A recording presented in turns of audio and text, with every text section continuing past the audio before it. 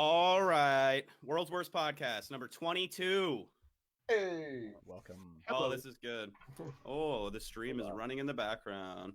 Okay, nice. Thank you for being with us tonight, our two guests, Chris and Jimmy. We really appreciate you guys being on tonight. It's going to be a really good time, man. Sure. It's going to be fun. Thanks for having us. I've been dreaming of this night. I say that like we're a couple or something. Thanks for having me. I can't speak for Jimmy. That's fair. That's fair. But I appreciate it. I'm happy to be here so far. Jimmy's like, go fuck yourselves. I had shit to do. Fucking losers. Look at these twits with their fucking sweater vests and their cigars. Is that gonna get us in trouble with Twitch? I shouldn't do that. I don't know. We'll find out. This is all. It's a great experiment. It's a good time. So, how's everybody doing? You guys having a good week? Yeah. So far, so good. Nice. I just had 4 days off. I took some time off work, so that's been. Oh, fun. nice. Yeah. Voluntary or like Voluntary, virus related? Vacation time. Oh, good. That's awesome, then, man. Yeah, That's really nice. It's nice having time off, but like, there's like nothing. I've come to learn that there's nothing worse than being forced to have time off. You know what I mean? When they're like, you can't come to work. I'm like, but I would really like to. I was actually like, super fortunate. Like, speaking of COVID, I did not have any lack of work whatsoever outside of my music. But in terms of my my music was badly affected. But my day job, I had a steady paycheck through the whole thing. Luckily. Good, man. That's really, really good news. Yes. That's awesome. Yeah. Oh, you too? Yeah. Wow. You guys lucked out. I definitely had a 3-month stint of no work and no nothing. And that was related to coronavirus. Thing, then. Yeah, it was great. It was great. So yeah, like it was good. It was there. I was thankful for it and everything. But yeah, I like Serbs. I like Serbs. Not thankful for the April time to come in the future. I'm gonna have to pay some of that back, and I have no money, so it's gonna be fun. Yay. Yeah, so that'll be good. But it is what it is. It was a crazy, unprecedented time, you know. You got to do what you got to do, I suppose. So yeah. How about you, Kieran? You got a new car and shit, right?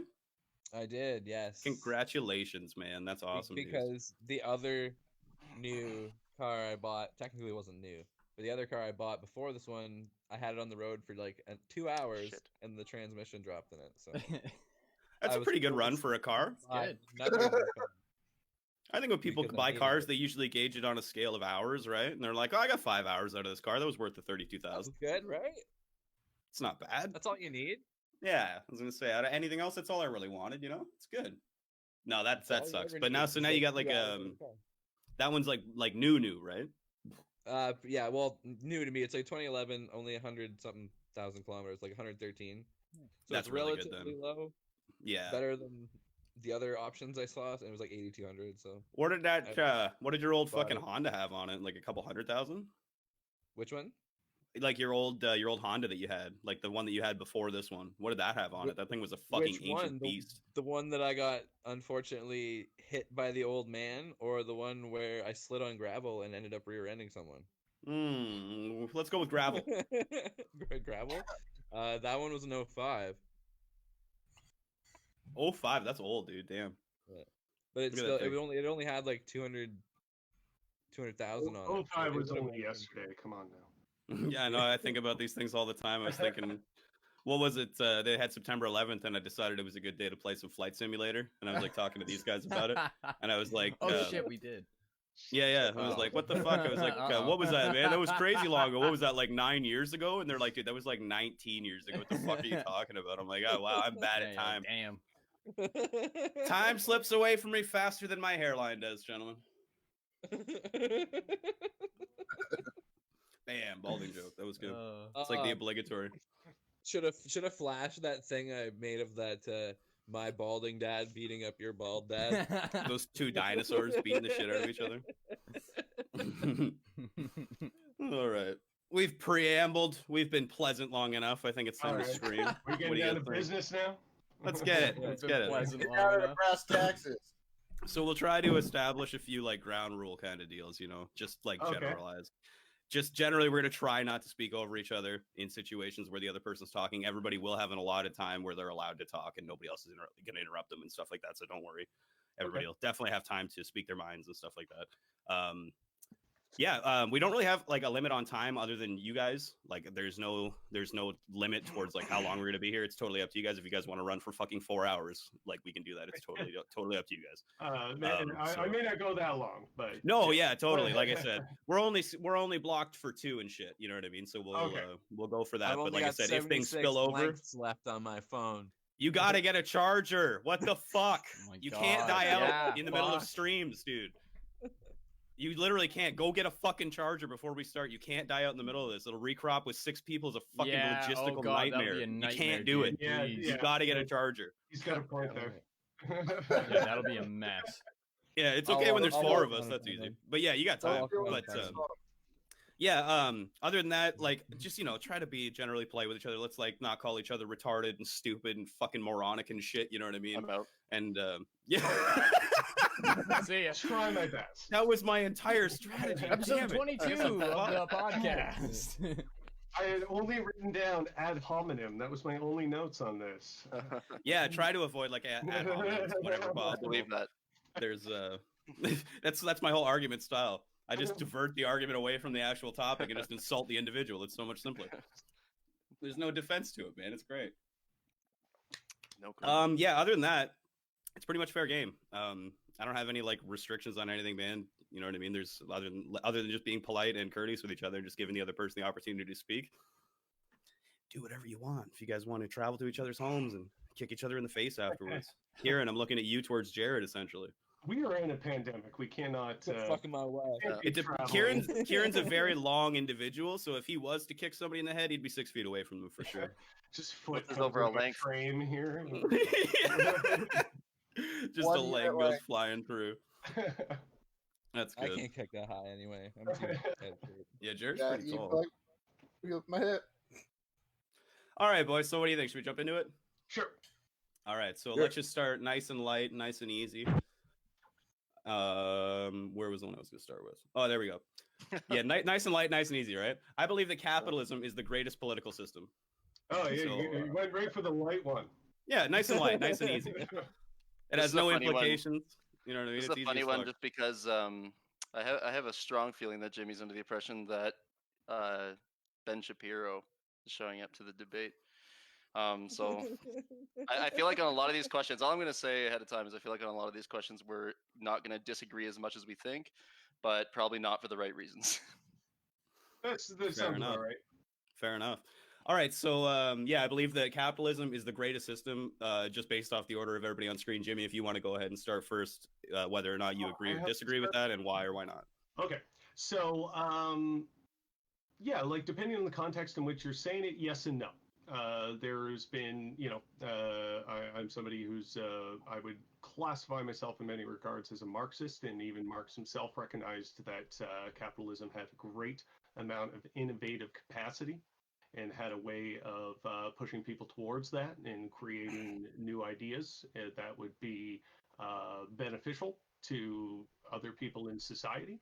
But, also he recognized the inherent problems within it, right? So in terms of like, it depends on how you're measuring it.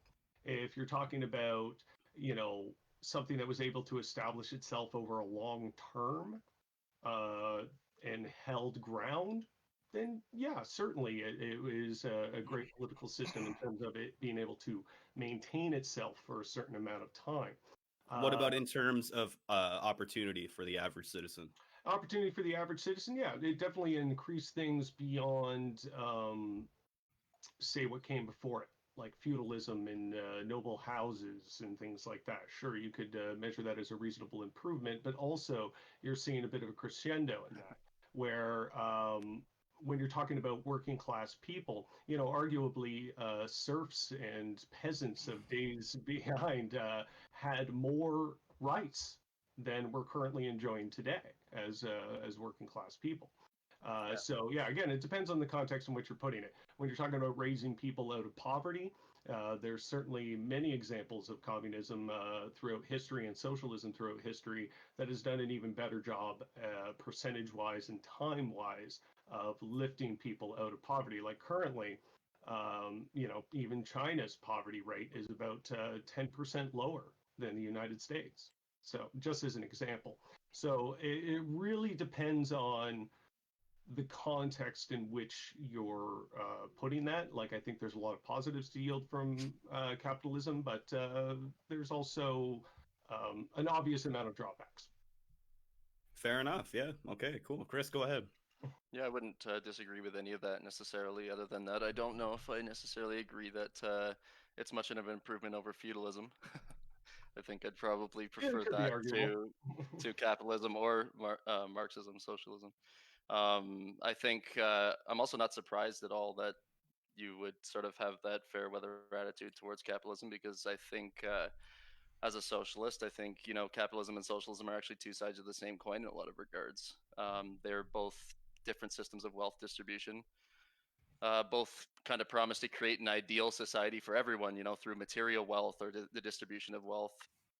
Literally, the only mechanical difference that I see between the two is that one holds the key to paradise, is essentially in taking all the wealth from everybody and redistributing, and the others in, taking as little wealth as possible.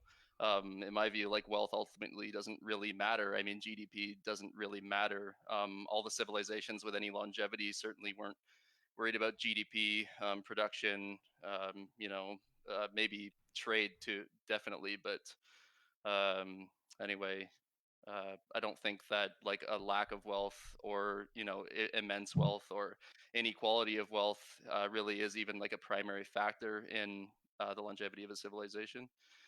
Rome, Rome collapsed because there were no Romans, not because there was no wealth, right?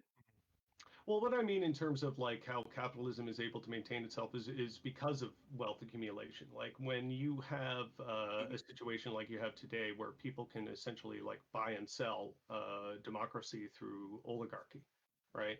That Yep. is a method of the system being able to maintain itself through.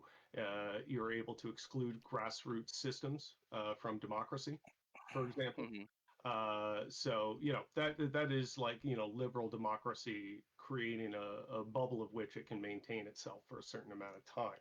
Theoretically, Yeah, theoretically, because exactly. you're talking about a very tiny window of time in the scope of Mhm. human history, right? Like Yeah. capitalism. I mean, the like capitalism. Go back like a few hundred years, and no one would even have a clue what you're talking about. Like Mhm. these notions didn't even exist. So, I mean, I the mean, notions of like trade and things like that, the things that we would regard as capitalistic now yeah, today, they're certainly, certainly age-old ideas. of course, yeah, those tenets have always been there. It's just that they weren't like part of an ideology, right? Like Mhm. Well, capitalism like is an I would, ideology of I power. think we're like creating a, got to be careful about the words we're using here, because like what we're living in currently is like a liberal democracy in which its economic system is what we now describe as capitalism. Just to be like kind of clear about the nature of what we're talking about, right? Yeah, certainly. So yeah, like if we're talking about you know uh, liberal democracy being the greatest political system. I mean, there's certainly things to be said with that, because again, like if we're talking about poverty rates, we have immense poverty problems within this system. And it is a question of moneyed interests that we don't address them, right? Like, why don't we solve certain crises that involve poor people, such as homelessness? Well, because there is a certain subset of society that doesn't want to pay for that. Hmm. And those are the people, for the most part, that hold the majority of wealth by nature of the society that we allow people to accumulate that wealth, right? Well, naturally, yeah, people want, people idealize a system which favors them. I mean, that's not rocket science.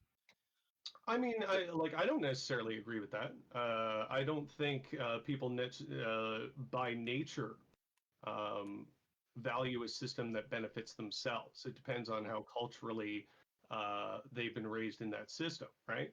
Like, I Yeah. would gladly give up a lot of personal benefit to see other members of society raised, because I feel that's beneficial to everybody ultimately, right? Hmm. Yep. Yep. No, definitely. You've got a point there. I Mhm. think we're both like collectivists. So we have that in common. And yeah, I guess that kind of is, directly goes against what I just said, and we aren't necessarily Kieran fell off. all There he goes. self-interested already. Yeah, that was fast. That was quick. We aren't necessarily all don't purely recrop yet. self-interested. Give him a minute. Give him a minute. He'll probably jump back in. Okay. Obviously, we're coming at it from different angles because I'm looking at sort of What like happened to my screen? Give it a second. Yeah, Okay. There's always a delay. Oh, there's like a cropping thing happening. Okay, Yeah, exactly. All right. So hopefully he'll be back in a minute because. Yeah. Okay, but like coming from that collectivist approach, what is it that you would have? With what is the word? Hesitations about in terms of socialism versus what we would currently call liberal democracy. Well, I mean, I don't support liberal democracy either, right? So it's not like it's sort of like you a false support? dichotomy. I guess would be the better question. What would I support? Mhm. Well, you're really reinforcing what I said a minute ago about how capitalism and socialism are two sides of the same coin because they both have the same goal. They both seek to achieve that goal through exactly the same means. Well, arguably, all distribution of political wealth. systems are like that. They all Not kind of. I don't really agree though. I don't really agree because both of those are fundamentally liberal, or not liberal, but they're fundamentally left-wing ideas. There exists an entire other I mean, you have to consider that leftism itself is like a post-Enlightenment, even like French Revolution era idea, right? Before that, like these ideas that we should even strive towards something where wealth, we minimize like wealth inequality and we minimize poverty. I mean, these are all new and experimental ideas in general. I wouldn't necessarily agree with that entire premise, right? I don't necessarily see the minimization I would argue of that wealth poverty accumulation is nothing new. There's all like Marx's premise of primitive accumulation and things like that. Like there's people who have owned property and owned the means of wealth and established their power that is then generational, right? So to say that accumulated wealth is a new phenomenon, I wouldn't say that's accurate. No, I haven't said that at all. I haven't said. Sorry, did I misinterpret something that you're saying there? What I was saying is that no, accumulation of wealth certainly isn't a new phenomenon or something that I disagree with. What's a new phenomenon is sort of the idea that our entire whatever economic system you like, capitalism, socialism, or others, should be sort of like built fundamentally on minimizing poverty and minimizing wealth inequality. That's what I'm saying is quite essentially the opposite of saying that wealth accumulation is new. Certainly not. It's the natural order, right?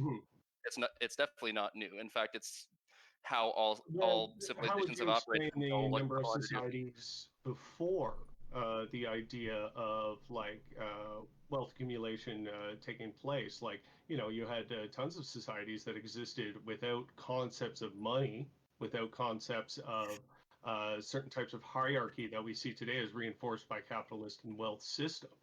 We have several examples of society that existed outside of those means. Well, mostly indigenous communities. You can see them today. Well, yeah. There's obvious examples of this. To say that it's something that's hardwired within human nature, I don't think that's true. I think when you're talking about a system that is based on wealth, then yeah, that has to become true because wealth has a way of consolidating itself to a point, right? But when you're talking about a system that is not based on the accumulation of material gains versus that of other people, there's certainly tons of examples of that. And even woven into our society today, there's examples of that. I guess I kind of glimpse like what you're saying. I don't know if like indigenous communities, based on nomadic sort of lifestyle and constant warfare, really like. I mean, that's almost an extreme. I'm sorry. A lot of them had established nations and territories and land that they operated in. It wasn't necessarily nomadic. Yeah, and those territories were constantly changing, constantly embroiled in warfare territory. Yeah, and how is that different from anything that we're seeing today in terms of borders changing in Europe throughout the past 100 years, for example, or borders changing in South America throughout the past 100 years, for example? How is that any different? Well, there's a clear difference between sort of like an entire civilization built on constant warfare and slavery and genocide, and what we've had in Europe for the entire the entirety of post-Christian existence. That's different from slavery, genocide, disputes between classes. How is that different? Because you can only find isolated examples of those things in like the past 1500 years of European civilization. Isolated examples. Yeah. That over through the past couple hundred years industrialization, there hasn't been a lot of shifts in borders and things like that. Yeah, shifts of borders, sure, but first of all, those are so what territories are and what governments are and what establishments are have a tendency to shift and change in a lot of regions throughout time. And it hasn't affected 99% of people's lives in any conceivable way. Yeah, exactly. So again, how is that different from when we're talking about indigenous nations?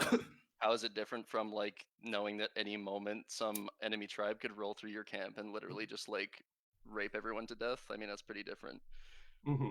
Like that's like Poland, at the outbreak of World War II, being your perpetual consistent existence for thousands of years, right? I'm not sure if I entirely follow that analogy. Yeah, I was going to ask for a little bit of elaboration on that one as well. I'm a little confused by that point. Okay, what I'm saying is like my premise here is that examples of sort of how American Indians lived like pre-European arrival, there are not any examples of that like in the past 2,000 years of European civilization that aren't just isolated examples. Like it would be comparable to like Poland at the outbreak of World War II, right? Where they basically got DP'd by the USSR and Germany. That would be like an example of when we started. Martin, that'd be like an example of when we started. Okay, and to narrow down the nature of what you're arguing there, why do you believe that is? Why do I believe that is? Yeah. Well, I mean, that's kind of going into like an entire other area of the conversation. Well, I mean, like it's in terms of indigenous communities, like they didn't map things and pay close attention to borders in the same way that we do. They had a very different type of system, right? Exactly, so, but again, to root back, I think we're getting off course a little bit there. Yeah, to say that they were nomadic is just not necessarily true. They had established areas as through our kind of understanding of what political borders are today and what our societal understanding of that is, of course, is different because they ran a different type of society. But they still had territories. Well, yeah, of course they still had territories. I don't think having a territory is mutually exclusive with being, generally nomadic. Gypsies have camps. But again, like how to argue that it's somehow in the nature of humans to accumulate wealth, right? Like, is that what you are putting forth? I said that like wealth accumulation is the natural order of humanity. Right? Okay. So yeah, I think that wealth accumulation to some degree is a natural order of humanity. And I suspect, like, as an ideological person, like as a Marxist, you must to some degree agree with that, because if you don't, if you believe that, being Marxian in our behavior day to day is already in the, human nature of all people, then why does Marxism need to exist, right? Well, I don't know if I would agree with that kind of premise of why does Marxism need to exist, but it's for the sake of, like, when you're talking about wealth accumulation being in the nature of human beings, to what degree wealth accumulation is in the nature of us in only to establish our need, right? Like, we accumulate resources so we can be fed, so we can have shelter, so we can have clothes, the basic necessities that we established at the time to get through life, right? So establishing a system where people have access to all those things at the expense of the ceiling of wealth accumulation being something that can be enforced, say. Would you agree with that premise? With what premise? With the idea that, like, wealth accumulation has a ceiling for the sake of being able to provide the basic necessities to all people. Yeah, okay, I want to be clear here. Like, I'm in no way saying that wealth accumulation is inherently desirable. In no way, right? Because Well, you said it's within that's, human nature, so like, what's the difference there?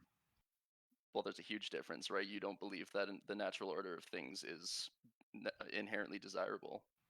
I'm just saying that wealth accumulation is, wealth accumulation is the natural order of things because having lots of resources is like the driving factor. I mean, that's basic anthropology, right? Having lots of resources is a huge motivating factor for all, mammalian life forms, right? Yeah, in a sense where, like, survival on sort of those open plains was scarce.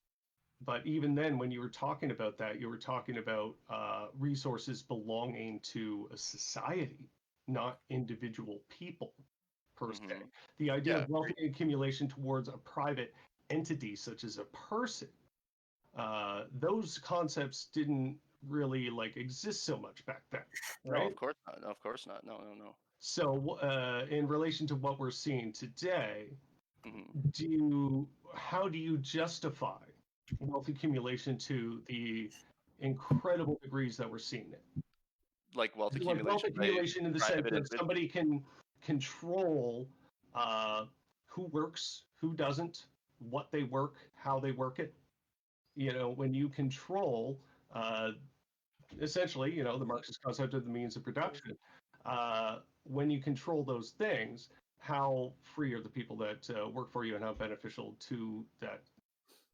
How beneficial is that system to them?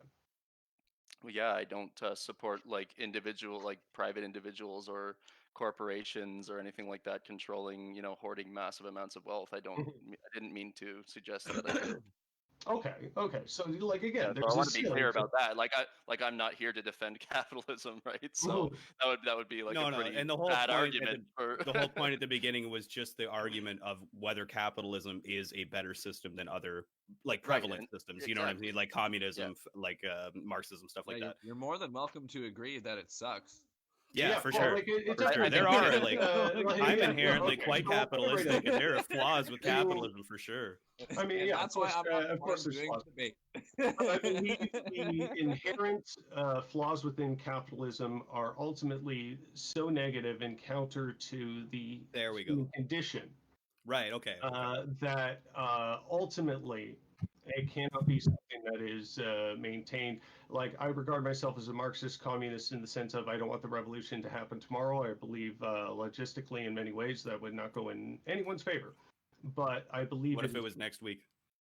I got time next week. I believe it is I believe it is the ultimate form of society, but you have to create the building blocks to get there. So, to establish a more social democracy, getting away from capitalistic ideas. It's in my theory, it is a much more gradual process. But to say, that wealth accumulation is natural to people, like, yeah, I just want to know what that line is to you. Like, where does it become obtuse? And where does it become a point where it needs to be redistributed?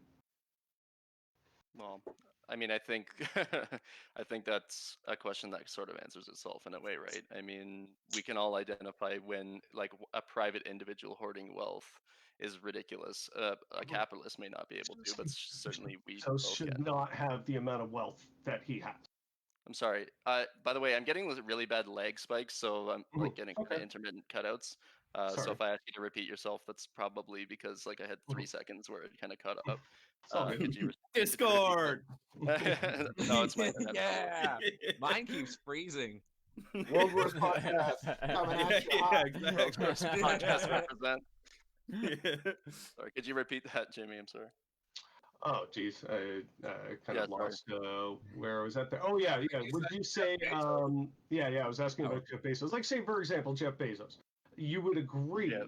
that he has accumulated so much wealth that it should probably be redistributed, and someone in his position should not hold that much wealth.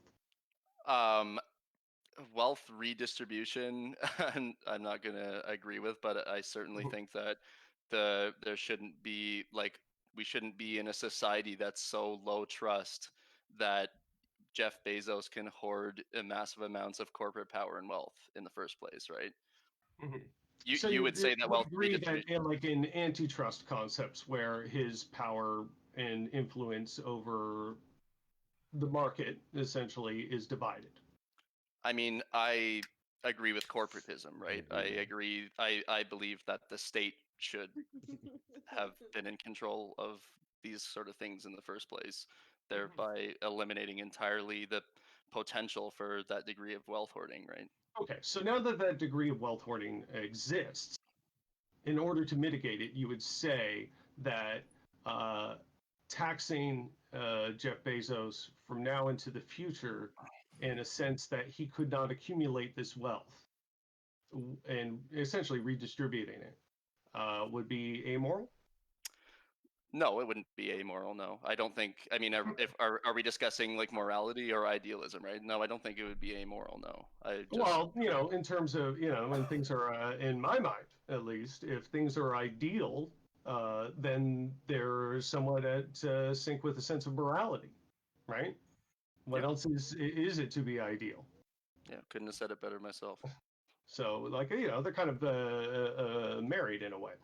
Yeah, they are. But yeah, so yeah, like, is it, to know that it is immoral for Jeff Bezos to be able to accumulate this much wealth? Uh, Redistributing it is bad, just to be clear. No, no, Oh, redistributing okay. it's not bad. I mean, I don't mean Mhm, like I see what you're driving at. Yeah, mhm, it's sure. I guess redistribution of wealth would be like a solution to that particular problem, mhm. right? Okay. Yeah, that's fair. I mean, So, well, but like you just said, you were against the idea. I was just trying to sense well, yeah, no, what's I am, happening there. right? I'm against redistribution of wealth as like a fundamental economic principle. Okay, why? Given the example that we just had. Well, like I said, I think like I would look at the solution being corporatism of different, like fundamentally different sort of economy, right? Based on So, uh, like, you mean essentially like a more laissez-faire sort of open market? no, the Okay, opposite. the I'm opposite. talking about talking about strong central planning, right? Okay. A centrally planned In economy. terms of what, like what kind of plan, like Oh, yeah, to what regulation, end? financial Mhm, regulation? Okay, Is that well, what you're talking about? mhm, beyond regulation. I mean, I'm talking Okay. about corporatism, right? Like mhm, we don't have private individuals running trillion-dollar corporations. These things are just state assets.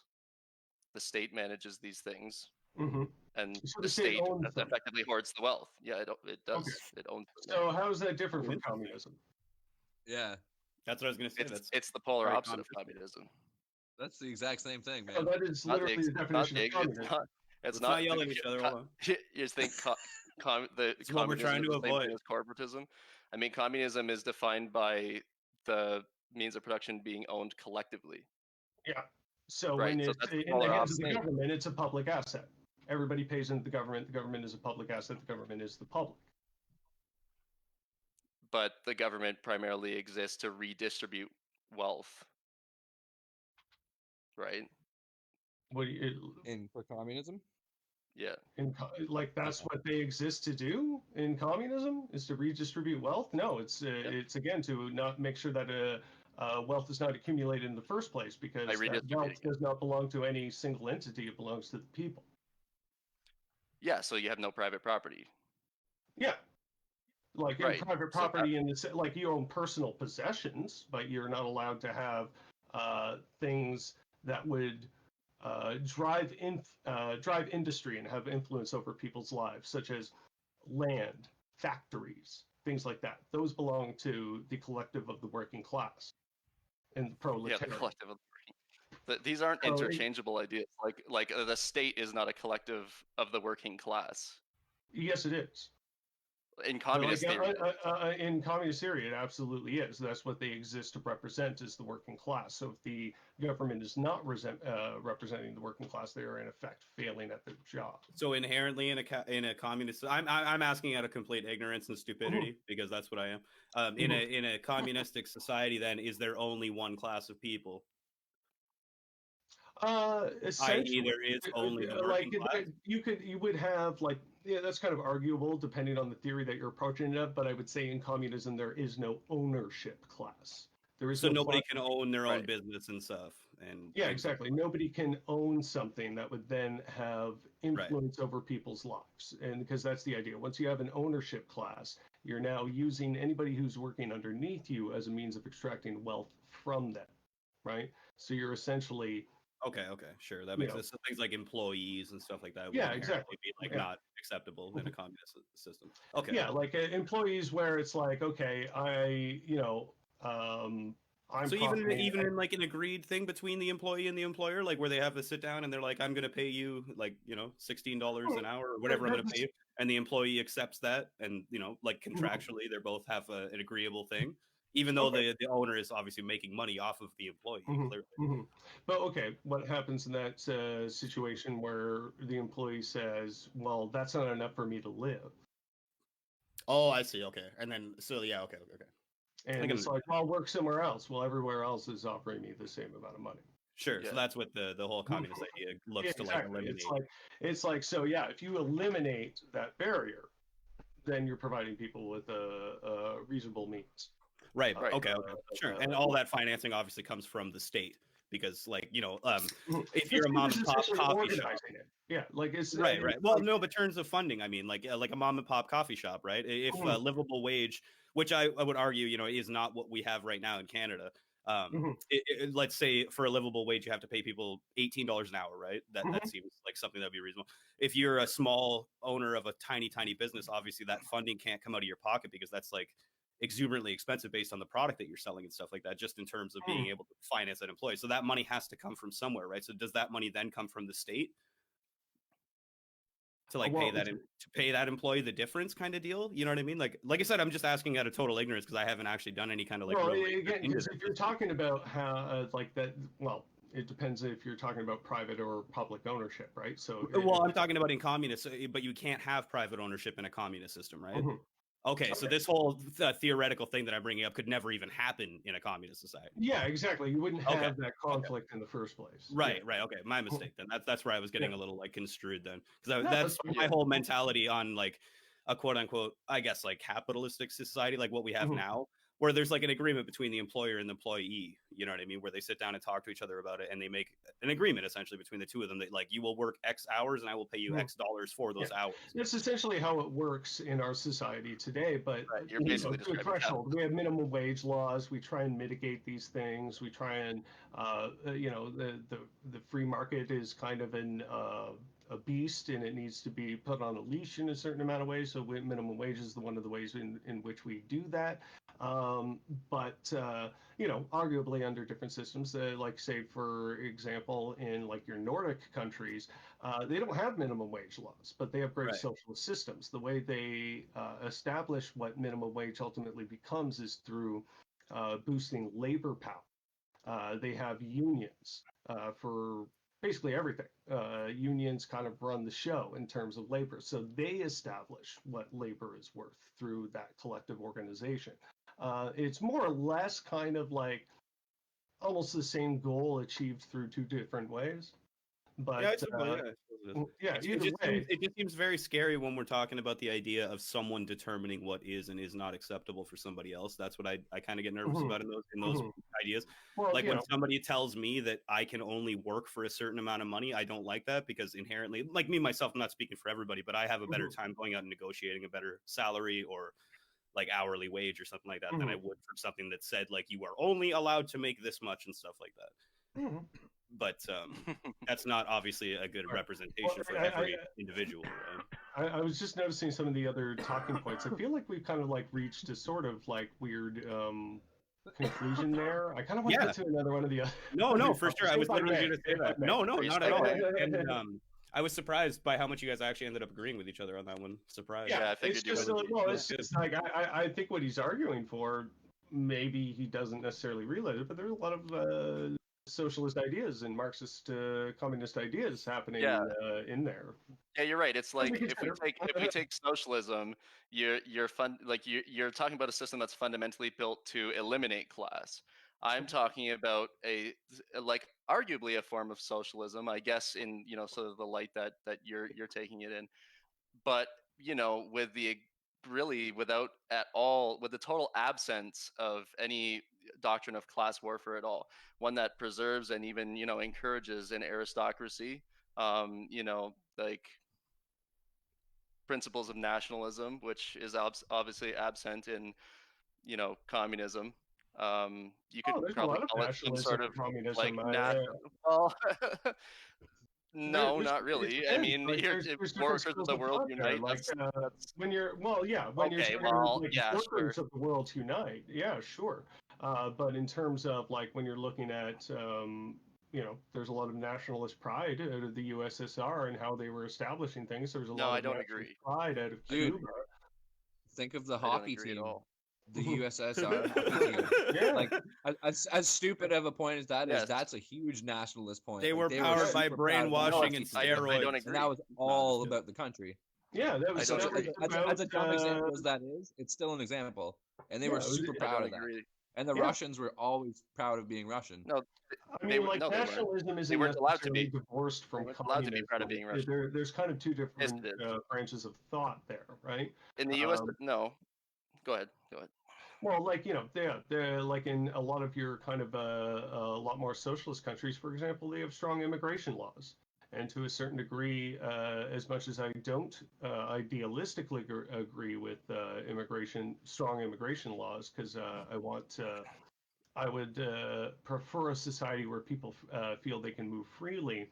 There's also so much social benefit in those countries that they're trying to, mitigate people who have less stable political systems from coming in and trying to essentially feed off of that.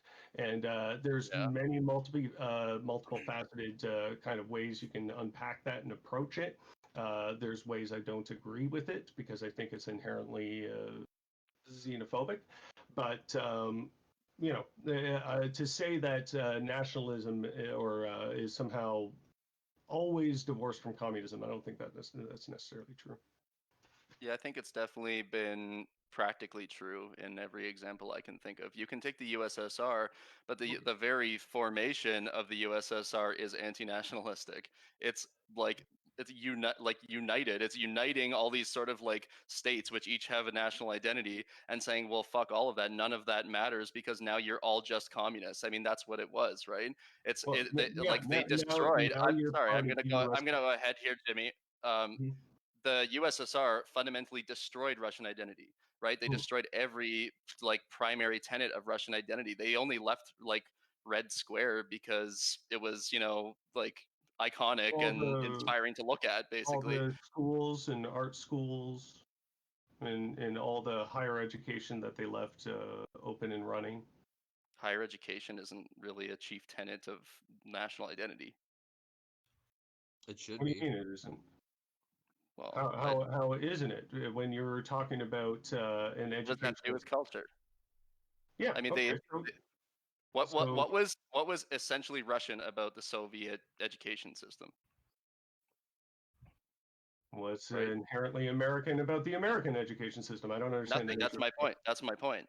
There's nothing nationalistic about the education system. It is itself fairly global. It's a source of national pride. The nation is establishing it. They put it forth as this is our country establishing what about this the space program. Yeah, being proud of something doesn't necessarily reflect towards the identity of yourself, though.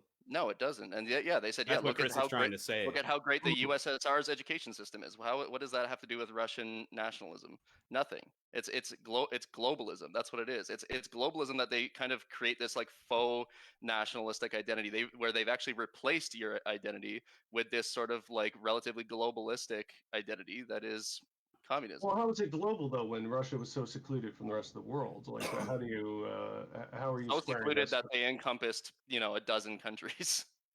Okay, they end up like, yeah, but they were still extremely isolated from the rest of the Western world.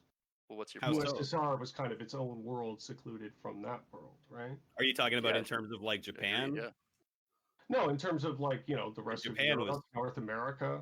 Yeah, you're saying that they And the had region an called identity. Warsaw. Japan literally closed their ports and doors to other nations of the world. That's about as isolated as you become.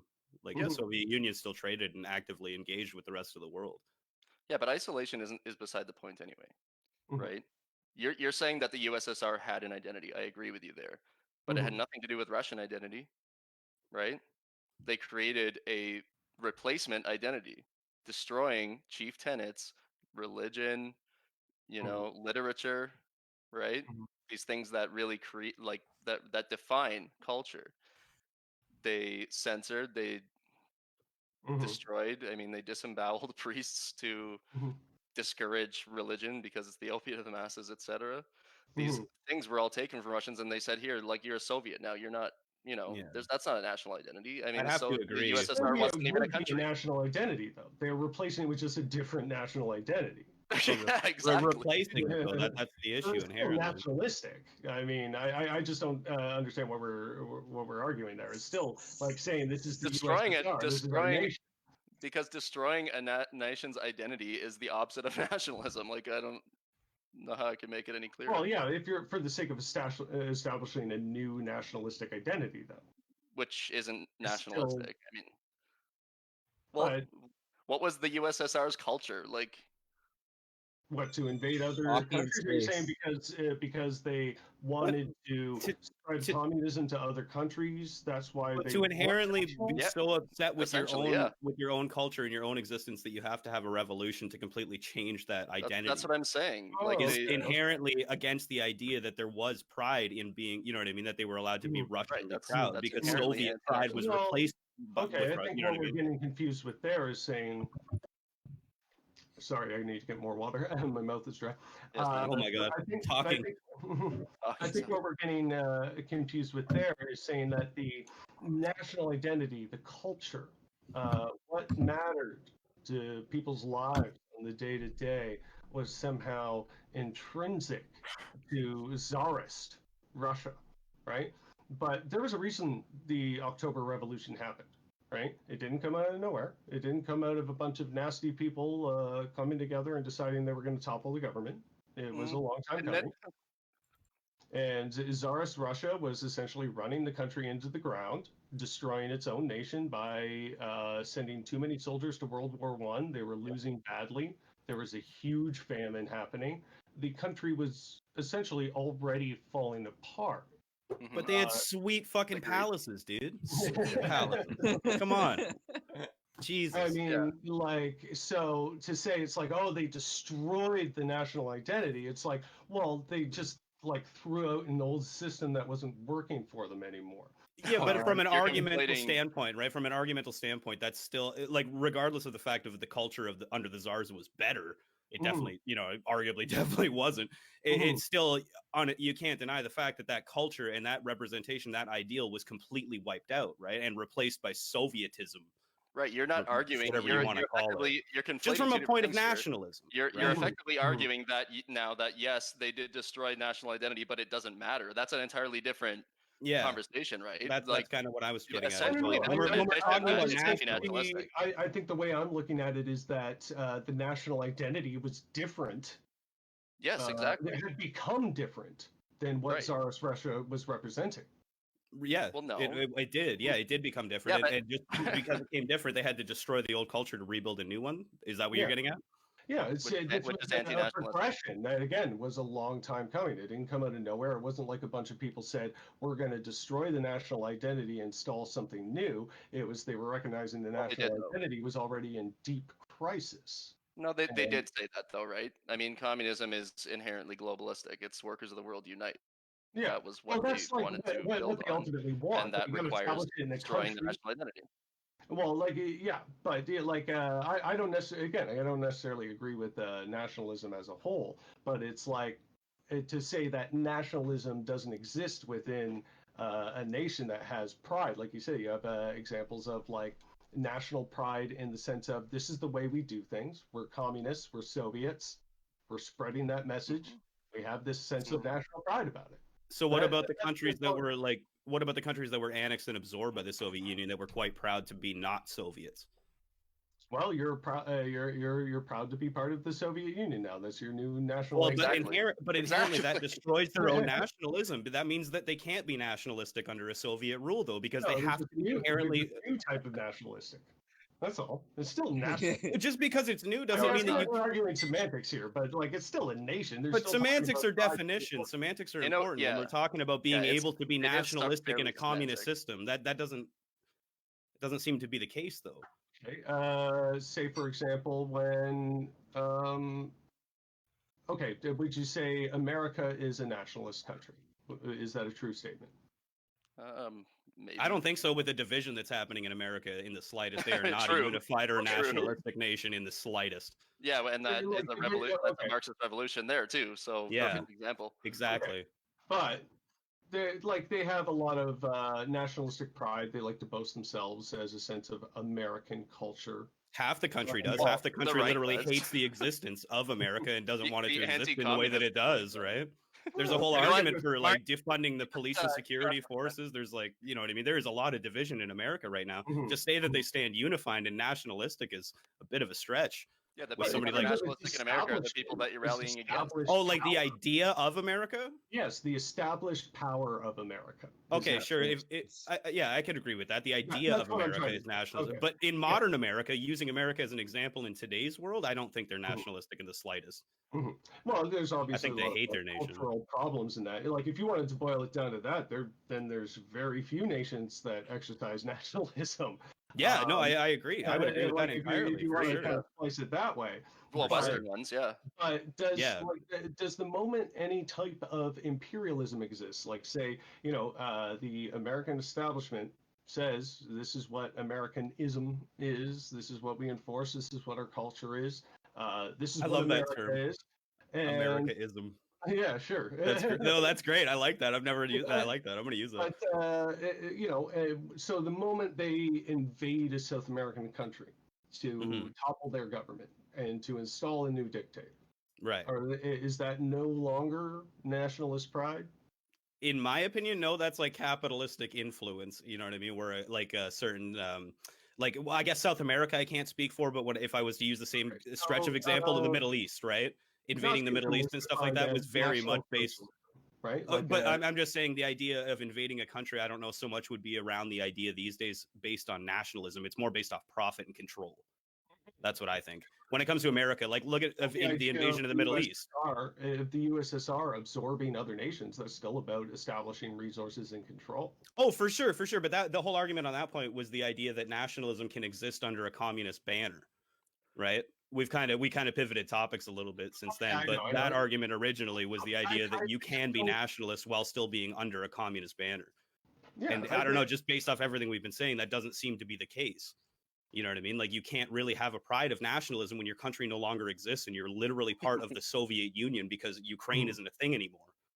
Or you know what I mean? Or Belarus no longer exists. I'm sorry, but like it's the USSR. They're making a new nation. No, for sure. They're inherently pushing a new idea. I understand what you're saying, but the whole problem is their original national pride, their nationalism, right, is non-existent now. They are no longer allowed to be proud of being Ukrainian because Ukraine is not an existent entity.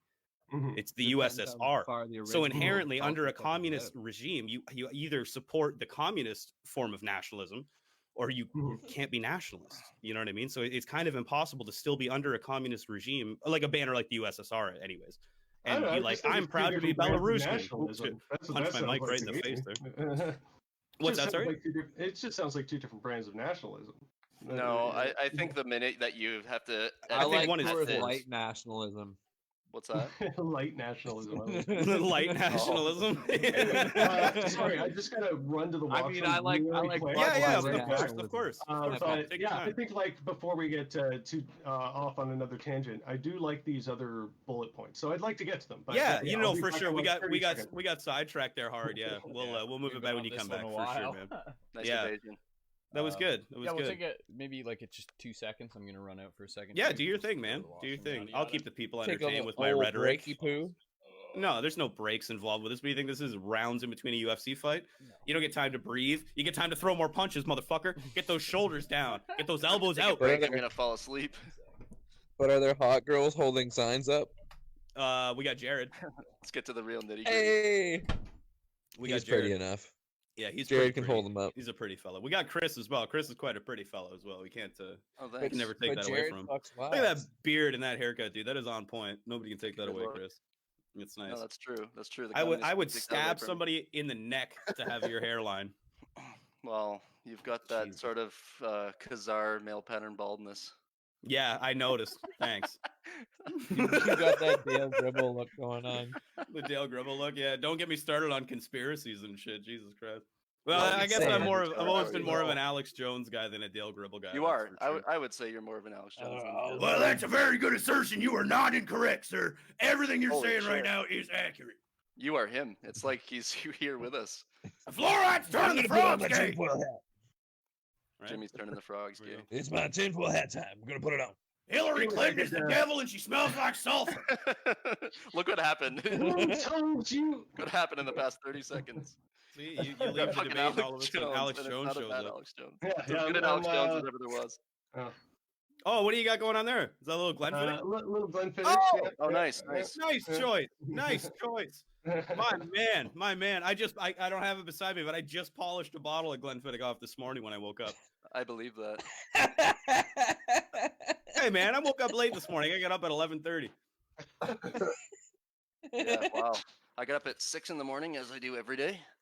Well, my we coffee? can't all be reasonable and responsible adults like you. Okay, some of Look us have to fondly be at my fucking- beautiful baby. Oh, Yeah, that's yeah. right. 7. Chris just had a fucking congratulations. beautiful little baby. Congratulations, man. Thank you. That is fucking Congratulations. awesome, dude. How's Thank everything you, going at Stat. home? Oh, it's great. Yeah, it's. I mean, I don't sleep, but it's. Yeah. Sleep when you're dead, punk. That's right. Or when the Yeah. kid turns Yeah. 18. That's where I'm at now. Right, right. Yeah. It's like when's the Or, next time or we can when sleep? there's Yeah, when I'm dead. 16 in the I little could. shit. I like that the interesting discussion that came into, and I feel like I could like really talk on it a long time. But like I said, I wanted to hope Yeah. to cover a range of topics here. So For sure, yeah. man. Yeah, for sure. No, I appreciate it. Because like I said, I don't want to like interject on you guys because I enjoy Yeah. the conversation. don't? You know what I mean? And not necessarily. No, not until we're like yelling over each other. You know what I mean? And being Beautiful, dude. assholes about it. But this is perfect. Well, at the end, that was just like trying to clarify things for my own brain. You know what I mean? So that I I'll can just actually yell like, every make 3 sense out of it, minutes. right? But no, I feel like that's fair because I should bring that up. I don't have a stake in this horse or like a horse in this race kind of thing. You know what I mean? Like I'm Yeah, literally when you talk coming about the coming from definition the of point nationalism, curiosity. it's like it's fun to debate that on some sort of like philosophical level, but like in terms of Definitely. I Well, do that's a think lot of I do think that it's actually uh, fairly fundamental, though. a lot of this is definition though too, right? And it depends on what it is that you define as things like nationalism or like, you know, communism or whatever it is. Definitions are all important because I feel like you do sort of get into like a no true Scotsman, right? Like if we're gonna call everything like every agree. form of wealth distribution or like economics that isn't capitalism, if we're gonna say, well, you know, some communists somewhere were nationalistic, you know, it's like okay, but We're getting off into the weeds a fine, little but bit. that's Generally kind of like speaking. you know, it's like of course I can recognize that communism can have like elements that aren't far left, right? Like I obviously I can recognize like as a third positionist especially that like even a far right system can have elements just- that are like left wing, It just right? gets a little funny to me because, like, you know, it's like American capitalism wants to spread itself worldwide and establish itself in other places. So, you know, like, and then America has a certain sense of national identity. So it's like, I don't know, where you splice that gets a little fuzzy to me. Like That's I an said, I interesting spliced point. I spliced that exactly at the point that America is not a democracy. America is ran by corporations at this point and influencing Nothing- the Yeah, market. they're very much an oligarchy. Yeah, absolutely. Yeah. So like when that's emphatically the point, right? And we've accepted that as being truth, then why would that government's foreign policy be based around anything other than exceeding those profits farther as possible? That's why invading the Middle East was profitable. That's why taking care of, like, you know what I mean, countries that have opposition in a socialist viewpoint are profitable to this country. It's not about identity or spreading national Americanism, as you claimed. I fucking love that.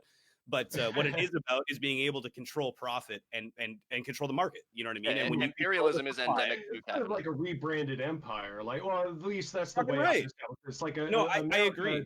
America, dude, I'm like I said, plant a flag on another nation. America plants a corporate logo. Yes, you know? I agree, because the corporate logo is America these days. That is the American flag. You know what I mean? Like, you know, like America if you took over Argentina, over what, the United? No, it was Chile. I think it might have been over the United Fruit Company. They literally threw over the South American government for a fruit company. So literally destroyed fucking Afghanistan and blew it into the goddamn ground so we could have Halliburton and shit come back in and build them back up and buy all the fucking oil contracts. It's like, yeah, that seems reasonable and fair. Jesus Christ. Like I said, I'm like inherently like capitalistic, you know what I mean? But in like with like what Chris was saying with regulation, in the sense, you know what I mean? Like you can't have people literally being able to fucking control the government. That's fucking ridiculous. Like you make so much influence. Like, so you, like we'd all agree that like then, and even Chris, like the neoliberal agenda is bad. The idea of the further emphasis on open markets. 100%, 100%. And neoliberals are good open word markets to use here too, because I know that that's where Jimmy and I are gonna have. That's not grammatically correct, is it?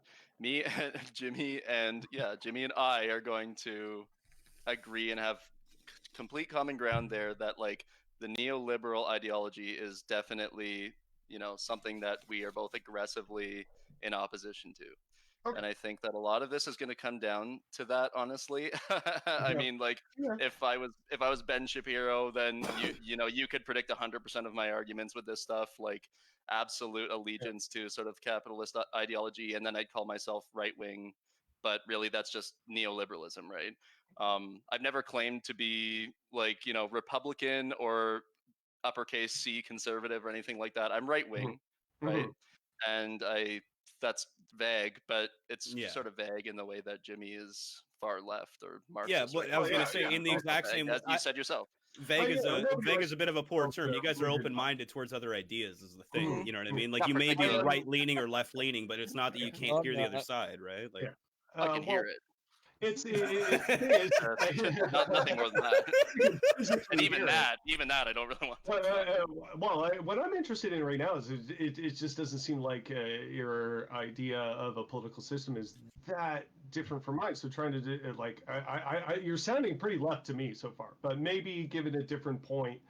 No, but generally speaking, guys, you guys have agreed on a lot of the broader points. It's the semantics and stuff like that, and the definitions where you guys are disagreeing the most. I don't necessarily agree that semantic. It'd be interesting.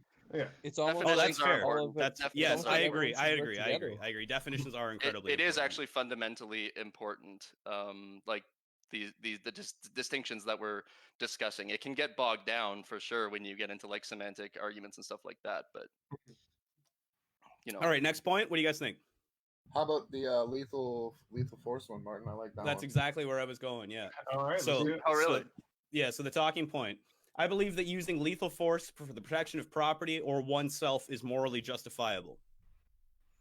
Jimmy, do you agree or disagree with that statement inherently? And then Chris, will go to you for your opening on that. Now, lethal force, I'm talking about.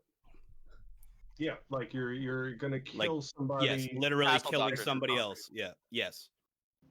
Or self protection of property. Wait. Or self. Now these are two completely different things. So yeah. Are you so argue it away. Property? I need to know. So argue it away. That's your definition to make. Okay. Sure. Well, all right.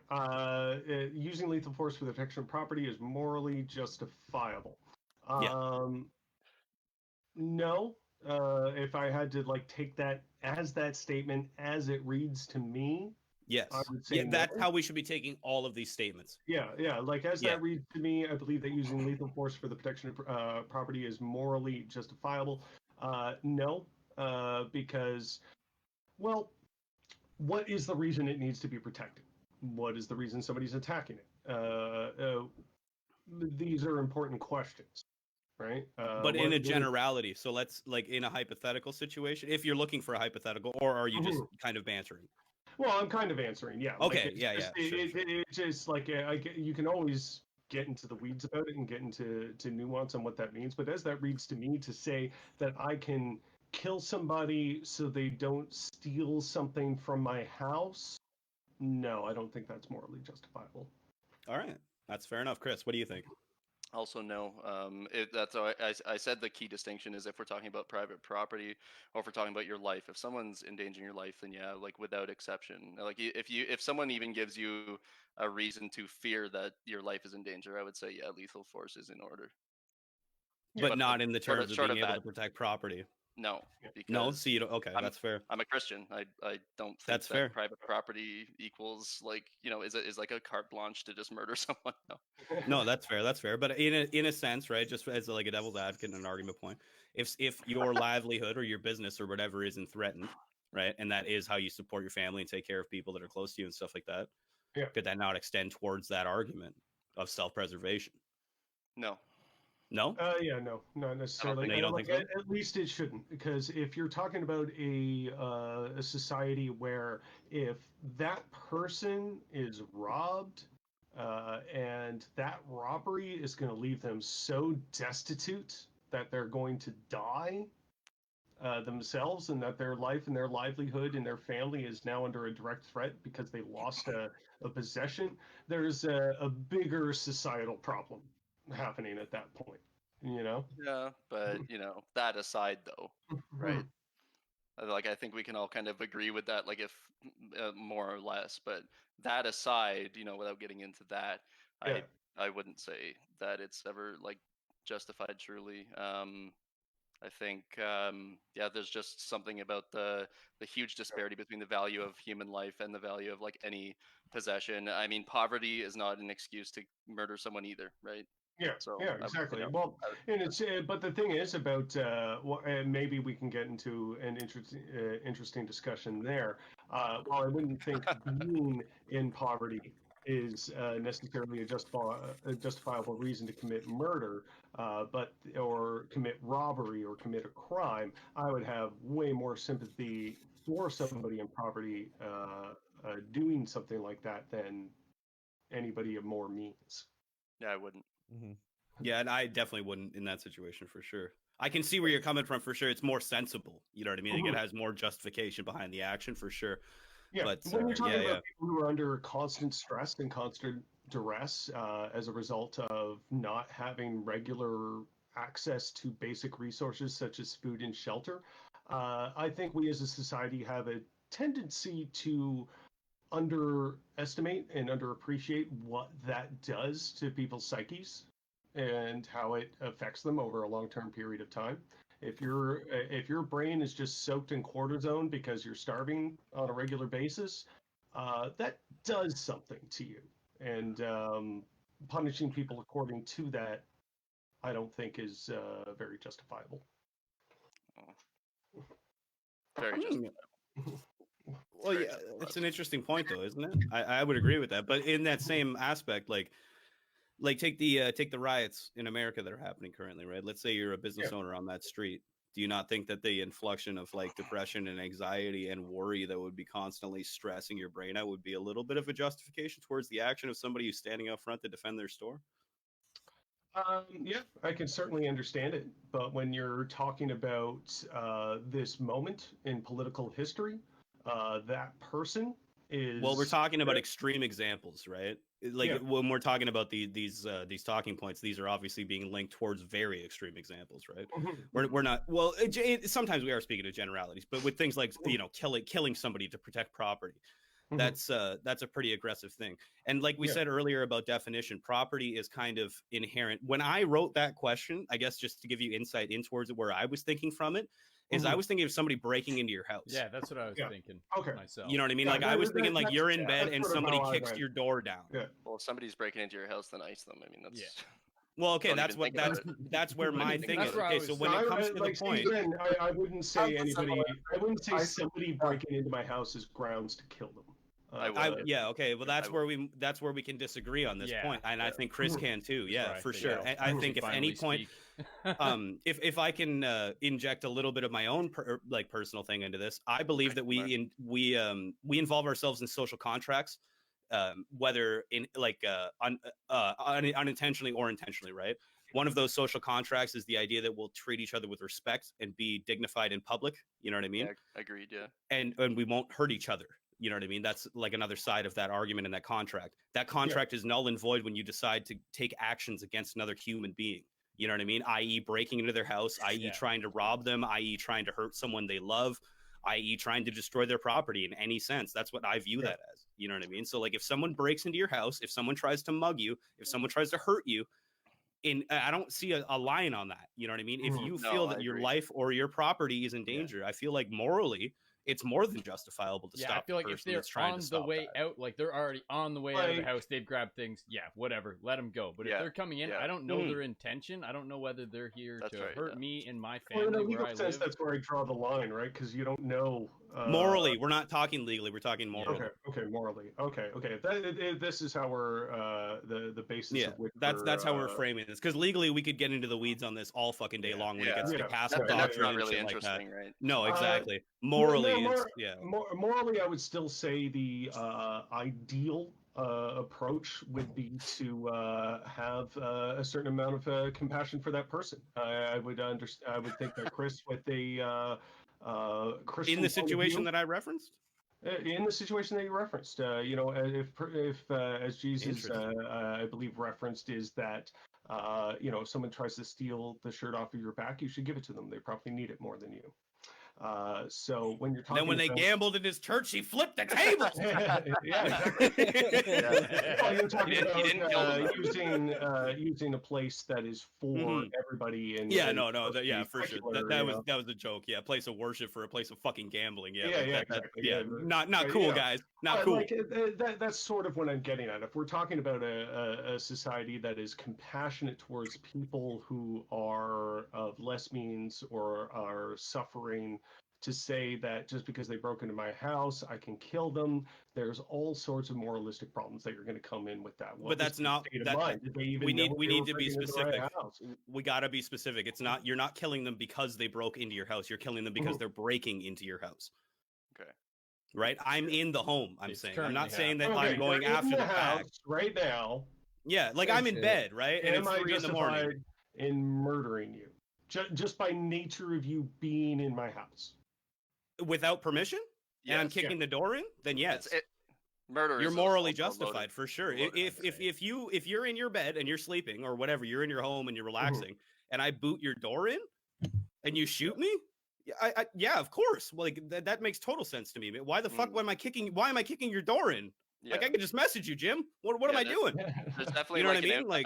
There's definitely a direct implication of violence there, right? So there's, exactly. Like you're talking about, nuances in violence and stuff like that. I would say, just by default, though, to say that it's just justifiable to shoot somebody because you found them in your house. Yes. I wouldn't necessarily agree with. Okay. All right. There's any number of reasons that person could be in your house. They could be in a state of mental to feed your pet. I don't know. Come on, man. Come on. That's a bit of a stretch. They might have a very specific kink in taking your spatula or something. I don't know. And even in that situation, though, it's not to say that it would be like open fire, but like if you were to catch someone, as Martin were saying, like kicking in your front door or busting that big piece of glass that's beside your front door and walking in, and you walked out, gave them a chance, get the fuck back, step the fuck out of my house, and they continued to walk forward at you, not knowing their intention. Oh, that's entirely different. Yeah, I wasn't even referencing that. I'm talking about not even turning the fucking lights on when I hear that door kick open. Yeah, and I grab my fucking pistol out of the drawer, and I very quietly pull it in the dark, and I shoot you in the fucking chest. Stay out of my house. Yeah. I don't think I would take that course of action personally. Yeah, no, that's fair. But we're not talking about what personally we would and would not do, right? We're just talking about the moral justification of said action, right? Yeah. If we're like I said, if we're talking about personal actions and shit like that, Jesus Christ, I'm a monster when it comes to that kind of shit. You know what I mean? I think we've established Jimmy says he disagrees with the moral justification. I would very much hesitate to shoot that person without giving them a proper warning and go ahead. I wouldn't shoot them just by nature of them breaking in my house. That's fair, but I would take a moment to try and understand but what is actually happening. But just based off the question, if that was to happen in that hypothetical situation where the person did give them warning and they gave them everything else and the person still proceeded towards them, would the person that shot them be morally justifiable in their shooting? Yes. Well, yeah, they're presenting an obvious threat to your personal well-being at that point. If they like, if you're saying, "Hey, back off, or I'm going to shoot you," and they keep encroaching on your personal space, right?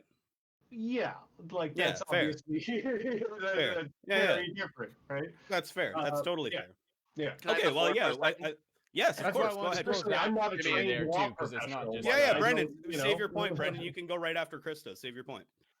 Jamie, I think this is actually a really interesting kind of thing that we've come down to here, because if you look at your social media, you have advocations of like taking up arms to overthrow the government. So you presumably think that it's okay to shoot government officials just for, taking my monies away, but not to, defend your personal well-being or your private property. I would advocate for an armed overthrow of the... So that's justifiable, right? It would really depend on context. Like currently, in terms of like if we're looking at the United States and having an armed conflict to overthrow the current establishment in the United States, I don't think that's a good idea.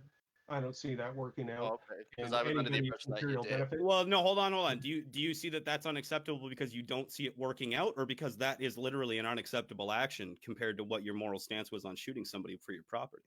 No, it's immoral because it wouldn't work out. So then why is it moral though? And why that doesn't make it immoral because it wouldn't work out for them. That makes it failed. It's a bad coup. It would not work to the ultimate benefit of people in society, right? Well, so what you're talking about, like what the someone differential who's is here? robbing you would, right? Yeah. What the differential is here is how cornered are you for your sense of personal survival, right? So the reason that people are rioting the way they are in the United States is because their sense of personal survival and their personal well-being has been under a direct threat. We're going to get to this point. Keep this in the pocket because we got this as a talking point, and I'm going to bring this one up next. We'll get to this. So just let this go. We'll bring this up in a second. So yeah, it's kind of like you could almost look at it as the macro and the micro, right? The micro scale being your house, the macro scale being the society as a whole, and the place where you live, the community you live. Yeah, but you're also talking about things that have two completely different degrees of severity. One is like you act now or you might die. The other one is like, well, I mean, what if you don't act now? You just don't like the government, or you're poor. People who are put in a corner in terms of like a political sense, a society, like when someone breaks into your house, or die for them. Right. Okay. So, and you do agree that self-defense is. Yeah, I was going to say he already agreed in certain situations that the self-defense could be morally justifiable, right? Oh yeah, absolutely, of course. Yeah, totally. It just depends, like you said, Jimmy. Not like I said, not trying to put words in your mouth, but it depends on the situation, right? That's what you were saying. Yeah. Right. Of course, for example, people tried to argue that Kyle Rittenhouse shooting people was in self-defense when he traveled across state borders with a weapon with the intent to shoot people. That's not self-defense. He traveled there with the intent to do exactly what he did. So, well, you can't argue. You can't really argue somebody's intent. Yeah, and when you travel across state borders with a weapon for the sake of confronting protesters, that's crazy. Just devil's advocate to sit here and say that he was driving across state lines with a weapon ineptly for the purpose to kill people is a little bit of a stretch. Why else would you travel across state lines with a weapon? Because there's riots happening and you want to defend yourself. Like yourself traveling across state lines. I'm sorry. Yeah, to be part of a fucking to be part of something. Yeah, for sure. That's the other side of the argument. You're not defending yourself at that point, are you? No. I'm talking about being part of the protest and being a part of the fact. I'm talking about being part of the opposite protest and being part of something. That's what I mean when I say part of something. Protest. So you can be part of the I don't know what the word is for that. Without showing up with a gun across state borders. Yeah, you totally can. You totally can for sure. But I don't see why inherently just because you brought a rifle to defend yourself makes you a bad person or that you had ill intent. No. So showing up with a rifle indicates that you have no intent. So what about somebody that drives to work and has a rifle in their car? Do they have the intent to go to work and kill people? Why do they have the rifle in their car? Because he was hunting last week, and I got a guy at work that hunts all the time, and sometimes he just leaves his rifle in the last car. week. Like Kyle Rittenhouse holding a gun at a protest is a lot. No. I'm saying it doesn't argue intent. Having a weapon doesn't argue intent in the slightest. Having a weapon at a protest when you traveled across state borders, yes, absolutely, that it expresses. All right, Jimmy. Okay. Well, I think we just disagree about intent on that one for sure. But I can see where you're coming from. I can totally see where you're coming from. Protest with a gun without intent. I don't go anywhere with exercise that intent. I just disagree, Jimmy. Hold on. Let's calm down because like I'm not emphatically agreeing with the guy or anything. I'm not saying like I support Kyle Rittenhouse. He murdered two people. He went across state lines with a weapon, showed up there on purpose. He's trained his whole life. He showed up on purpose? Yeah. Well, I would hope that he showed up on purpose. I hope he showed up on. I show up to work on purpose every day. I showed up to this podcast on purpose. Showed up with his gun. That's a weird thing to say. On purpose and pointed it at people with a purpose. I have a literal katana on the wall. You know what I mean? Like, like if I could bring that with me places, I totally would. It would make me feel better. Jimmy, does that mean because like I carried that to a place where there was a public demonstration that I went to that place with the intention to cut people's arms off? If you show up to a public demonstration like that with a weapon like that, right? No, but I'm asking if somebody showed up to a protest with a katana, does that mean that person who brought the katana is only there for the inept purpose to cut off people's limbs or kill people with said katana? No, not necessarily. So why is somebody showing up to a protest with a rifle inherently indicative of the fact that they are only there to hurt people with said rifle? If I had an idealistic point of view that was against the protest that was happening, and then I showed up at that protest with a weapon, I would be showing up with the express purpose of using it. That's you, though. That doesn't seem like a fair extension to put on somebody else. Can I have the floor here, Oh, Alex? yeah, I think that's the fair extension of intent, absolutely. No, I said a fair extension of your beliefs onto somebody else isn't fair. But yes, Chris, totally. If you want, that is an expression of intent to show up at in your opinion, that's an expression of intent. Yeah, for sure. But I don't agree. That's all I'm saying is like I don't think that's an expression of intent. How isn't it? Because how is it? So if anybody walks around with a concealed carry weapon, do they have the intent to just use it and kill people?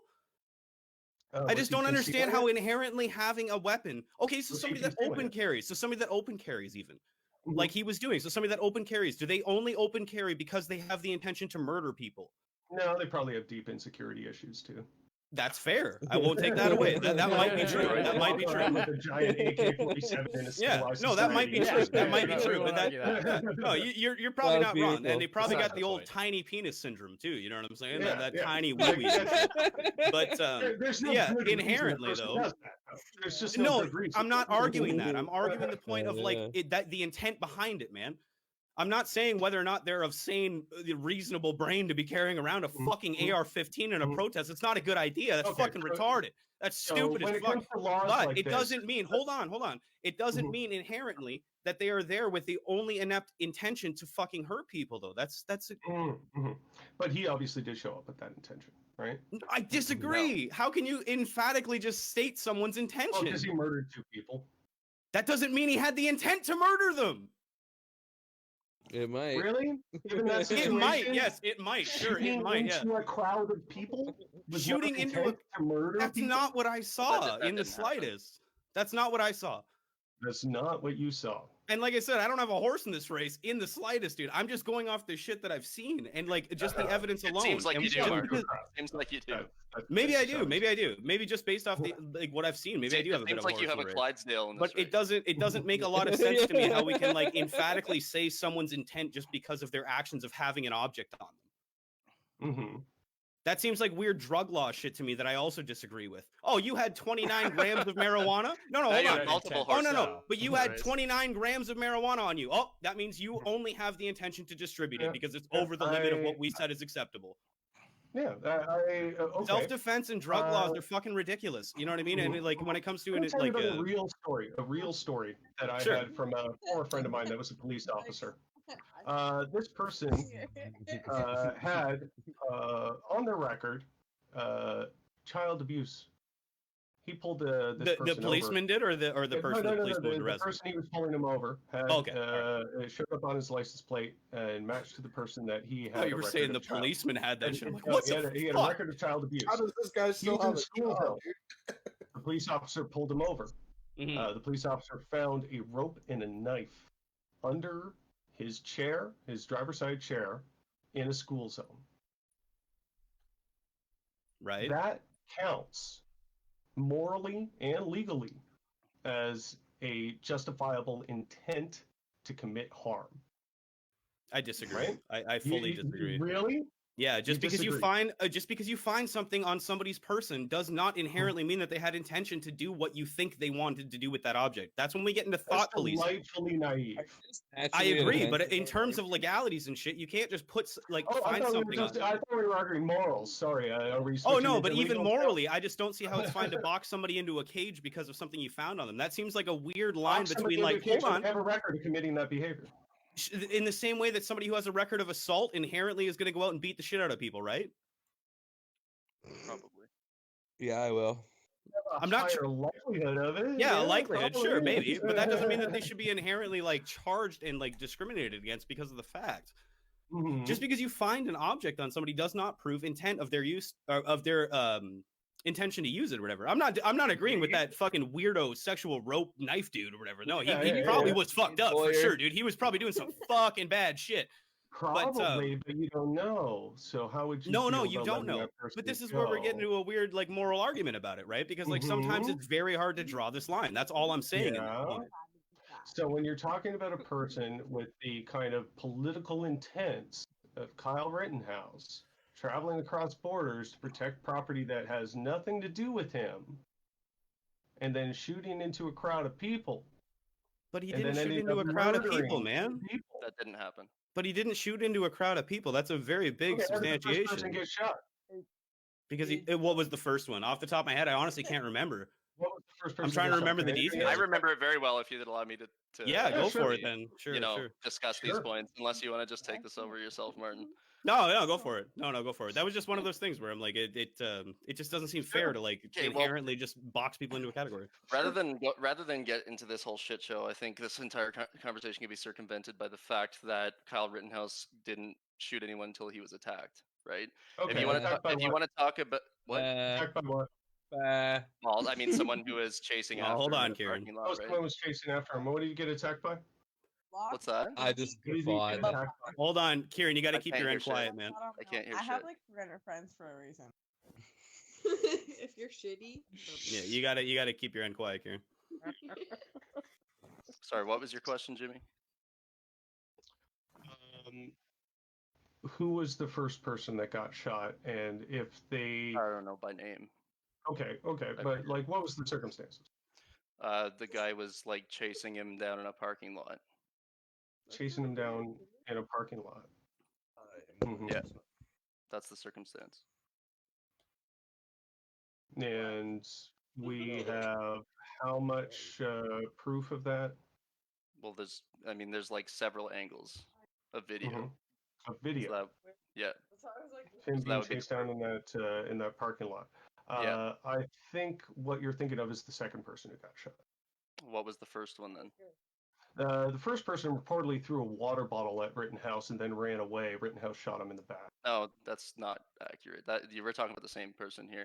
The guy who was shot first threw something at him and pursued him. It wasn't until he raised his weapon that the guy, and he didn't run away either. He just hid or something like that. So okay. all that really happened was he hid. Those are two different things. Running away and hiding. Yeah, they are. Yeah. Oh, okay. Yeah. So either way, in the moment that he was shot, he was not presented as a threat. Well, no, it was definitely a threat. I mean, when you're chasing someone someone down. Definitely a threat when he was hiding or running away. Those were the two things you said. He either hit or he ran away. So yeah, an ambush is a threat. I mean, just an ambush is a threat. When he's running away, it's a threat. He wasn't running away. Oh, okay. So he was hiding. Yeah, he was behind. He just took cover behind a car. He took cover from a weapon. Yeah. Wow, that's really threatening. I don't know. I'm not sure to whether taking cover from an armed we don't need to be condescending towards each other. Oh, we can have a conversation, right? Sure. So you attacked someone at you. So, Yeah, go ahead. I'm raising a weapon at you, Mhm. and then you dive behind a car. Right. That's threatening behavior. Yeah. Yeah, Oh, definitely. That's tactical movement, man. You're it's moving just, behind cover. what you're arguing is that against a person with a rifle. Yeah, to return fire. Yeah, so why would you chase a person with a rifle? Return fire? Yeah, I'm talking about the mentality. I'm talking about the mentality of that situation. If you would man. be so kind, Martin. Mentality of that Sure, situation. go ahead. Go ahead, Chris. I'm sorry. You're right. What he was doing in the last 1 or 2 seconds before he was shot is completely irrelevant. He was chasing a guy down to attack him, to bring physical harm to him. I don't care if he had taken cover at that last second. I mean, all that is a tactical maneuver intended to, regain the upper hand. Okay. The fact that he didn't have the upper hand when he was killed is completely irrelevant. Mm-hmm. So here we have someone chasing down someone, and that's the person that you're defending in this case. You're only defending him because he lost, right? I mean, that's the reality. The other 2 people were actively attacking him, and bringing me to what I wanted to get to in the first place. One of the protesters had a gun pointed at him when he was shot. I mean, you're questioning what his intent was, bringing a gun to a protest, but all these other Black Lives Matter protesters also had guns. So what do you make of that, right? Like, doesn't that completely rectify his decision to bring a gun? The Black Lives Matter protesters bringing guns to a protest, they absolutely intend to use them for their self-defense, yes. And right. So your problem is with Kyle Rittenhouse going to the protest then? Or because his gun was giant? For the purpose of killing people who were supporting what they were supporting. There's no evidence. There's no evidence that was his intention, though. He was spotted earlier helping people, like with medical equipment, scrubbing graffiti. I mean, that's the context of Kyle Rittenhouse. Jeffrey Dahmer was hanging out with his friends and having a good time. It doesn't mean you're not a cold-blooded killer and a psychopath. That's obviously not really analogous. Oh, it's not. No, because now you're calling him a psychopath. Boy shooting somebody in the back is not analogous. He didn't shoot anyone in the back. Yeah, he did. He got shot in the back. He literally got shot in the back. Who? Yeah. The skateboard guy. I think did. The first guy. Yeah, the first guy he killed got shot Kieran, in the you back. gotta keep your peanut show quiet. He was shot in the head. You gotta keep the peanut gallery quiet, Kieran. He was shot in the head. That's no what the idea. video evidence will show you. He was shot in the head. Mm-hmm. At point blank range. And Kieran, oh god, I'm just given gonna have that to mute you, man. Yeah. Given that situation. Oh, and then he just leaves, I guess. Okay. Oh, well. Given that just situation. do the crop, Brennan. Yes, Jimmy. So him killing somebody in your mind was justifiable. Oh, never mind. Sorry, what was the question? I'm trying to mute myself. Shut up now. God, Trying to fucking mute myself. In his committing the murders. They're not murders. Sorry. I don't think it was murder. A murder is never justified inherently, right? Killing is sometimes justified, and it's not murder in those cases, right? So you believe in that situation it was genuine self-defense, like he was genuinely under a sense of threat with that. Yeah, I think I did not have a gun, and who was hiding from him. Well, at that second he was hiding from him. At that second he was hiding from him. Okay, so somebody wanting to stand up to somebody pointing a weapon at them. Well, he wasn't pointing. Talking about a political protest. Oh, you said he raised the weapon at him, and that's why he hit, right? He raised the weapon at him immediately before firing. Yeah. Okay, but the reason he hit was because he raised the weapon. Just to be clear. Right. Okay. Of course, yeah. So he raised the weapon, then he hit. Right. And that was a reason to continue shooting him. He shot him like once, didn't he?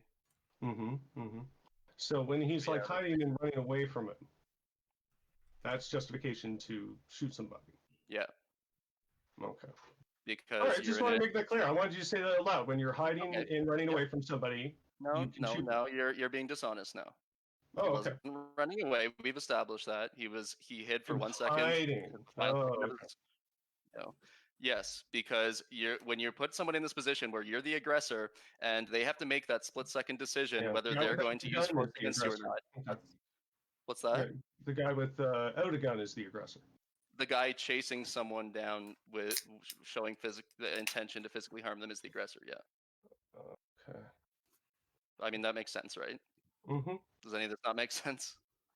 No, it makes perfect sense. The person showing up with the more aggressive intent is the aggressor. So a person showing up at a gun to a peaceful protest is the aggressor.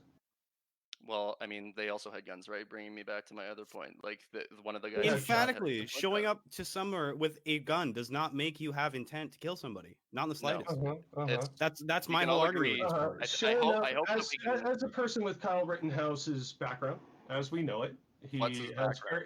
What's his... Yeah, I don't actually know. Him and his entire family have extreme right-wing values. They had a vested interest. They have extreme left-wing values. Extreme right-wing values? Black Lives Matter has extreme left-wing values. In what sense? In the sense that they're Marxist. Tearing down society. Is written within the BLM sense that they're Marxists. That doesn't have to be hot. I need an air conditioner that isn't like define them as Marxist. Incredibly loud. I'm sorry? To me or Martin? To you. Okay, okay. Just for the sake of simplifying this a little bit more, let's forget the Marxist label. Not get into a conversation of whether they're literal Marxists or not. Far left organization. Would you agree? Okay, so they're a far left organization. In what sense? You know what? Hold on. We're into it already. I support the BLM movement. Okay. There we go. Yeah. Since we've already moved into it anyways, you know what I mean? So I may as well just... I'll emphatically say and support the BLM movement. Now continue. Yeah, right. I don't. Chris, you do not. Okay, there we go. No. Predictable. All right, so go ahead, Chris. Sorry to interrupt your point like that. That's okay. No, that's a fair segue there. Might as well. We're already in it, so. I think what we were talking about was Black Lives Matter is a far left movement. Do you agree? Yes. Not you, Martin. No, but I was saying that you were right. That's where you were. What defines it as far left to you? Well, I mean, if you want to look at their mission statement that they have explicitly stated, it includes things like dismantling the nuclear family, right? Obviously, the fact that it's, egalitarian and seeks to overthrow, the dominant class makes it far left. Would you agree? Sorry, I have to check something. They wanted disestablish the nuclear family. Yeah. I pulled that off their mission statement somewhere on their website. We disrupt the Western prescribed nuclear family structure requirement. That's very different than wanting to destroy the nuclear family as we know it. So let's be clear here. They disrupt the Western prescribed nuclear family structure requirement. Right. So they seek to. What does that mean to you? What that means to me is they're seeking to overthrow the cultural norms, right? Western cultural norms. Overthrow the cultural norms. Yes. That's an impressive word. Well, is it though? I mean, the nuclear family is the cultural norm, right? There's a social expectation. No. You don't think so? I think it's established and enforced as a cultural norm, but in no way is it actually an intrinsic norm. As a queer person, I can definitely say that the nuclear family is not normal to me. To you? No. But but you're also a Marxist, right? So yeah.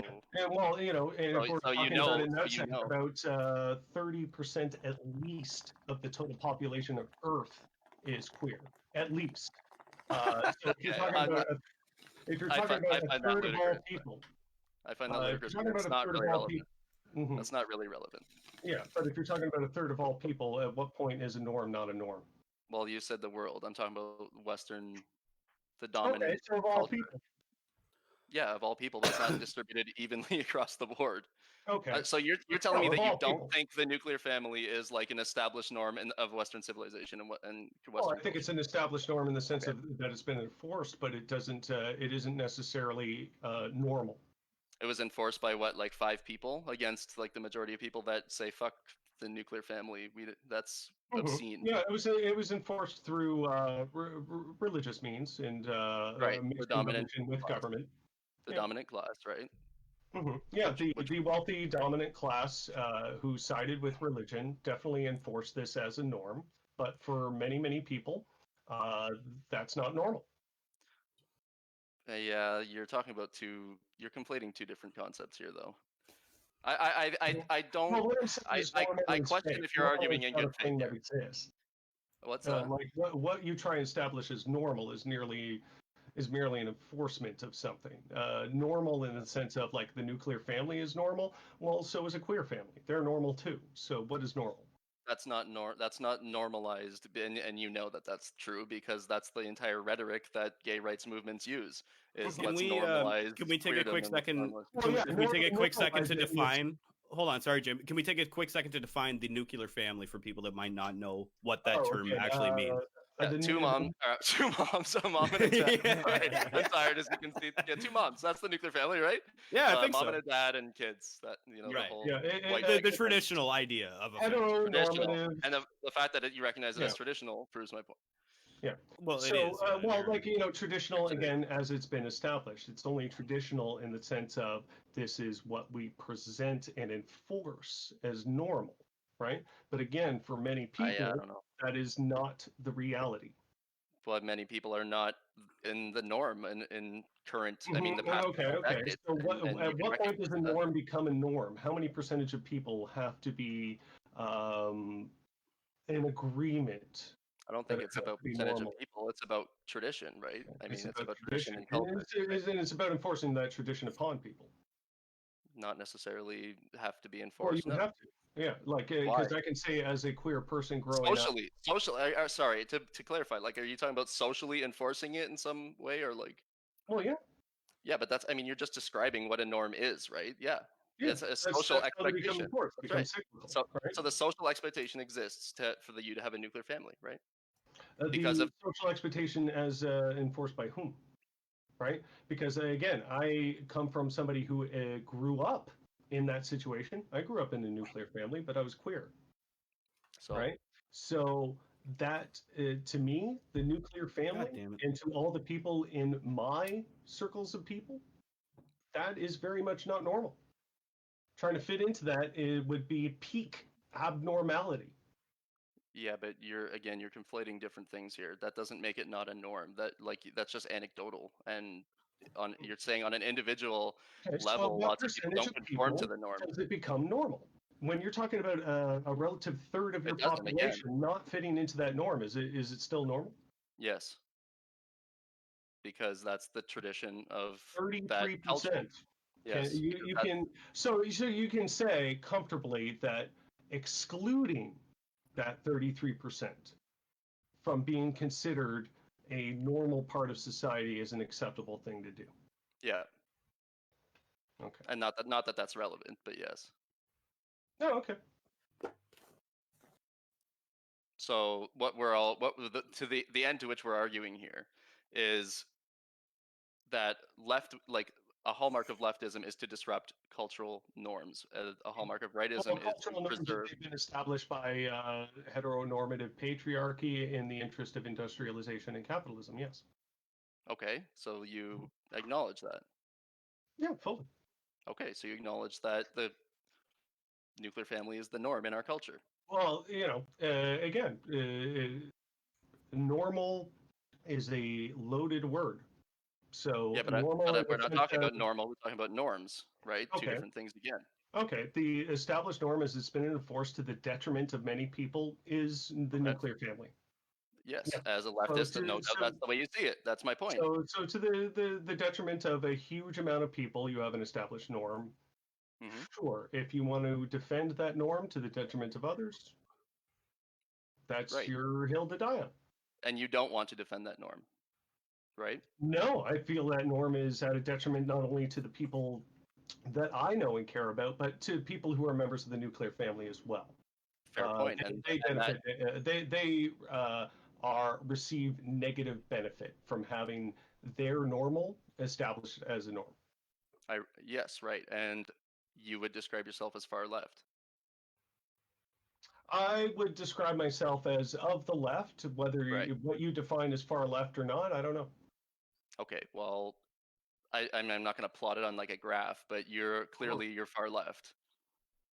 Okay, like what is far left to you? What defines that? Well, being of like a Marxist believing background, I think that's pretty Come on, staunch, like, staunch on the left. I will define it for you, but I don't think it's think like that that's I really don't think this honest. is like a gotcha type of thing. No, I you just know what want I to mean? hear it. What? Okay, you like I describe myself as a Marxist. What does that mean when you hear that? What does Marxist mean? It means that, I mean, that's a far left. That like, means to be extremely far descriptive, left. that's a far left position. Do you agree? Okay, so you're defining, you're using the definition of something to make another definition. So, what does that mean to you? What is Marxism in your mind? When that word hits your brain, what is the answer that comes out? I'm not sure how this line of questioning is really relevant to the the subject. I just don't know what you mean. Like you're saying like, okay, you're a Marxist. It's like I don't know. I don't know what your understanding of that is. Okay, but you're left wing, right? That you believe in the teachings of Karl Marx. I want to keep this really simple, Well, not like get bogged down right? and like what's that? Like in what sense? Okay, like I would say generally speaking, in the sense that you fit the definition of left wing. Okay, so like I said, this isn't like a gotcha thing, Jim. You know what I mean? We're just trying to establish. I know, I understand. I'm just saying when someone is seeking to when you say they're looking to destroy the nuclear family, right? You would agree with that statement? They want to destroy the nuclear family? You'd agree with that statement? No, I didn't say that. Okay, how would you define it? I said that what I said is that they want to dismantle. Well, let's go on what you said. Dismantle. Right off verbatim. Okay. So is that the word you're choosing to use? Dismantle. No. I'm saying let's go verbatim what you just read off the website. We can go on that. Okay. We disrupt the Western prescribed nuclear family structure as required. Well, you know what? This whole conversation is fucking stupid because it says right there in their own mission statement they disrupt. Yeah, they just said it. It's Western, right? And it's why a do you Western think they norm. do that? Well, that's not relevant. Right now, that's not relevant to the end to which I'm arguing. Well, all I'm trying to do is establish that Black Lives Matter is a left-wing movement. I don't know why you can't. So you would define a left-wing value, like you would say it's inherently left-wing, to open up the definition of normal to queer people. Yes. Okay. All right. Then in that sense, it's a left-wing organization. Absolutely. Right. So if you can acknowledge that Black Lives Matter is a left-wing organization, then you will also have to acknowledge that protesters defending that demonstration, which is fundamentally left-wing, and bring guns there, what separates those people who went to a demonstration, who are extremely politically motivated against the right wing, inherently vested interest against the right wing, bringing guns to a demonstration? What permits that to you while you also condemn someone that is on the other side of the demonstration doing the exact same thing? Okay, so how I'm going to break that down is, again, we disrupt the Western prescribed nuclear family structured as required. You've already agreed that Black Lives Matter is a left-wing movement. Yeah, so taking that as a point of moral stance, right? Okay, yeah.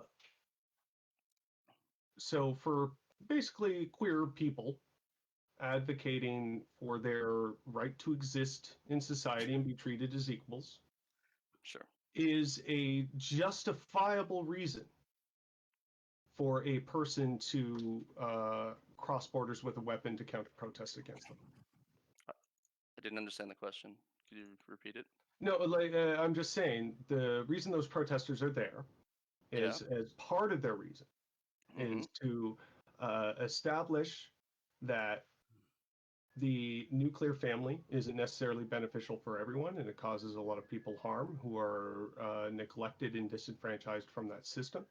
People who are protesting to improve that, for somebody to show up with a weapon to counter-protest them and consider that a threat to their normalcy and livelihood, despite the fact that it's 2 states away. You'd say that's pretty normal? I don't see how that's relevant. Okay. Why? Effectively, what it seems like you're doing right now is saying because you agree with leftism, then leftists bringing guns to protest is fine. Well, you're utilizing leftism as a convenient way to circumvent the conversation. Do you agree with the full emancipation of queer and black peoples? No. Why? because I don't think that that's beneficial to the preservation of the civilization as a whole. Okay, so you think black people having equal rights is counter to the interest of society? That's what you just said. That's what you just said. I didn't just say. I didn't say those words. Well, it very much sounded like that. So let's clarify. Yes, because you're, framing the discussion that way. Okay, then reframe it. I will reframe it. God, I didn't say anything about. Looks good. I didn't say anything about black people not having equal rights. They already do have equal rights. What do you think I meant by the full emancipation of black people? I think that's just rhetoric. I'm not going to sit here and... That's kind of what I was going to ask by what you meant by definition of the full emancipation of black and queer people. That's not objective language. But hold on, let's let him define what he actually means by that. Yeah. Okay. You know what I mean? Just so we're all on the same page and we understand where we're all coming from. That being black and being queer is just as normal as anything else. Okay. All right. So that's what you mean when you say full emancipation of black and queer. If you're talking about equal rights. Yeah, you're just back. Equal opportunity being granted to all peoples, then that's the definition, yes. Yeah, an equal opportunity. Okay. So what's your point? How does this pertain to the subject at hand, Kyle Rittenhouse? Well, it's the BLM movement in general. But yeah, I know. He was showing up as a purposeful. As were the leftists. Yeah. Right. So they are both completely mirrored diametric opposites, right? No. Why not? Because leftists weren't showing up to murder people. Well, why did they show up to a protest? But how can you? But see, with the intent though, that's what I was arguing earlier. Is how can you argue that for those people, but not Rittenhouse? Well, that is my argument. Well, and we're dancing around it. Yeah. How many people on the right were killed that night? I have no idea, honestly. I don't know. Probably none. Probably none.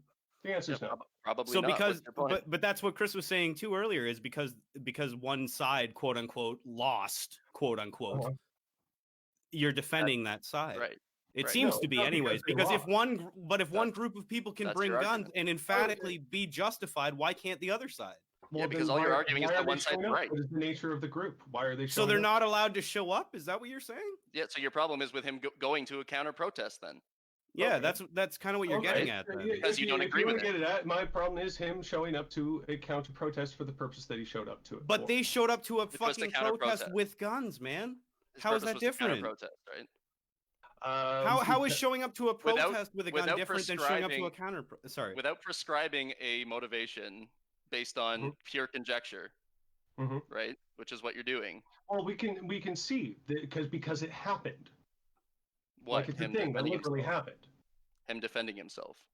Because what also happened was a left-wing person drawing a pistol on him. Left didn't. But a left-wing person drew a pistol on him. So they're just less effective?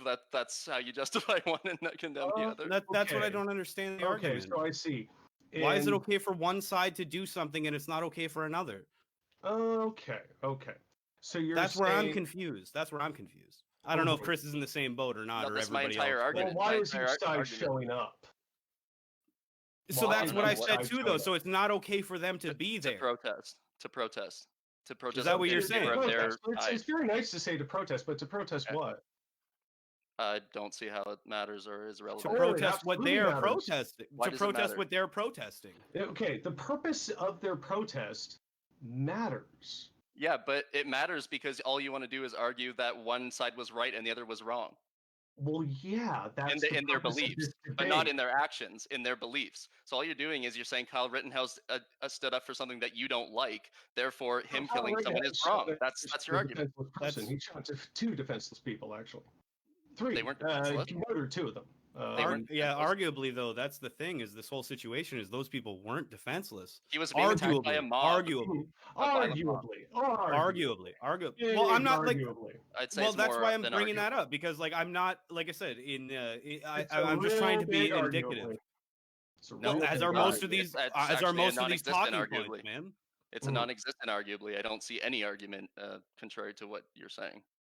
I see that they both showed up to a protest. They both did the same thing, which in this case is bring a gun to a protest. They both, I mean, there was attempts on each other's lives on both sides, and one was not effective. The purpose of them showing up is different. How? Right? How? Because you don't like one and you like the other? Well, they were both showing up yes, to I can argue protest. for one and not the other. Well, I can argue for one and not the other as well, but we haven't. One and not the other. And I can also do that, so we just haven't done that yet. Okay. But we have to be able to find common ground. This is the whole we point don't. of this discussion. Well, I guess we don't have to. I guess we don't Talking have about to. far right versus far left, you don't necessarily have to find common ground. I guess not. But that was my intention with this whole conversation, was that maybe we could find some common ground and people would be like less inclined to call each other common ground. I think what I've gotten him to do is to admit how openly callous and remorseless and cruel the right-wing ideology is, and he's shown that. So man, that is such a vague representation. Yeah, though. Holy I crap! can't just accept that on its face. I would never say that about a left-wing person. That's so aggressive. That's because the left wing doesn't represent that. That's why you wouldn't say No, but that. when a left-wing person shows up to a protest with a concealed carry pistol, I don't call them a sneaky fuck waiting to murder someone in the shadows. But you could, based on the exact same argument. You don't like. But that's it. what I'm saying. But it just doesn't seem fair. No, that's what I'm saying. Is you wouldn't do that because that's a disingenuous argument. The situation are not fair. That's why. Yeah, that's what I'm saying. But I'm saying specifically with regards to that individual. Okay. Why is it okay to box him in that category, Jim? And it's not okay to box the person that drew a pistol on him or try to hit him with a skateboard. Because he committed the murder and those people did not.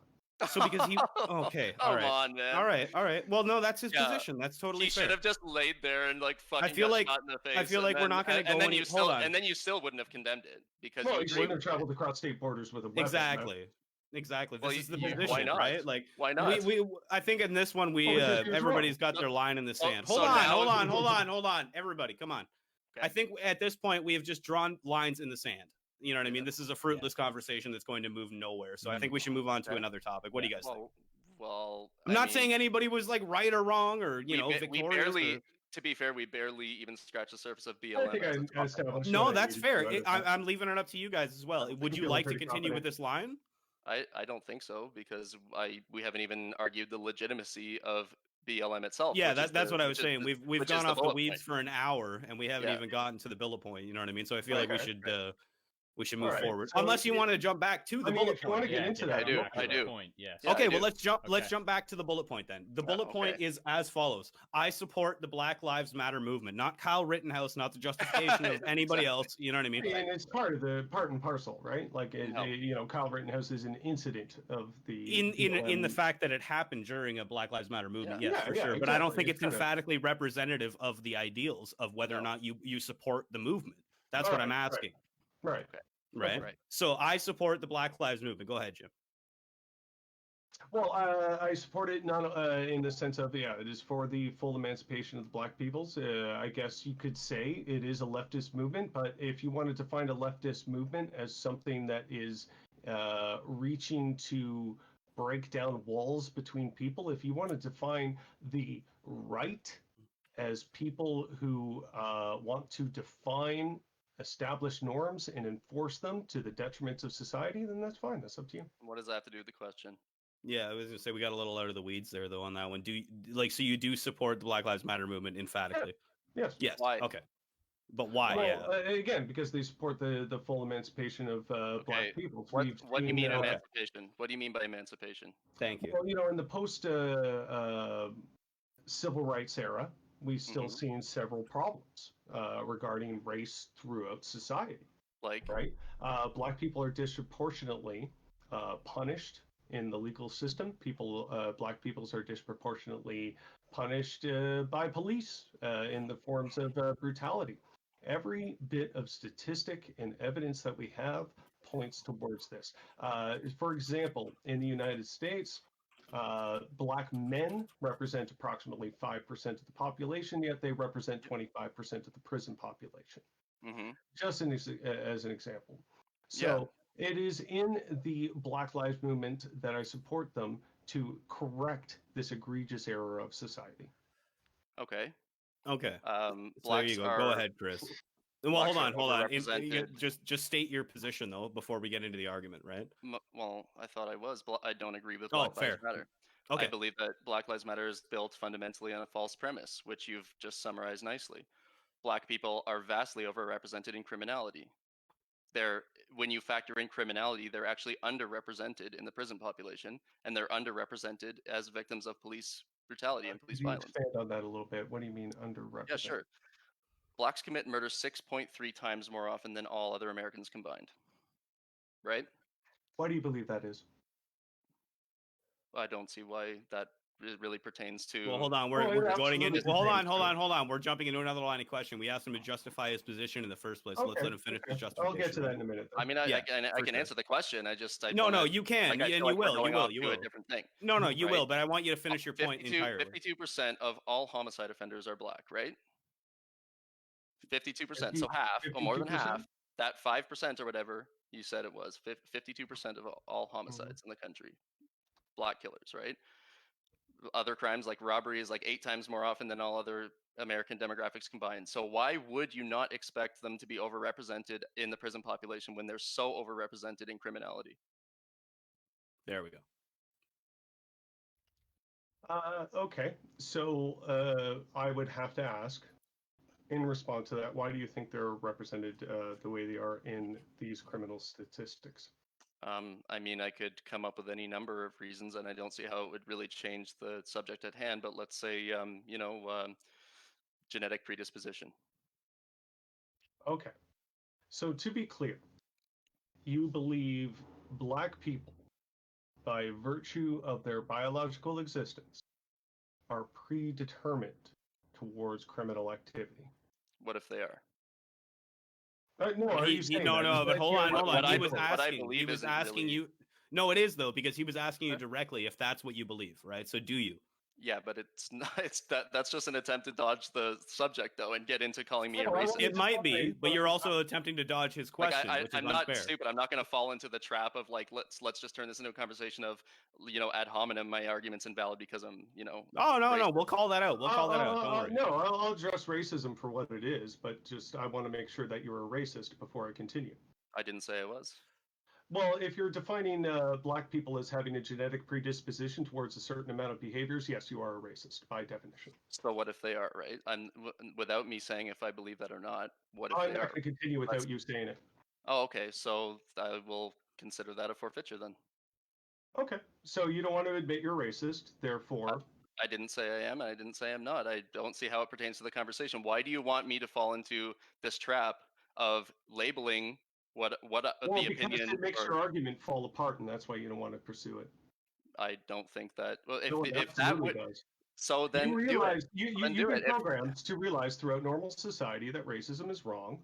You know that, and by us defining it in these confines in this conversation, you don't want to have that conversation any longer because you realize how bad it is. Well, you've highlighted exactly. It's a bit of a no, decode. It's not at all. Yeah, you've highlighted exactly. It You've highlighted exactly why that entire area of reasoning is irrelevant, because whether it's wrong or not does not have any fundamental impact on what I just said.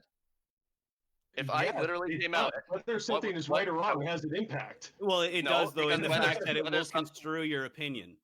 Whether something is right or wrong doesn't change the fact that black people are overrepresented in criminality. Yeah, but the reason you believe that is because irrelevant. Why is it relevant? How is it relevant to the topic? Why? How does it change? Because my argument is that every single bit of evidence that we've ever had throughout all of society establishes that criminality is related more towards poverty. Like who demonstrated that? Where has that been demonstrated? Every statistic ever. Every statistic ever? That's your source? Okay, well, pretty much every statistic regarding poverty and criminality, they are absolutely linked, and we know this for absolutely. Oh yeah, they're definitely linked. Yeah. Yeah. They're just absolutely linked. It's just not a causal relationship. A causal relationship's never been demonstrated. Okay. So if we get off the argument of actual racism and we get into the argument of the numbers, right? Right. That's what I'm trying to keep it on the rails here. Okay. So let's stick with that. He doesn't want to talk the fact that he's a eugenicist and an absolute racist, so he wants to divert to something else. That's fine. Are you willing? I've already given you the green light to go ahead with that line of reasoning. If you want to continue there, I don't have to. I don't have my personal opinion on it. Has no bearing on what we're currently discussing. Would you not agree in certain senses, Chris? No, it doesn't. Hold on. Let me speak. Hold on. Would you not agree, Chris, that in certain instances, your opinion is based off of your own personal beliefs? and that your opinion may be swayed based off of your personal beliefs. Would you not believe that? But I haven't stated my opinion, and that's the no. But he my asked you entire to. point. But he asked you to, and you won't. So and you refuse That's right, because it's not relevant. Because all you're trying to do is. But that's what I was asking. No, it's not relevant. That's literally what I was asking, Chris. Do you not believe that? What I just asked. Would you not believe that your personal opinion would construe your actual objective opinion? Yeah, obviously. So why is it not fair for Jimmy to ask your background on this situation? Why is that not acceptable? Because I stated an argument that doesn't have any relation to my opinion or anyone else's. But the statistics that you believe in may be influenced and researched inherently by the fact that you might have a bias. So what? All of this entire conversation exists because we both have biases. Yeah, but you won't admit to the ones that you may have. That's the issue. Okay, then do it. Yeah, that's FBI crime statistics. Do you want me to link you to them? Okay, that's a different argument. That's a different argument. It's not. This is literally the argument. But no, but if you're basing your opinion, if you're basing your opinion off of FBI crime statistics and not out of a place of pure utter racism, like what Jimmy's saying, that's an entirely different framing to this argument, Chris. No, it's not. Maybe not to you, but I think to the general public it would be. And I think that if you're basing this argument off of statistics and numbers, that's an entirely different argument than basing your argument off of eugenics and ethnostates. I didn't base my argument off eugenics and I know you didn't. I know you didn't say that, but he asked you emphatically to express that. That's not on topic. Okay, well, I guess that's your... Okay, all right. It's not my opinion. It objectively is not on topic. You cannot demonstrate any way that that's on topic. I'm saying objectively it could influence your opinion. Towards what you research. Well, of course it influences my opinion, but my opinion isn't even part of this conversation. Your opinion's always part of the conversation, and the fact that it will influence what you research in the same way it does mine. The same way it does mine. My opinion is that... Why are we debating this if it's not your opinion? I agreed to that. That was my entire point. And my opinion is that Black Lives Matter is based on a false premise. That's the extent. What is false about it? Because you're talking about the emancipation of Black people, like your examples that you gave, I'm disputing with objective what was the example I gave? The example that you gave is that Blacks are disproportionately represented in prison populations and as victims of police violence. Okay. Right? So what does my opinion have to do with that? Nothing.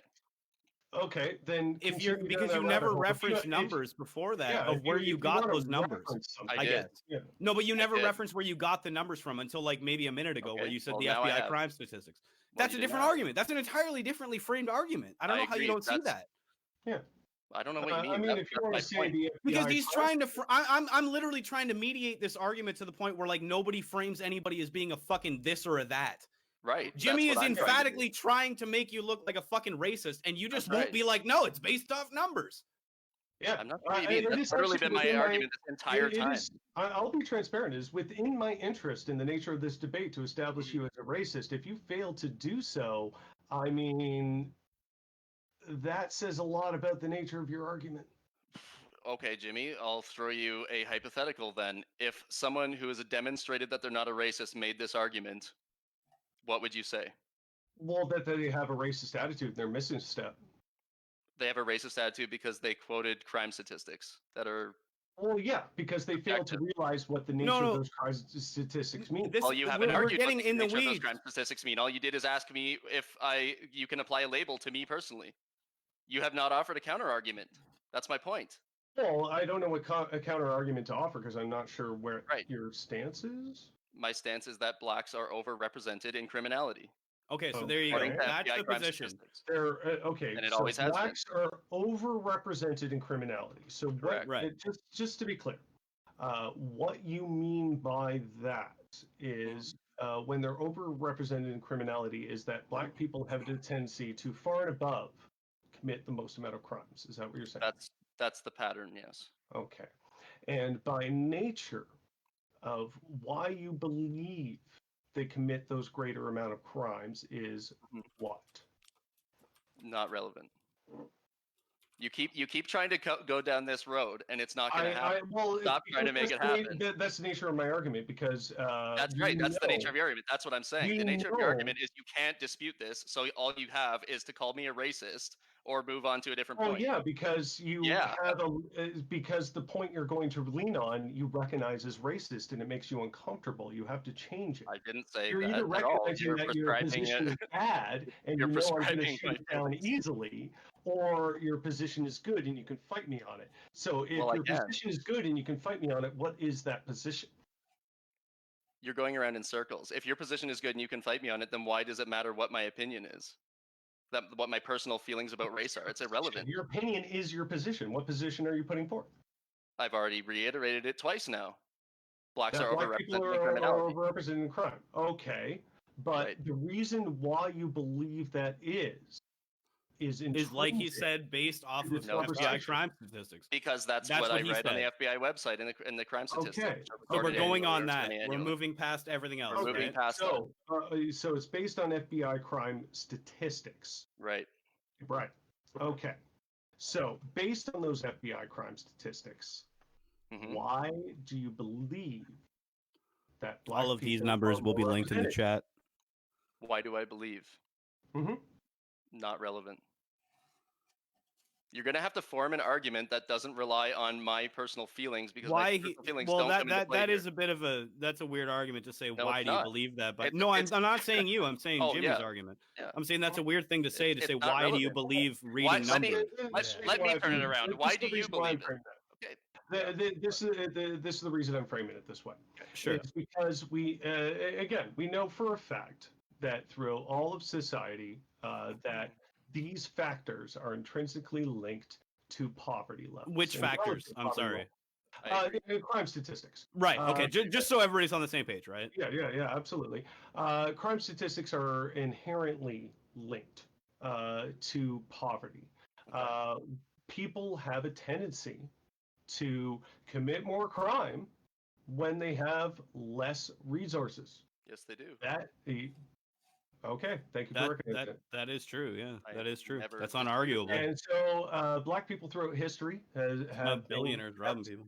Have been kept in those positions quite purposefully throughout American history, throughout Canadian history, and because they have been subject to those economic positions, it inherently leads to extended crime rates amongst that demographic.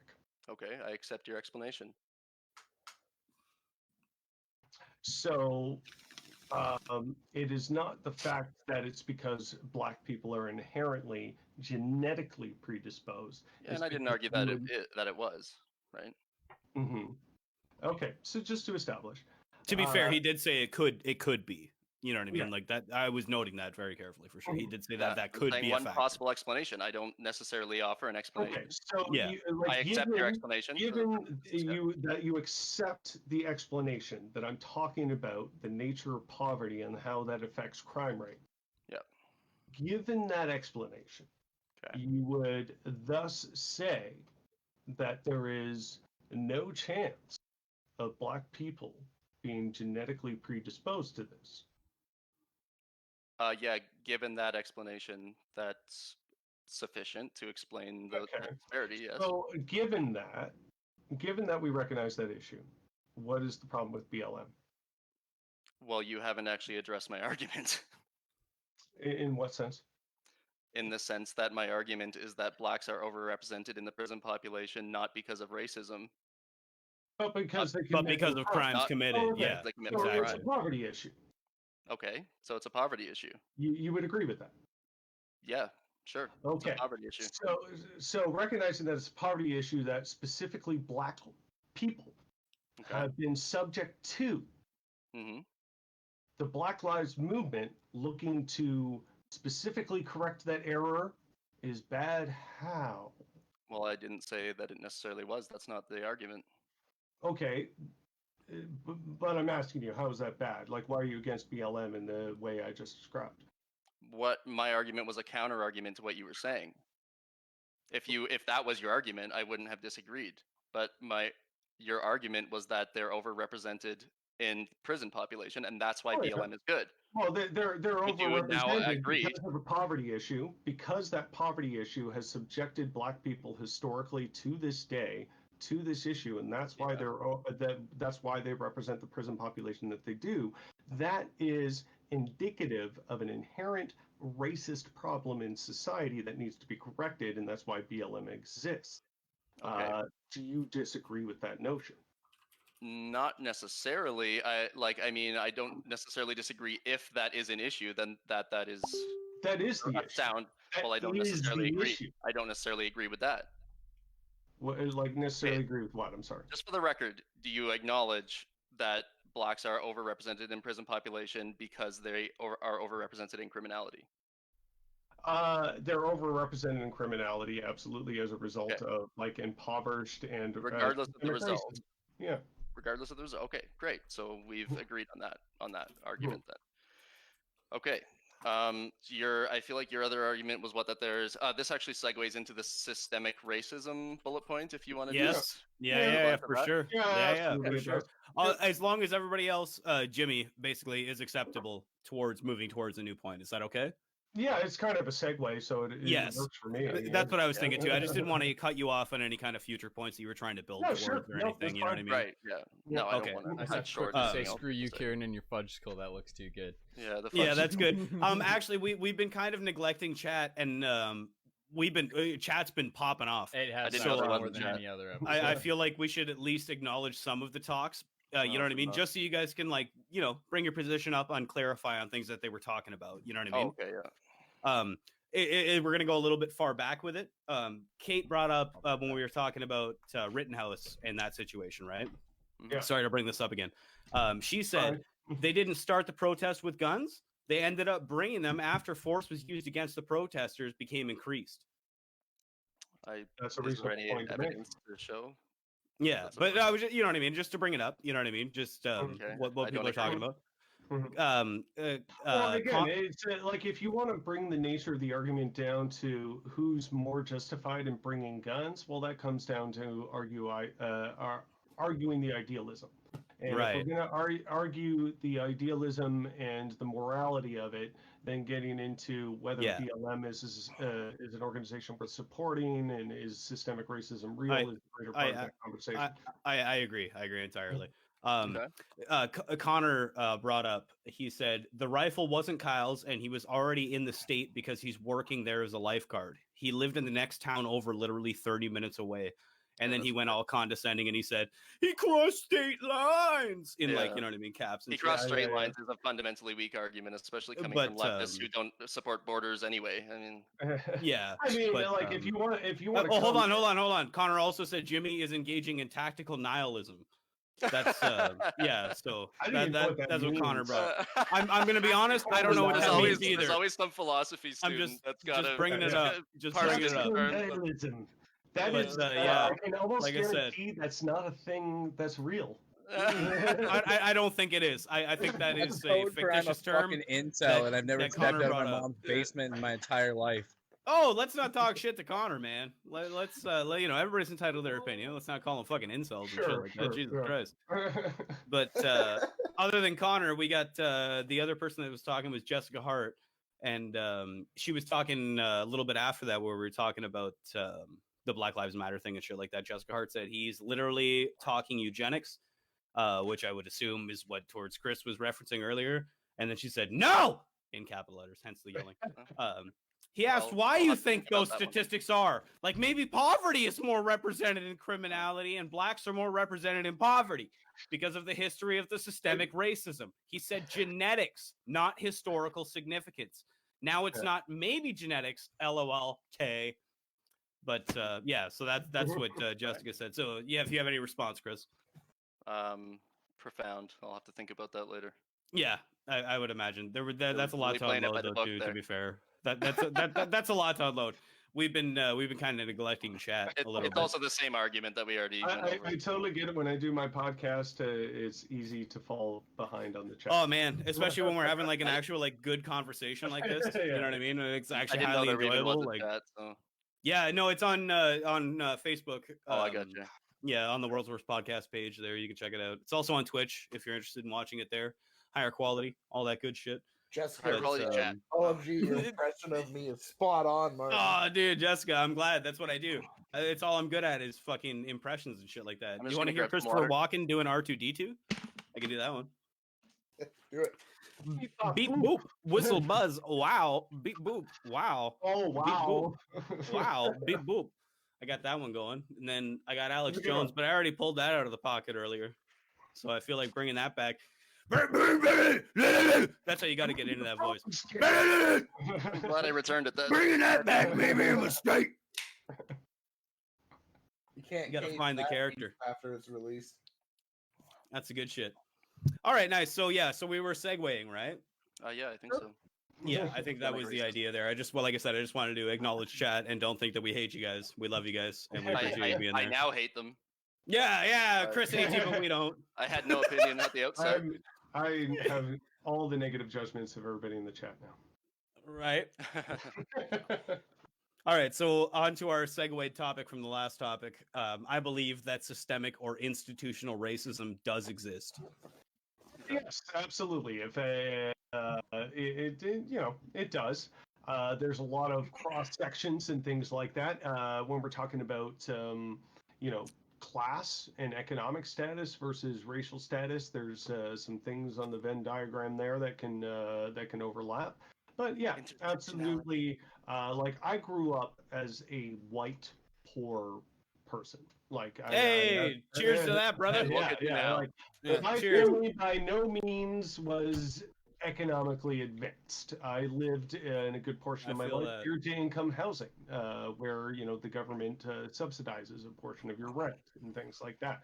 So that's the sort of upbringing I grew up in. But even that, despite my lack of privilege, economically speaking, as a white male, I can still recognize that as a white male, there are certain amounts of societal privilege that I am granted inherently by nature of my existence. Sounds like white supremacy. I'll say that. Yeah. All right. And that's your, okay. All right, go ahead, Chris. What do you think? No, I don't believe that institutional racism exists. All right. Okay. And that's Depending. it, eh? Depending? Can we define systemic racism? Because it's going to be really easy to get bogged down in. That is honestly up to what you guys. Whatever. That honestly is up to what you guys define as racism. By and large, is defined by the idea that because basically you have socioeconomic barriers in life that exist as a result of the color of your skin. I would agree that is a thing that exists. Why is that systemic, though? Well, it's systemic because of how it's been taught throughout our history, because of the ideas that are instilled in us in terms of what's established as normalcy versus what isn't normalcy. Right. Okay. Yeah. Okay. So systemic racism, like you would argue, exists as a cultural phenomenon in the Western world, or is this like a worldwide?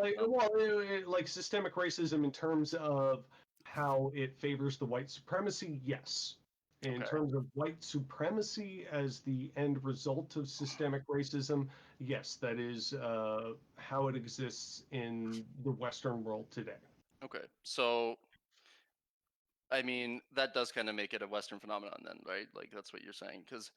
I mean, If we're saying specifically white supremacy, then yes, it exists in places that are white predominant, which is the Western world.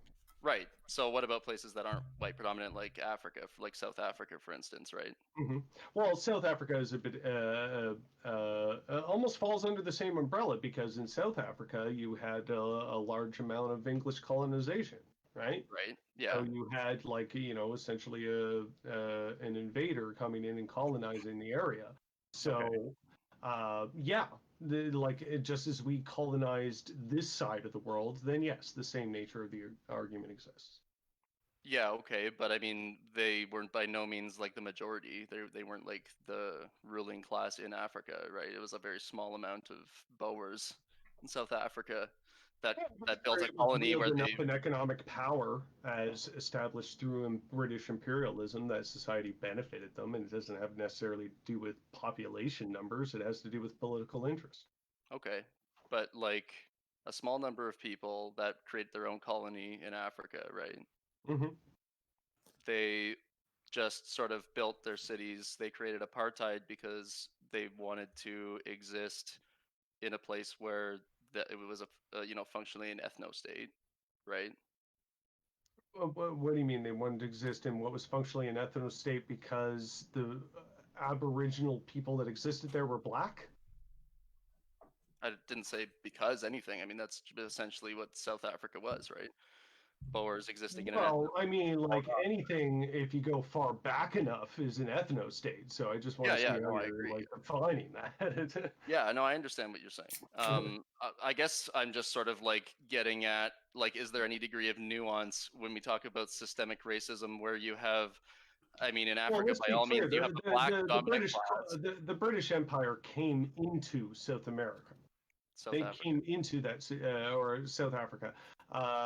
They came into that situation with the intent to colonize. So I'm not sure what you're. Like how people came into the Western world from other countries with the. I went for a beer at the wrong fucking time. Yeah. Okay. Yeah, that is absolutely true. Yeah, so white people like Boers in South Africa, doesn't it stand to reason that they were subject to systemic racism? No, because through use of brute force via the British imperialism, they were able to establish themselves as the power. Well, like in some cities, in a few select bastions, just well, like how due to political conflict and things like that. But you're talking about a situation where a foreign invader is literally trying to colonize your country. Like mass migration. That's entirely different from mass migration, because when we're talking about mass migration in the sense of, say, Canada and its history, mass migration is actually something that's kept our country afloat. Right, we would have an aging working population right now if it wasn't for our mass immigration policies. Yeah, I don't necessarily mean to shit on one and not the other. I'm just talking about the circumstances of both and the similarities, right? And what creates this like system, because like to say that colonization is just analogous or the same as mass immigration is disingenuous in my opinion. Well, not necessarily for the purpose of this discussion, because because what impact does that have on whether there is a system of racism, right? In like the majority, in the norm of that place. That's what. Oh, okay. Here's the difference. When you're talking about situations of mass immigration that are not impartial to imperialism, it's because they're coming into your country to seek refuge from something disastrous. I may have missed it while I was grabbing a beer, but what is it that you define as imperialism, Jimmy? I would define imperialism as the purposeful invasion of another country to establish material economic interests for the sake of that country. Would you agree with that definition, Chris? Or would you have a different definition? Okay, perfect. I mean, just so we're going forward on the same page. I can agree to it, but it's definitely sort of like a very slanted definition. I mean, imperialism effectively is just, the result of an empire, right? It's an empire. Well, why do people have empires? Why are they spreading their empires? Why are they conquering? Yeah, that's why I agree to your resources. That's why I agree to your definition. I don't necessarily effectively. But... Right. That's all I was asking, just so everybody was on the same page of what they were arguing about, kind of thing. You know what I mean? Okay. Yeah. Yeah. So I'm sorry to interrupt you, Jimmy. Go ahead. No. Finish your point there. I'm sorry to do that. Sorry, I forgot the point I was. I think you were saying that it's kind of inherently an imperialistic value when an imperialistic country invades another country. I think that's what you're getting at. Essentially, that's the idea. Like when you're talking about Great Britain stepping foot into South America, they have every intent to establish a colony and do what they can to establish power in that organization. That is essentially white supremacy in exercise. Well, because of the fact that they're British? Yeah. Oh, okay. I just wanted to make sure I understand. Yeah. Well, the fact that they're white. So if like an African tribe nation or something like that, or a city state, whatever you want to define it as, invades another city state, that would not, under your pretense, be defined as like a white supremacist type of movement. I just want to make sure that you know what I mean. Like if you're talking about a predominantly black nation having means to invade and conquer a white nation. Well, yeah, that's kind of why I used like an African example. You know what I mean? Because like generally speaking, not to be I just don't see that being politically possible in today's landscape because that's fair. That's fair. Yeah, no, that's totally fair. That's totally fair. I was speaking more in like a hypothetical situation type of thing. You know what I mean? Like not in a feasibility thing because you're totally right. That does not seem like something that would ever happen. I was just trying to think off the top of my head. I mean, maybe this is a better example. Like the Vatican, like a city-state, you know what I mean? And the Vatican just decided one day that they were going to be like, Rome is mine, motherfucker. You know what I mean? And they just like rolled into that shit. Would that intention of that city-state moving into another one inherently be white supremacist? I guess is what I'm trying to get at. I'm just trying to understand your position. That is a good question because I think for the benefit of people who don't fully understand the origins of white supremacy as we currently know me being one of them. So the like whiteness as we know it was not really a thing as we discussed in society until about World War II, when the importance of defining what whiteness and what Aryan was became a more important thing to certain political interests. For example, like, you know, nowadays we regard Italians and the Irish as white people. For the most part, they're just defined as white people. Same with Jewish people. Ashkenazi Jews are defined as white people. The amount of fucking racist. I was just by saying the amount of Ashkenazi Jews that describe themselves as like I fit into the definition of what is culturally white. You know, right. Totally. We're just fucking with you, Jim. We're just fucking with you, man. This podcast should be this is a fucking comedy podcast. Okay. Yeah. There is no centricism towards political anything, dude. I'm a fucking comedian first and foremost, and secondly, I'm a moron. Hey, you know what I mean? So like. Comedy is inherently political, whether you. It always is. It always is. But just to preface towards everybody, you know, like depends on what the established power is at the time. So if you're asking, like, does that count as white supremacy? No, because white supremacy didn't really come as a thing until the strong establishment of American slavery, where it became a political interest to define what meant being white versus what meant being black. At that point in history, people wanted to... Are you talking about a cultural definition at that point, Jim? Yeah.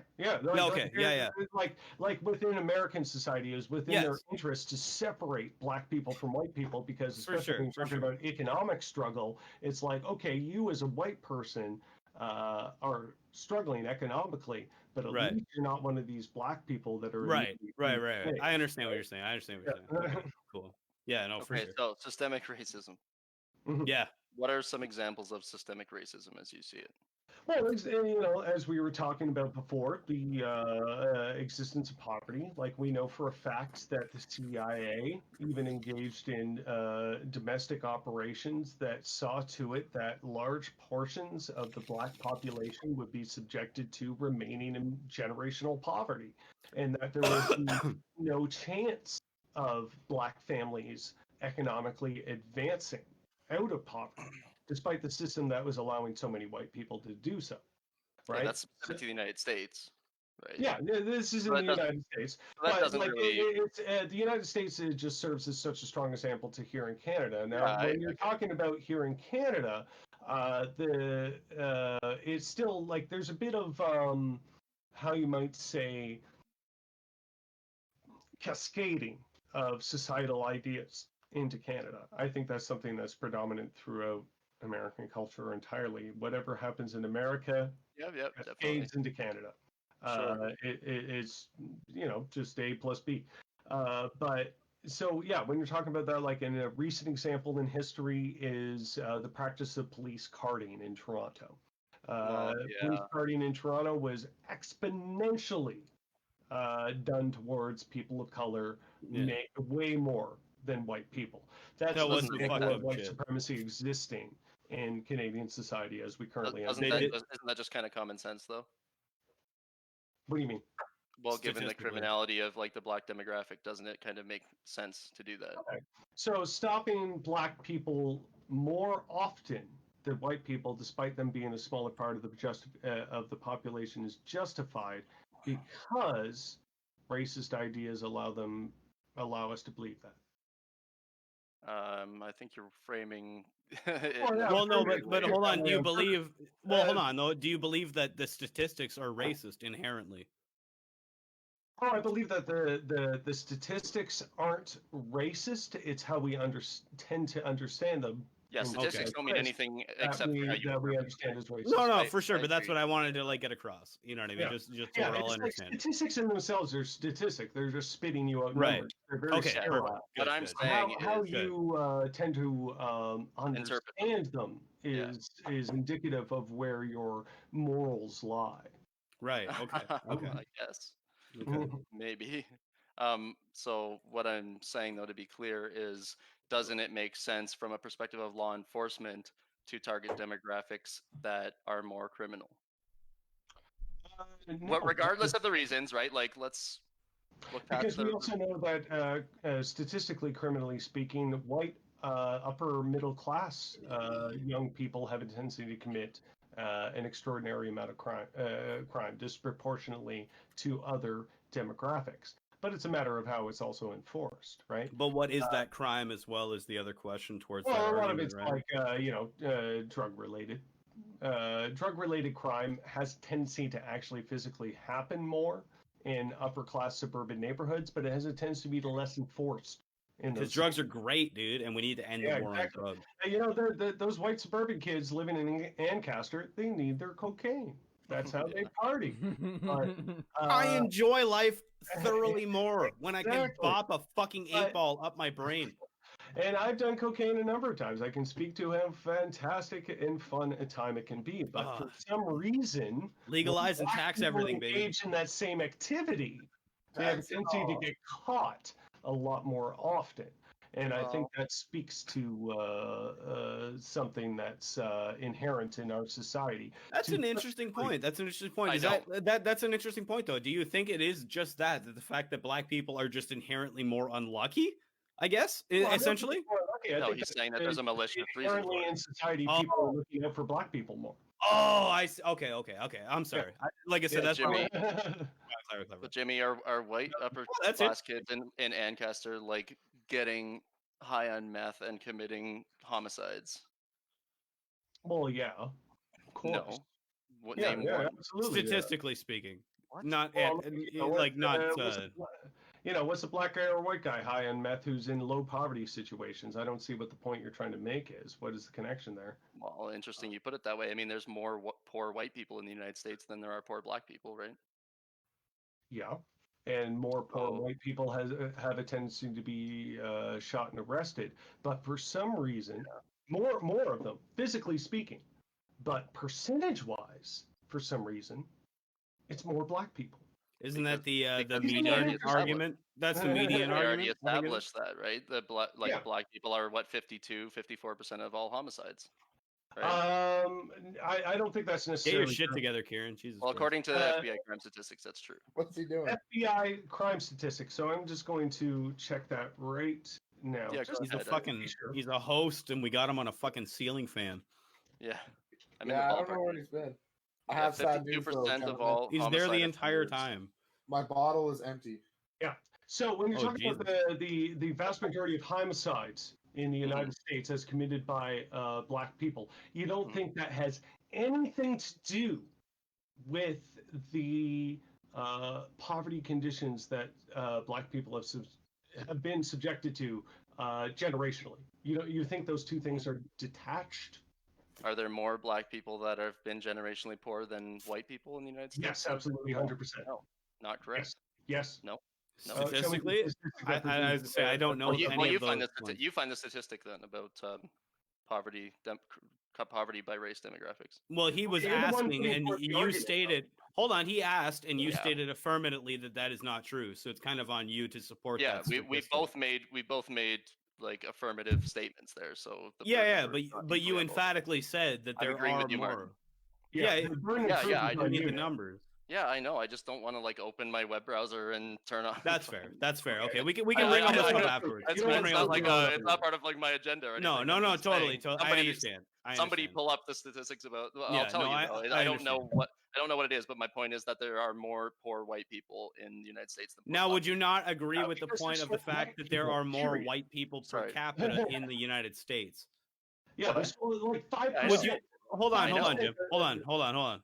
Yeah. I Would you agree not with that. agree? Okay, you would agree with that. Okay, so Of course, emphatically, yeah. those, Of course so I agree with that. emphatically though, right? Like those stats are going to be a little bit misconstrued. No, because of the You don't think vast so? because of the vast overrepresentation of black homicide offenders, right? Right. That's okay. that's directly 52% of related all to homicides per their capita. Like, poverty and the impoverished situations that they're in. When you're talking about like but not white people though. Well, not that's white the argument, right? Does Well, again, poverty because justify those actions? Which, based It- off our earlier argument, it does not, because you said you would always give somebody who's benefit of the doubt. If they're breaking into your house, there might be situations that you don't understand why they're there, right? So if that's the logical line that we're following, then poverty can't be equated towards committing a crime. Oh yeah, it know absolutely if it's can all- because there's statistics that prove that.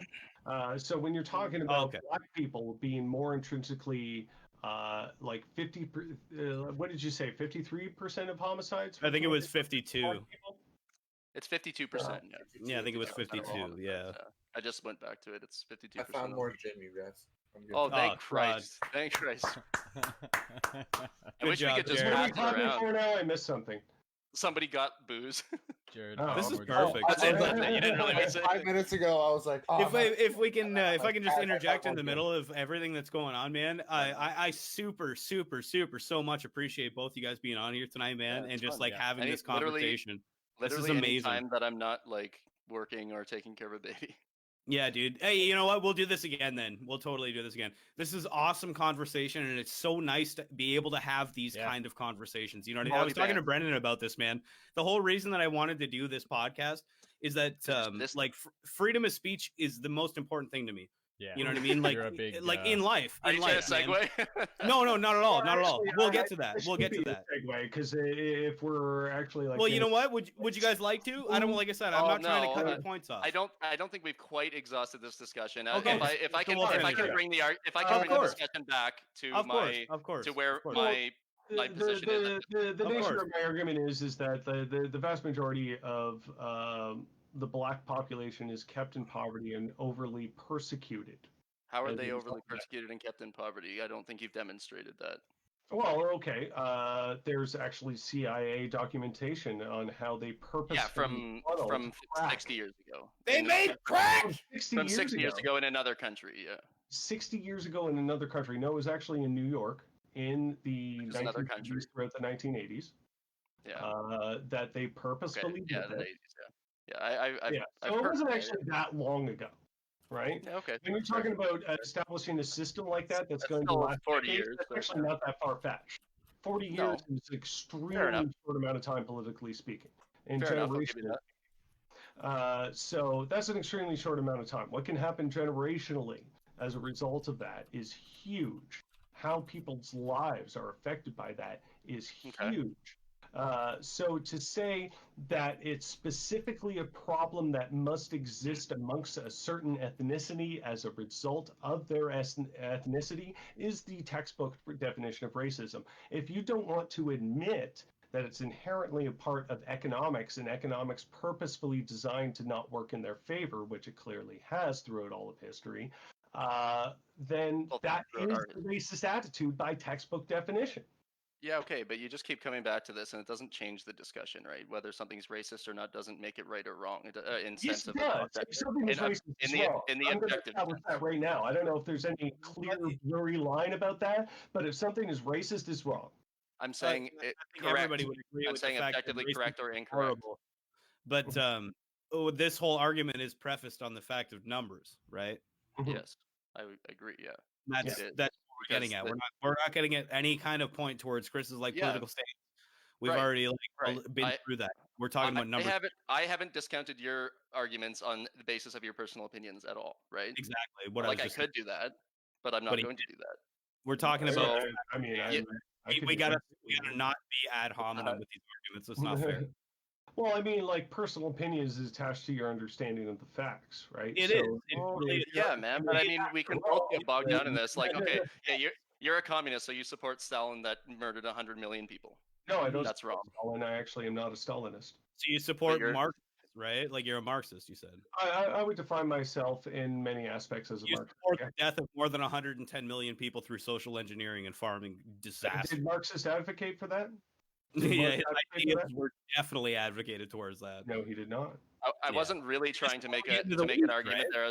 I was just trying to demonstrate a point about how we could make ad hominem arguments. And at this point, we can't use those beliefs as a point. Like again, but like I've established what my belief system is. He hasn't. Yep.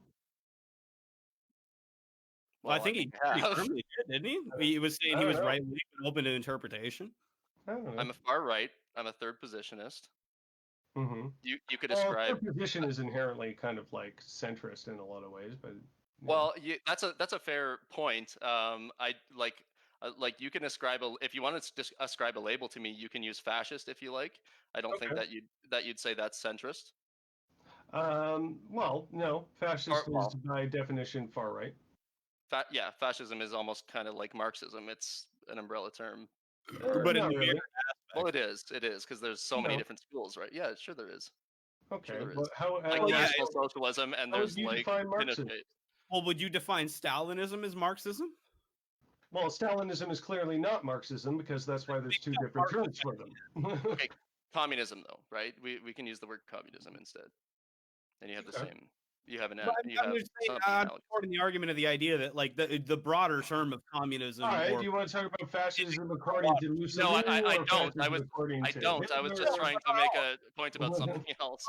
All I was trying to make the point was that those broad terms can encumber a lot of ideals. You know what I mean? Yes, we can't encumber or shove somebody into a corner just because they believe in those ideals, right? That's not because then you have this conversation, which we now have. It's not fair, but I'll challenge it.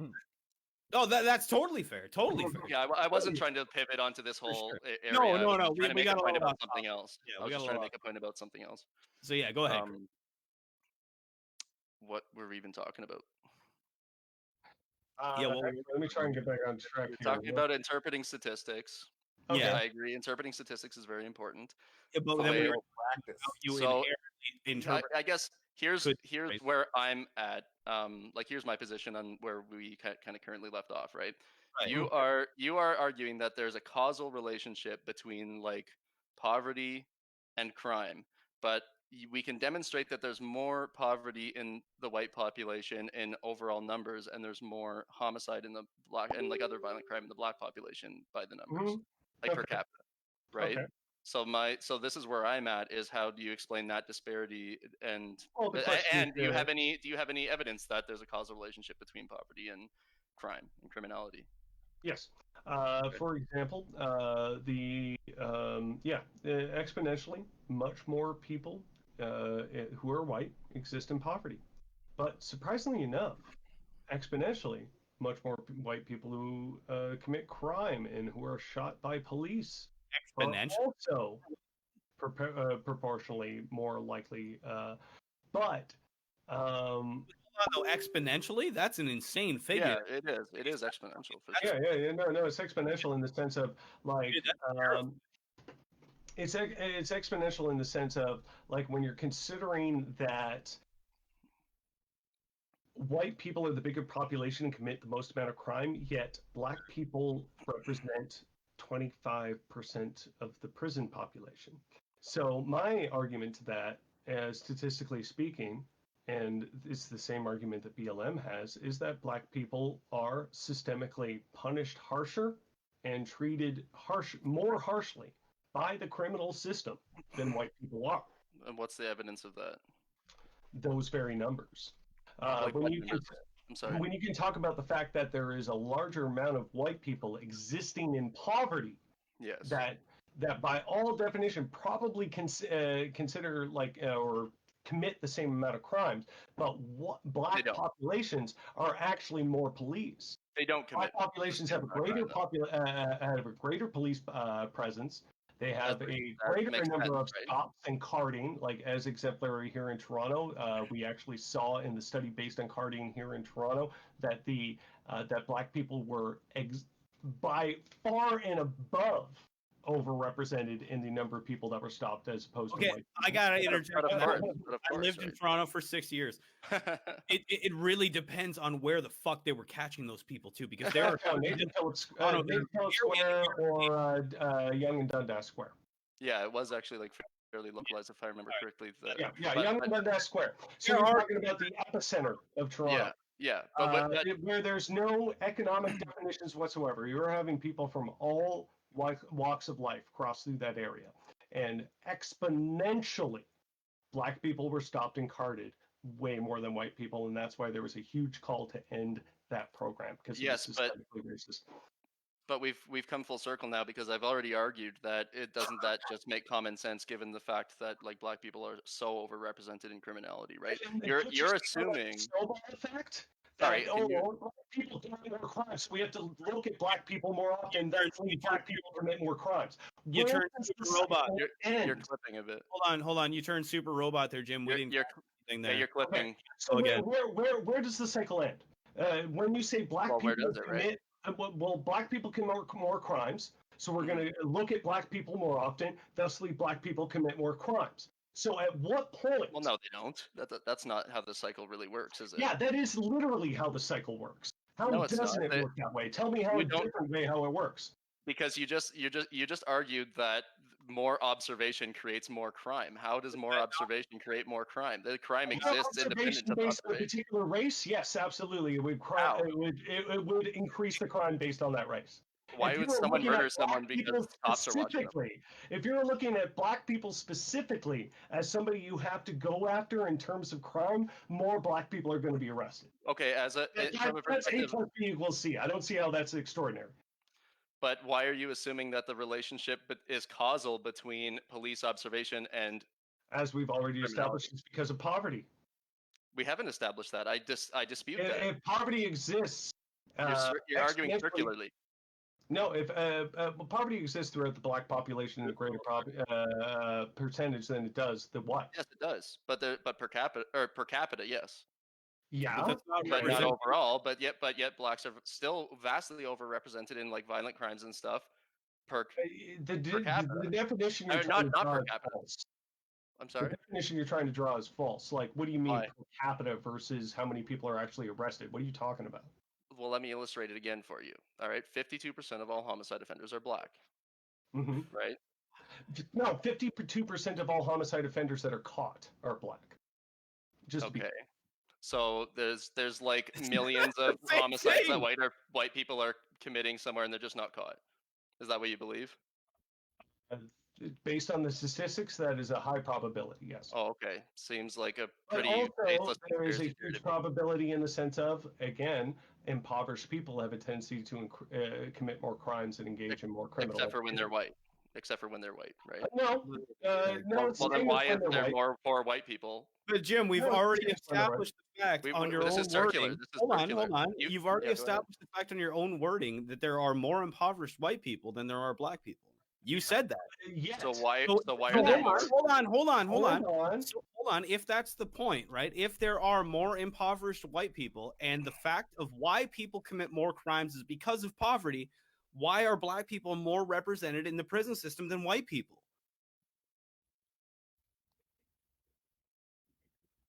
It just doesn't. Yeah. Well, he's arguing it's because cops are racist. Impoverished Blacks in the United States are overrepresented in regards to white impoverished people. So yes, there are physically more white impoverished people as a result of there just being more white people existing. Society. Yeah, exactly. Well, yeah, exactly. Yes. Right. So, so statistically, Black people are targeted for crime exponentially more than white people. Because they commit it exponentially more often than white people. That's what I was going to say. That is not true. How can you prove that's not true? Give me one piece of evidence that that's not true. Convictions are the rate of what crimes are committed. And when you look at the conviction statistics, it's undeniable, man. Mm-hmm. So, just to be clear, you would say there is an inherent rate of poverty or an inherent rate of crime that comes along with poverty. Am I correct? No, I don't think that it's inherent. I wouldn't think agree with it's that, yeah. circumstantial. I think there's a link. Linked to poverty. You genuinely don't believe that?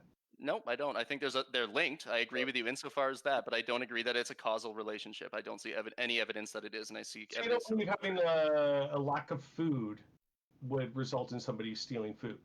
Yes. You don't believe that, or you would believe? Oh, I believe that. Yeah, sure. Okay, so you're wrong. Like one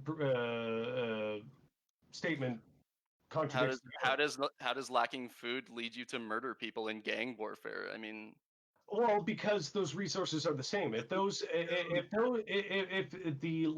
the access to food is linked to the access of money, then yes. well, how is it linked to access to money? Most of the victims are also in the same social class. That's the other side. I was just going to say, all need to eat. crime exists in the same class. Yeah, we all need to eat. So why are poor people just killing each other, and specifically within the black demographic? Because they're put in a corner to do so. They have no Why power. aren't white people? White people do as well. Speaking, Yeah, but they're not 52% of all homicide offenders, while only being 5% of the population. Let me see this. That's ridiculously unrepresentative. That is extremely Like, overrepresented. That's what I'm saying. That's what I'm saying. This borders on a conspiracy theory. I would argue it is a conspiracy theory because you fundamentally have to argue that there's hundreds of white people murdering people out there, and they're just not caught. The police are just like, "Oh, fuck it, I don't care." CIA introduced crack cocaine to the black person. community to keep them in the ground. You have not considered that point. Well, that's actually proven. There are CIA documents that actually exist that prove exactly that. Fully agree with that. I fully agree with that. Yeah, you're talking about one isolated example that you just one keep isolated over and over again. instance. We are getting we're talking about a conspiracy theory. We need to get back on track. We are talking about the greatest system. It's just one thing that happened one time. Oh, what about the bombing that happened on Black Wall Street when black people were establishing themselves as their own economy? I don't even know what that is. But I can fully agree with that. Isn't that what the game is? The problem here is ridiculous. Like my guy, I am trying so desperately to understand your establishment in terms of like, poor people shouldn't suffer under a governmental system. Yet black people deserve to die because they have a greater rate of criminality. And you're trying to tell me that's not fucking racist? I didn't say black people. I think you're misunderstanding. You're trying to be too soft and Jimmy. Goddamn point. I'm losing my patience. Yeah, Jimmy, I think you're misunderstanding what I'm saying, man. I didn't say they deserve to die. I'm saying I agree with you that those things happened. That's what I said. You're like going ape shit over something I didn't say. Argument that they're genetically predisposed to this behavior. I didn't make that argument. Oh, you didn't make that argument. Shut up. I said hypothetically. Hypothetically. Stand on some ground and grow a spine, for Christ's sake. You're talking world of the vacuum of ideas. Hold on. I gotta interject. Jimmy, he literally said, hold on. I understand that, man. I understand that. I can totally understand where you're coming from. But like, that's why we're here. Stop, man. Hold on. Let me interject. You're clipping out. I can't hear a word you're saying. I'm sure it's not. When you're the representation that you're putting forth on Chris is something that he said is a possibility. He didn't say that that's the hill he's going to die on, and he believes that that's why. Hold on, man. Let me finish my point, please.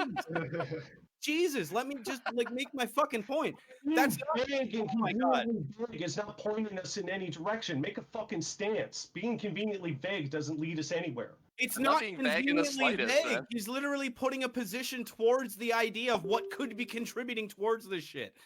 Like what? That they might be genetically disposed. Hey, how come you're no, Martin? You're misrepresenting. Okay, I'm sorry. I didn't mean to do that. Martin, you're misrepresenting. I mean, you're still clipping out. I can't. Jimmy, man, you gotta relax, dude. We can't talk over each other because Discord sucks nuts, and it just doesn't let it happen. Okay, well, then make it fucking clear. I thought make it clear though. You already did. I can't help but feel like you're just chimping out because you don't like where this conversation's going. That's what it feels like to me. So This is Cognis. This is Cognis. That is a super easy cop out. I can get into this weakness is a all super you easy like, but the thing is, you're refusing to. You're refusing to define where your own personal boundaries are. Jimmy, yelling at people and talking over other people. I refused to you do feel that? like your point is more valid than theirs isn't a cop out. You can't deny that, man. What you're saying is because you called me a racist and I said I'm not, that I refuse to. I need to interject. Because it didn't go your way. When we established this podcast at the beginning, what did I say? I said nobody is going to talk over each other and everybody will have an opportunity to speak their opinion, right? Did I not say that? Yes, sir. And if I said that, have I not been representative of that? I've been pushing both of you on your stances. Yeah. Killing me, man. So why not be respectful and not... Hold on, I'm not done!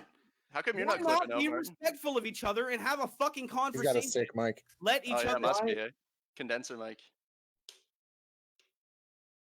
Why not? Why are we going around in circles with this though? Because he won't conveniently define what his stance is. Jimmy, I don't have you to. are literally you're imposing a stance on him that he never fucking said.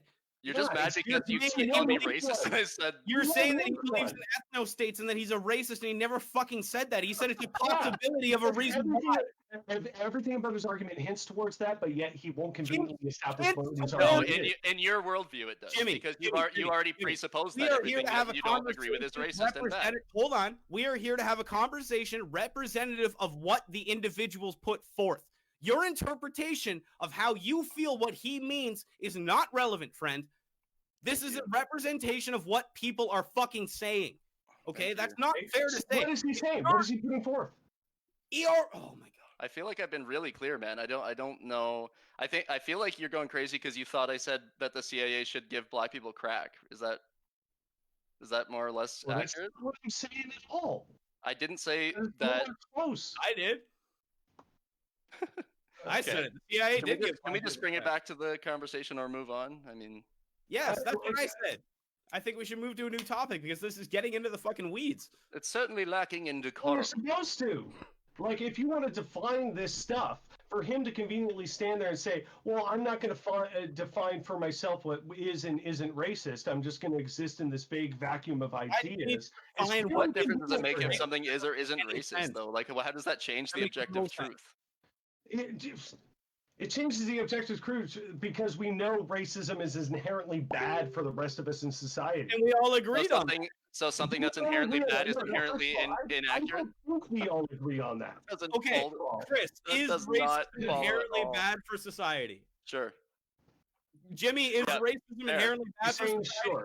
I denounced racism. Now we can now move on in the conversation because I denounced racism. Hold on, Jimmy. Do you think that racism is bad for society? Yes, absolutely. Yes. Brendan, do you think racism is bad for society? Absolutely.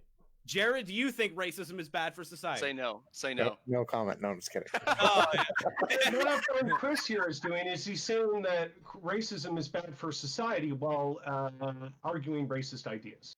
Well, I'm not arguing any ideas, though. I literally asked you to stand back. You're arguing for something. Yeah, stand by.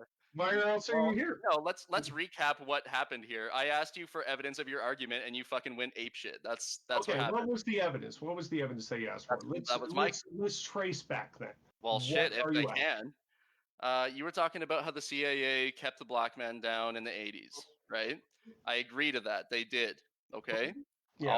All I was asking is what I was getting at when that happened was that I can accept that happened, but it still does nothing to address the fact that there's more poor white people and they aren't representing 52% of all homicide offenders. That was the point I brought up as well. If poverty is the causation between these two links, then why?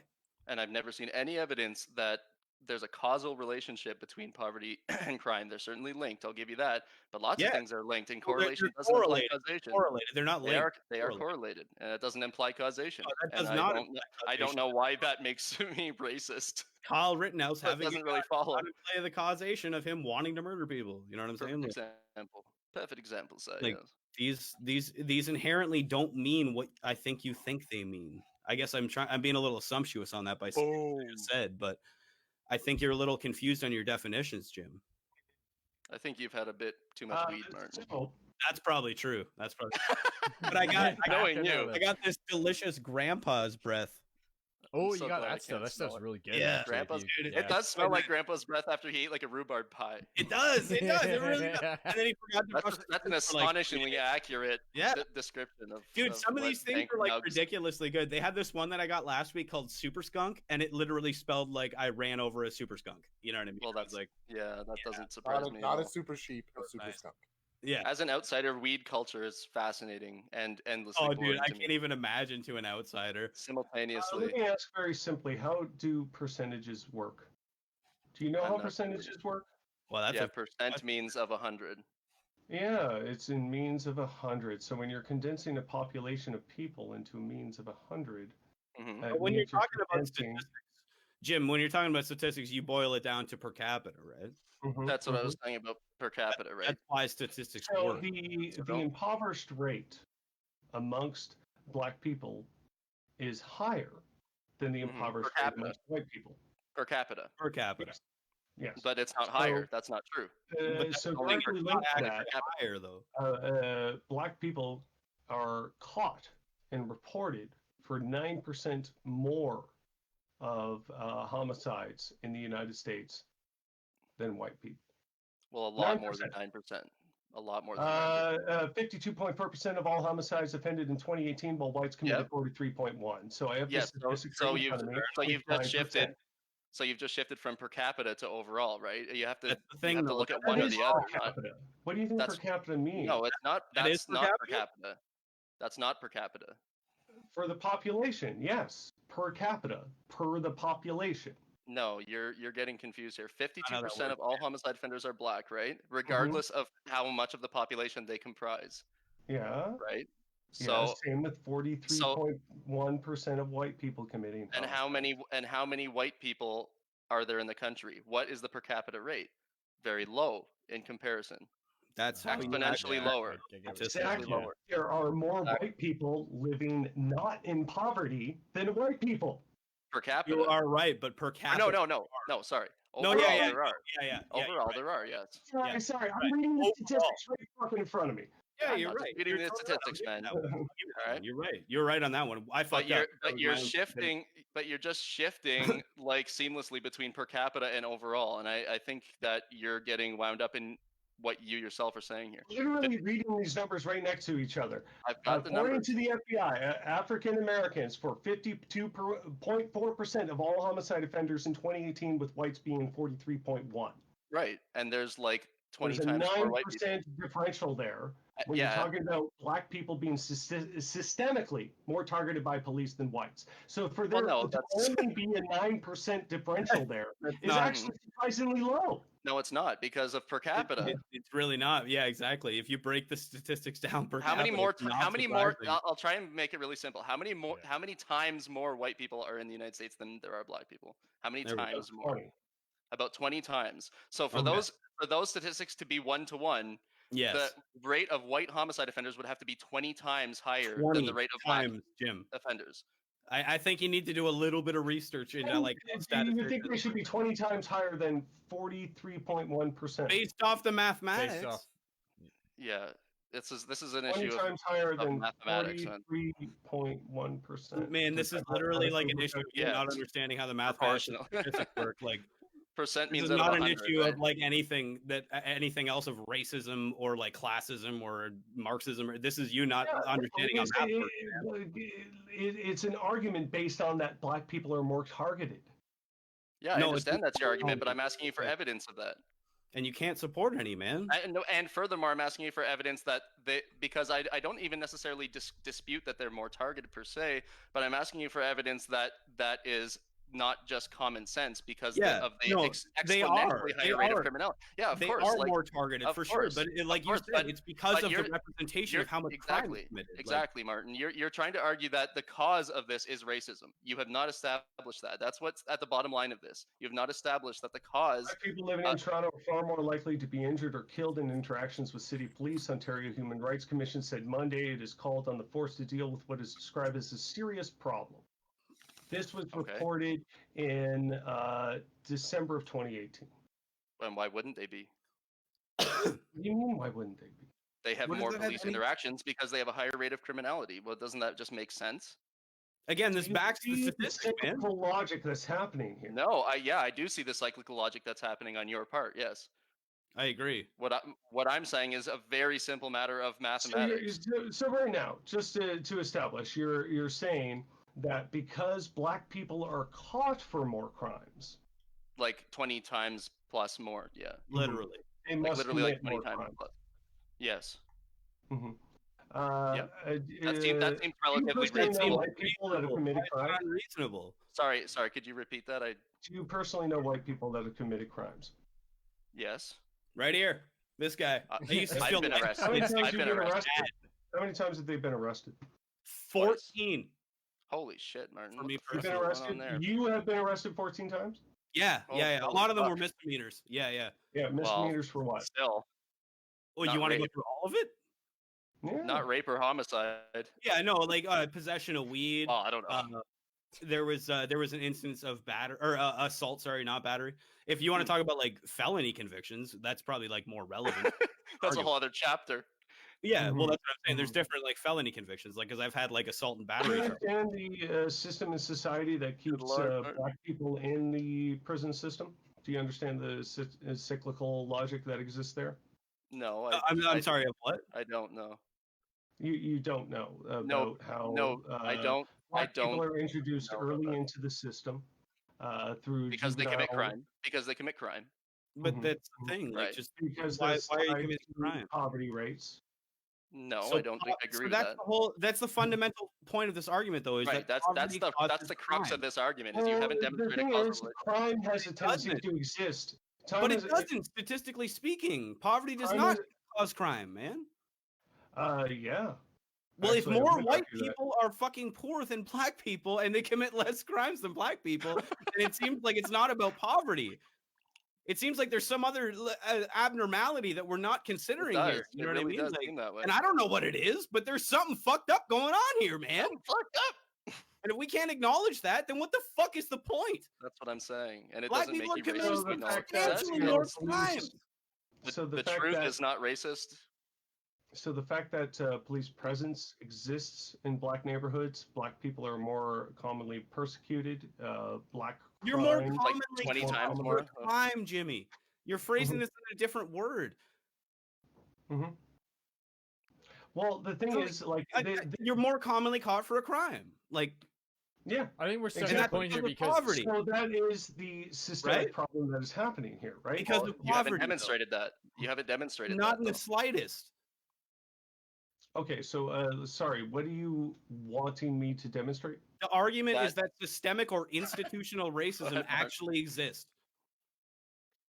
I want to know what Kieran thinks about this. Sorry? Dead.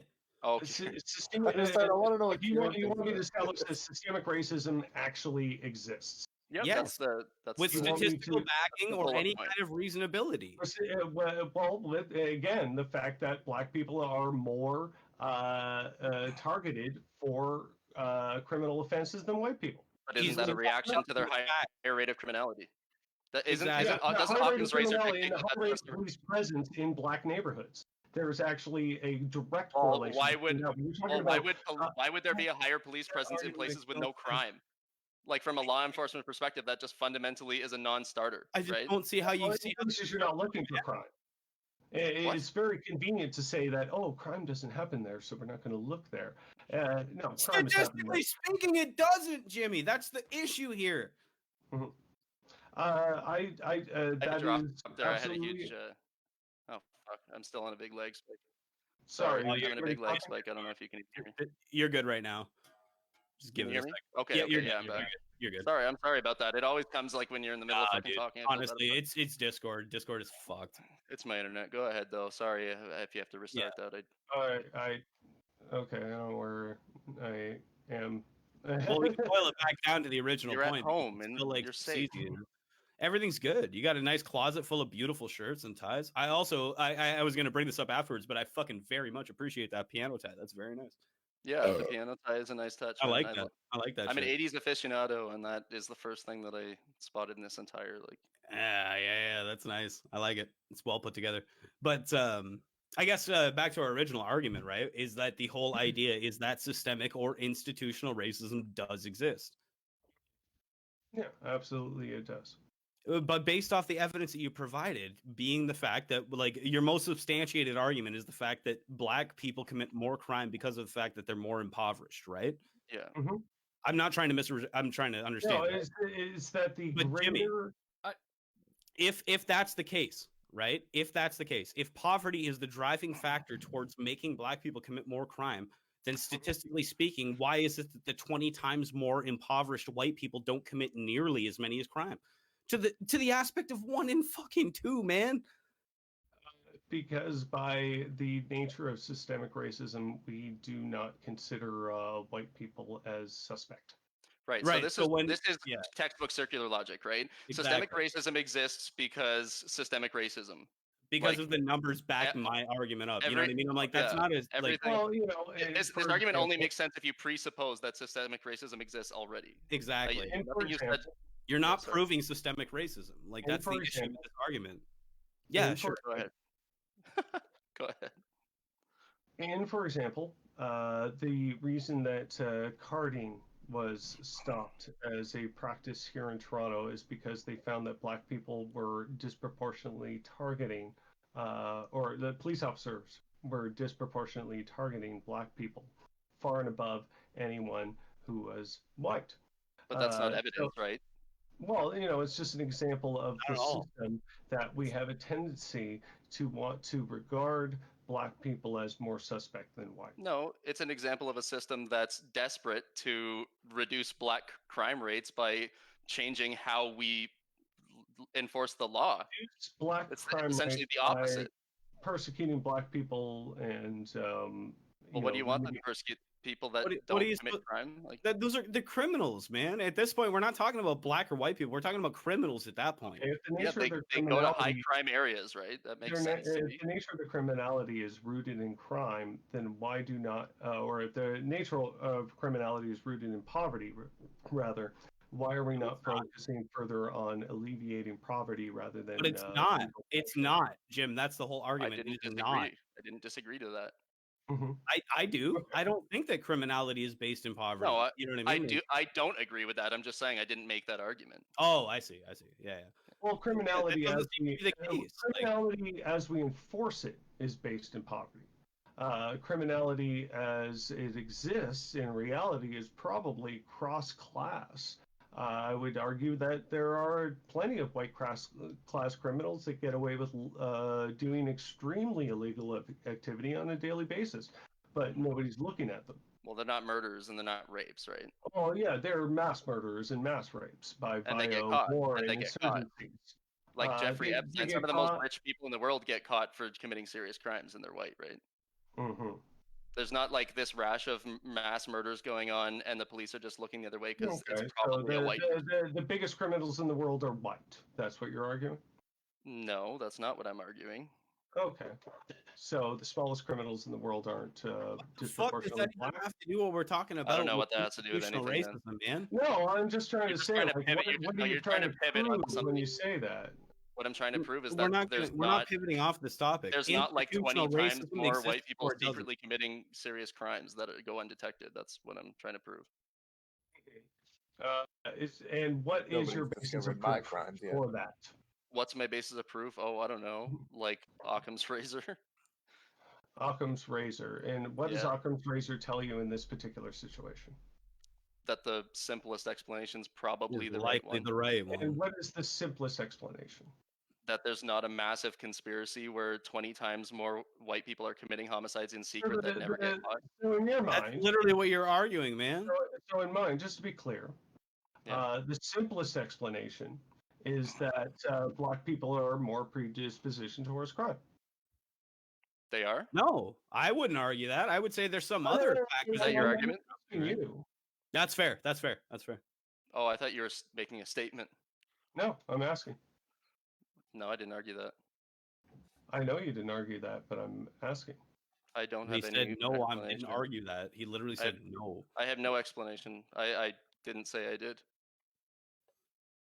See, the thing is here, you have a burden of proof to prove that systemic racism exists. I That's don't the have like a issue. burden of proof to prove that it doesn't exist, because basically what you're telling me is there's a massive conspiracy theory, but there's no evidence to prove that it's actually real.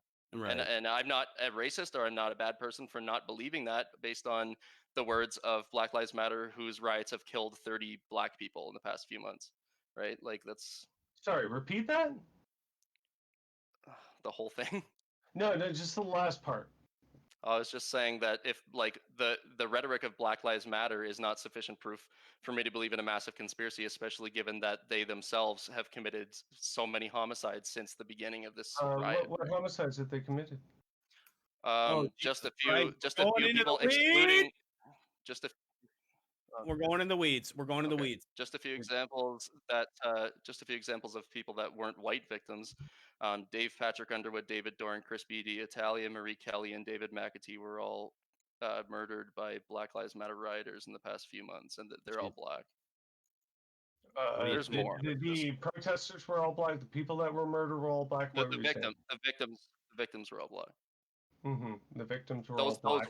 Those ones were not. And they not were all murdered by Black Lives Matter protesters. Yes. And you believed that? Yep. From what statistics did you gather that information? Oh, Jesus Christ. It's not a matter of statistics. It's just individual reports in the media. Okay, where was not that available on Because this that's information. I don't have a source. I don't have a source for that, man. You'll have to. These I are can real provide news one later. articles that you can Google, Jim. I can provide. Yeah, just Google their names. You'll see that most of them are on video, so that Yeah, helps. that's the other side of it. So, like David Dorn had spent his last few minutes of life with like 10 cameras pointed in his face. Okay, and what did David Dorn die of? What's that? What did David Dorn die of? He was shot by rioters while defending defending like a neighborhood convenience store, I think it was. Mm-hmm. He was defending it was a convenience store, from what I remember. Yeah. Okay. So when you're talking about a period of civil unrest like this, a period of revolution, have you ever lived through a period of revolution? This isn't a revolution. Let's be straight. No, just... No, have you? No, I haven't. But I've certainly seen and read a lot about it in terms of what comes from different people's perspectives. So have all of us. Yeah, absolutely. So you can say that in a period, and I would put it at no, I wouldn't put it softly in the sense of this is a period of revolutionary activity in American politics. That is very much what is happening now. I agree. It's coming to a crescendo, right? Yep. Yeah. Oh yeah, for sure. And 2020 will be the catalyst, man. And there's a strong choice people have to make. So when you're talking in the essence of revolutionary politics, things are not going to be nice, right? No, certainly not. Definitely not. Inherently, they can't be, right? No, of course not. So when you're talking about whether you support BLM and their ultimate goal towards emancipation of black people, and then white supremacy as being the established norm, because that's really what they're fighting against, right? Is white supremacy as the established norm. I don't agree. Is that, but based off their own rhetoric and their own website, is that actually what they're fighting against? Because that doesn't seem to be. Yeah, I think so. I think that's their rhetoric. That's how they would say it. I don't question that. Look, I'm fucking middle grounding this shit. You know what I mean? I'm just trying to be provocative. We know Martin. Yeah. So. Yeah, good. That's absolutely. Don't represent me as a horrible person. I'm okay, man. I'm not so bad. Shut up, Nazi. Damn it! Son of a bitch. Hate his own kind. Oh god damn it! I'm gonna sell him out, dude, like fucking George Soros. You know. But this is the thing. When you're talking about a revolutionary period where you're talking about two political factions coming at each other, you have to make a choice. And my choice lies with Black Lives Matter in the sense of that, yes, there are empirical, colonial, capitalistic norms that have been put into place that not only disenfranchise Black people, but a number of working class people as a whole, and they want to correct those wrongs. So in light of that, I'm sorry? By what means do they want to correct those wrongs? By killing Black people. Well, no, but I'm asking Jim's position. I know, man. But what means do they mean to fix those wrongs? By what means? Well, as they said, like during the civil rights era and MLK, rioting is the language of the unheard. When you have pushed a certain amount of the population into such a corner where they are economically and politically so disenfranchised that they have to react in some form. In a violent form like that. Yeah, like, like violence. Well, I think we can agree on the definition of a riot being violent. You know what I mean? I don't think that's like right? It is a violent situation.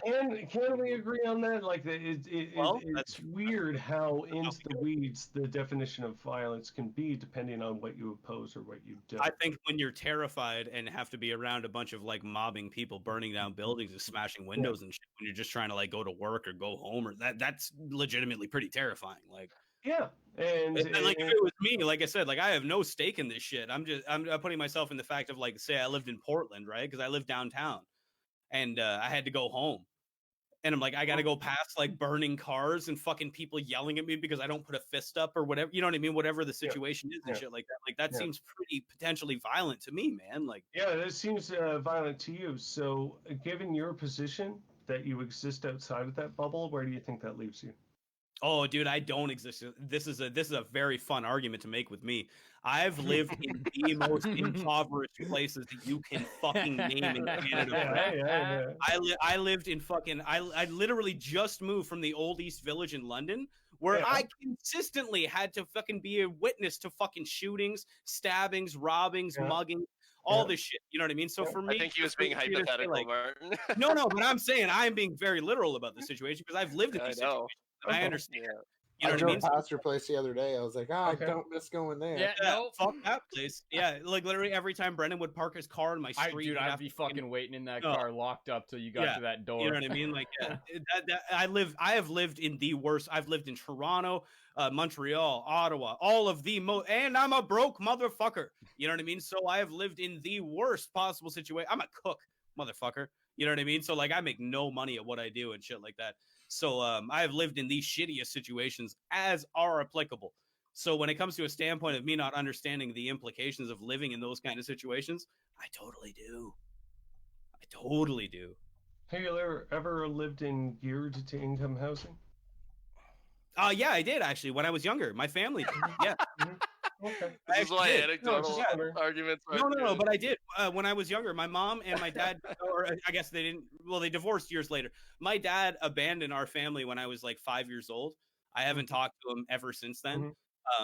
And yeah, it was just my mom raising me and my sister and shit like that. So we totally lived on geared income housing and shit like that. You know what I mean? And like fixed income housing and shit. And yeah, man, I moved around a million times when I was a kid because of that aspect. You know what I mean? So yeah, no, I'm well familiar with the system, you know what I mean, and like how it works. So like to speak from and the other side of it is like when we were joking earlier about like committing crimes, like yeah, I committed a lot of crimes and shit like that. It wasn't because I was poor; it was because I wanted shit, but I wasn't willing to work for it.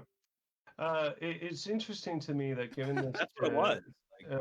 The statistics that we have currently studied, that given the number of Black peoples that have been caught for committing homicide versus the number of white peoples in poverty doesn't stand out as a weird situation to you, that it must be intrinsic to a genetic disposition as rather than an economic? Are you asking Chris? I'm asking. Okay. That's a straw man. Nobody's argued that. So Yeah. No. Well, this is why I'm asking. I just wanted to find that point. If I was presenting a straw man, I would say this is what you're arguing, but I'm asking. Oh, we talked earlier about how we're not going to present no, straw. that's not what I'm arguing. I'm not. We're not going to do ad hominem, and we're explanation. not going to present straw man arguments, and we're not going to talk Exactly. I'm not presenting a straw man. I'm saying is that what you're saying? I'm trying to define something here. Nope, didn't say that. There you go. Okay, so what do you believe drives those economic circumstances? I have no theory. You have no theory. No. So, and like in the nature of the question. That's a fair point, though. To be like, this is so fucking complicated, Jim. That's the idea. Like, to sit here and be like, this is the solution to all of these problems. Yeah. Well, yeah, no, it's actually extremely complicated. Leftism. It's incredibly arrogant. Like, what is? To sit there and say that this is the solution to all of these broad problems. That is such an arrogant. I don't remember saying that. No, you didn't. I'm saying, but you asked Chris to. No, that's unfair. No, I'm not asking him to. Sorry. I misrepresented. No, I'm not asking him to solve all problems right now or anything like that. No, that's not what I was saying. I was saying that you were asking him for a solution to all these problems, and that's not fair. No. It's not so much a solution as in order to find a solution to the problem, it's that you must define the problem clearly. Mm-hmm. So, in terms of how you would define the problem, where does that lie in to you? With the problem initially being our prompt, right? Mm-hmm. Okay. Yeah, I guess. What? I said, yeah, I guess. No, I heard you. I didn't understand what Martin said. No, I was saying with regards to what we were originally bringing up. Well, I didn't say there was a problem. My argument is that I know you didn't. I'm trying to get back into the fucking out of the weeds here. We are so far out. Well, so am I. Like my only argument is that I don't believe that systemic racism exists. I didn't say. I know, and that's why we're asking for these like specific examples. Because like Chris is right. Objectively speaking, and in an argumentative sense, the burden of proof lies on you for saying that it does exist. Right. That's pretty and much. if you can't provide examples that do support the idea that systemic racism does exist, my support exists in that the vast majority of Black peoples in relation to the rest of the population exists in poverty, and we create economic situations that prevent that get. Have we not already been over that too, right? Because we've already established the fact that economic prevalence does not establish a rate of crime. We already established that, because if that was the case, that doesn't necessarily mean. Okay, so well, not really. You know what I mean? Like, Jesus, I'm being exaggeratory. But there'd be 20 times more. Establishing as a rate of crime, again, speaks to the idea that Black people are more targeted. So if the burden of proof is laying on that Black people are not more targeted. It doesn't.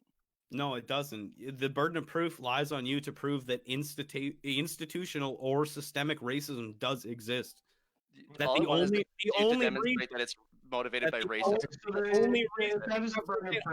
Hold on. The only reason that this does that statistic is accurate is because of society being racist. Is it or is it not? Society is racist, yes. This is where we meet an impasse, right? Let's move on to another one. This is where we meet an impasse for sure. It's been exhausting. So yeah, let's just jump to another topic for sure. Martin, remember you joked about this going 4 hours, and everybody's like, no. Yeah, I know. We're like, you can't do like 20 bullet points on politics and it not go 4 hours. Right. All right. Jim, do you need to grab a drink, have a bathroom break? Anybody need to do anything before we jump into another topic? The next topic is Jared is hungry. Because I need to have a bathroom break for sure. Yeah, my dick hurts. I'm probably gonna disappear for a bit here, to be honest. No, that's fine. Just leave your Y'all stream are running. gonna keep going. I'm just gonna leave my stream running. No, leave your stream running. I Don't might fuck with disappear that. for a few. Let's wrap it up with one or two of these bullet points or something. Yeah. and- Let's wrap it up.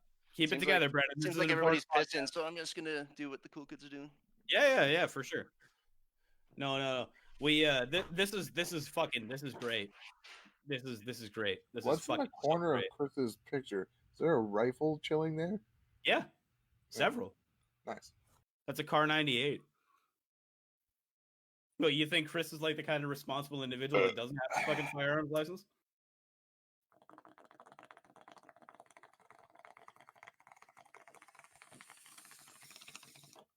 All right, I'm gonna go take a piss.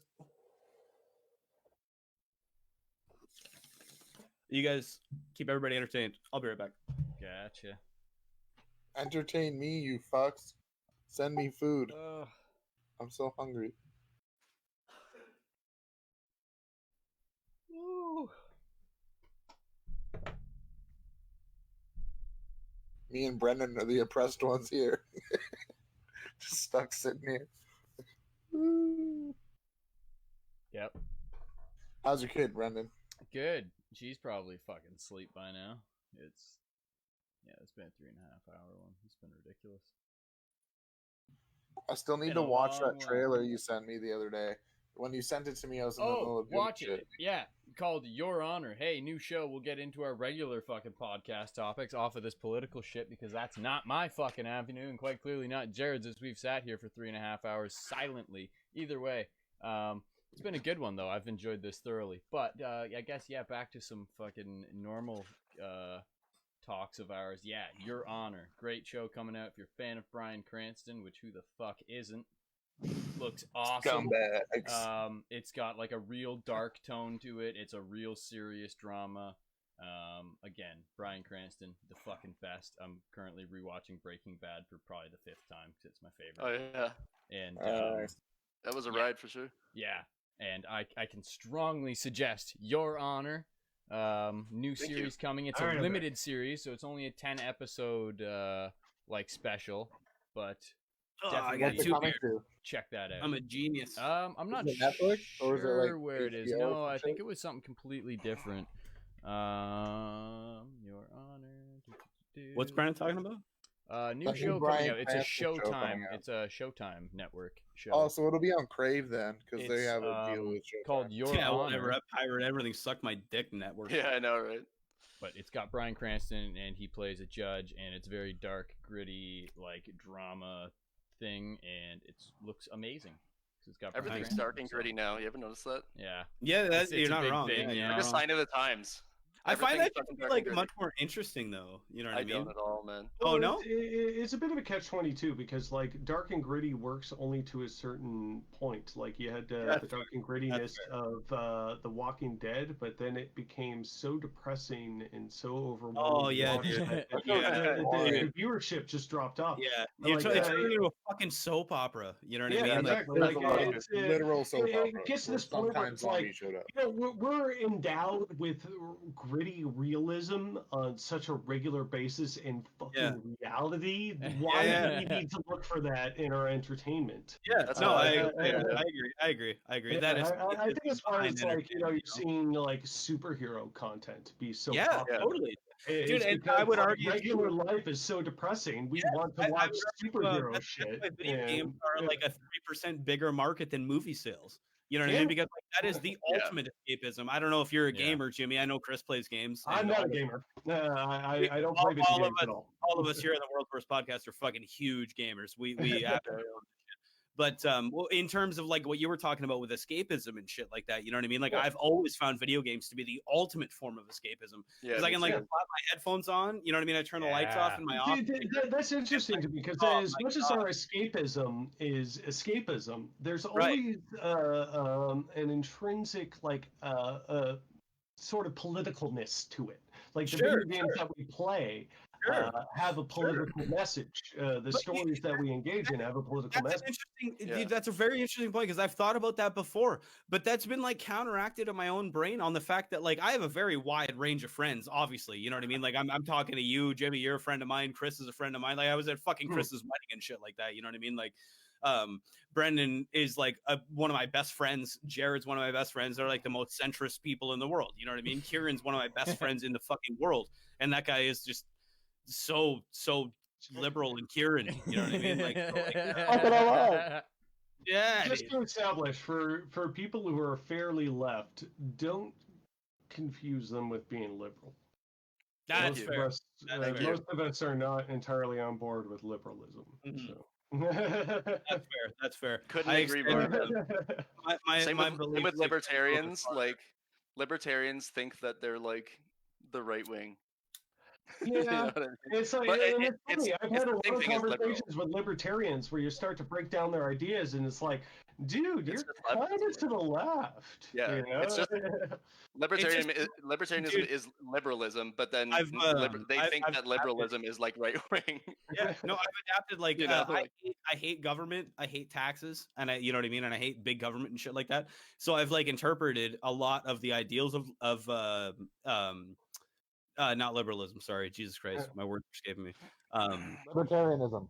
Yes, libertarianism. Sorry, you know what I mean. But then you read into like what libertarianism actually stands for and shit like that. You're like, this is fucking retarded. Like, this is like ridiculous. You know what I mean? Like, because like I said, I believe in the idea of like I don't like being taxed for shit that I don't use, and that's it. You know what I mean? And like, I don't like it. I don't like it. If there's one person I can point towards that is a strong example of how to understand that libertarianism is stupid, there are tons of examples of Sam Cedar of a podcast called The Majority Report. That's good. He argues against libertarians a lot and gets in debates with them a lot, and he has a very good method of debunking their arguments and has a way of basically making them admit that they're not really libertarians by the end of the argument. You know what I mean? That's what I've always noticed about those videos. It's just like most of those people will come on, like you said, like with the standpoint of being like, I'm a vicious libertarian. You know what I mean? Yeah. Like there's nothing that can. No, your libertarian ideas are actually like kind of not libertarian at all. They're not that libertarian. No, that's what I've always found too. That's what, like, I always laughed about it because like in my earlier years, I was very like conservative and stuff like that. You know what I mean? Like I had conservative ideals and shit like that. I believe in like, well, I guess not then, but now so this is gonna be so contrarian to what you guys believe. Jesus Christ, I love the free market. You know what I mean? What we were talking about earlier with like people like Jeff Bezos being able to control shit like that. I love that stuff. I think that's so fucking awesome.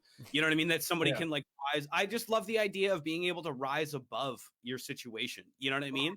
And like our and I'm not saying that like it's not morally like okay, because it's fucking not when some dude has like $5 trillion and some dude has a box to live in. You know when you can control and sway large parts of media and information and influence with your money, we are coming into a huge problem. Yeah, that's a fucking problem. I agree entirely. That's why I hate lobbying and shit like that. You know what I mean? It's like it disgusts the shit out of me. But the idea of like somebody being able to be like a trillionaire, like Jeff Bezos, that gets my dick hard. You know what I mean? Like, I could be that guy potentially. You are not going to be that person. You're never going to be that person. And the idea, based on your work, the idea of it getting your dick hard is entirely what they love. Right? I agree. That's entirely off of your world belief too, because you know what I mean. Like if like next year when I go to school and I'm going for finance and shit like that, you know what I mean. Like I will be wealthy. Yeah. Not trillions of dollars wealthy. You're going to be part of the big boys secret club. Oh God, I hope. All I understand from everything I've experienced in life, I'm 30 years old, is that you can't beat them, you may as well join them. You know what I'm saying? Well, if you can't beat them, you can just keep trying to beat them. No, my hairline's already running away from stress. You think I need any more of that? Just shave it, good. Then you'll be like Jeff Bezos. I mean, like I will shave it when I'm ready. When I'm ready. In terms of like, something like $100,000 salary, he's shaving it. Yeah, exactly.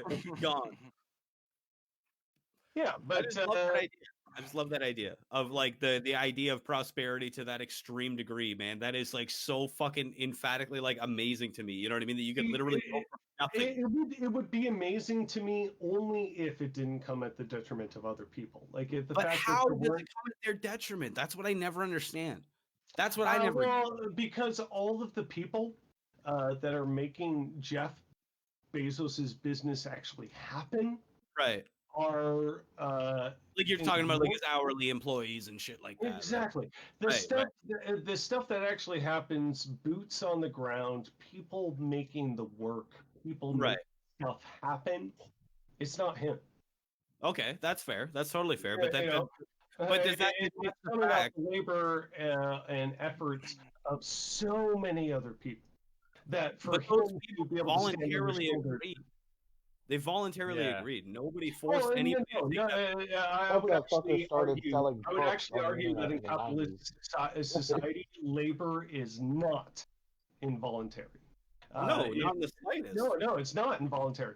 Because, like, oh, you made the choice to work for Amazon. It's like, well, I made the choice to work for Amazon, or I wouldn't be able to pay my rent. I'd become homeless. At that point, it's not a choice. That's if you're being deprived of basic resources. The reason that you chose not to work for Amazon at that point is because of either a standpoint of pride or a negligence point. Why wouldn't you take that job to pay your rent if you're behind on rent? Yeah, exactly. So I literally work for $15 an hour. I'm a 14-year experience.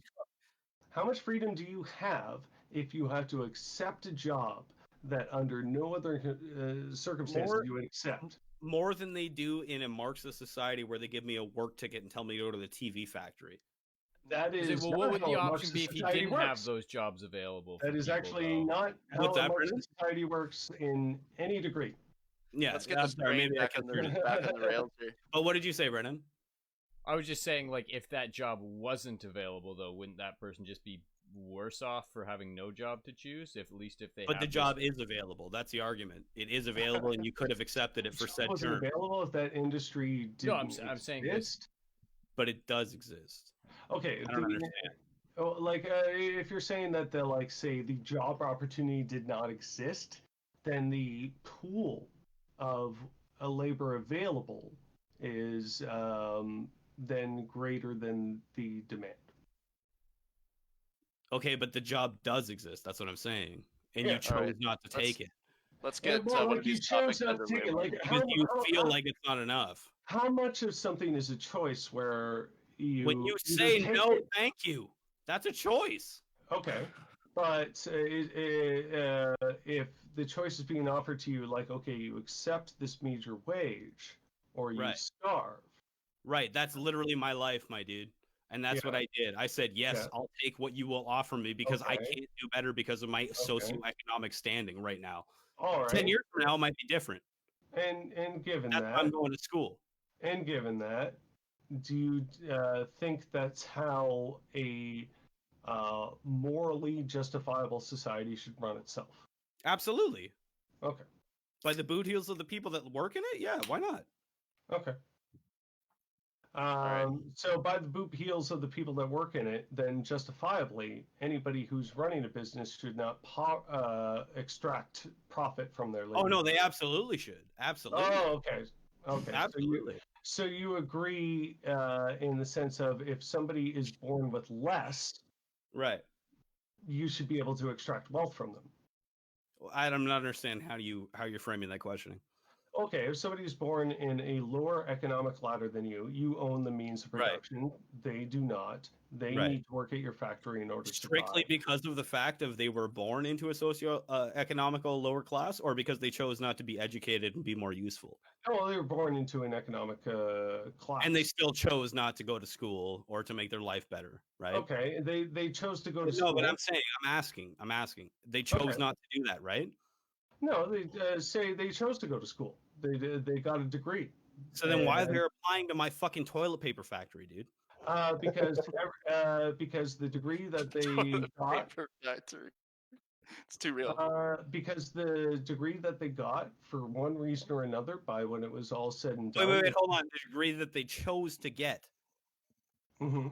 Yeah. The degree that they chose to get to advance themselves economically based on the things that they were told. Hey, if you take this course, you can advance yourself economically. Sounds like you're stupid. You made a bad fucking choice.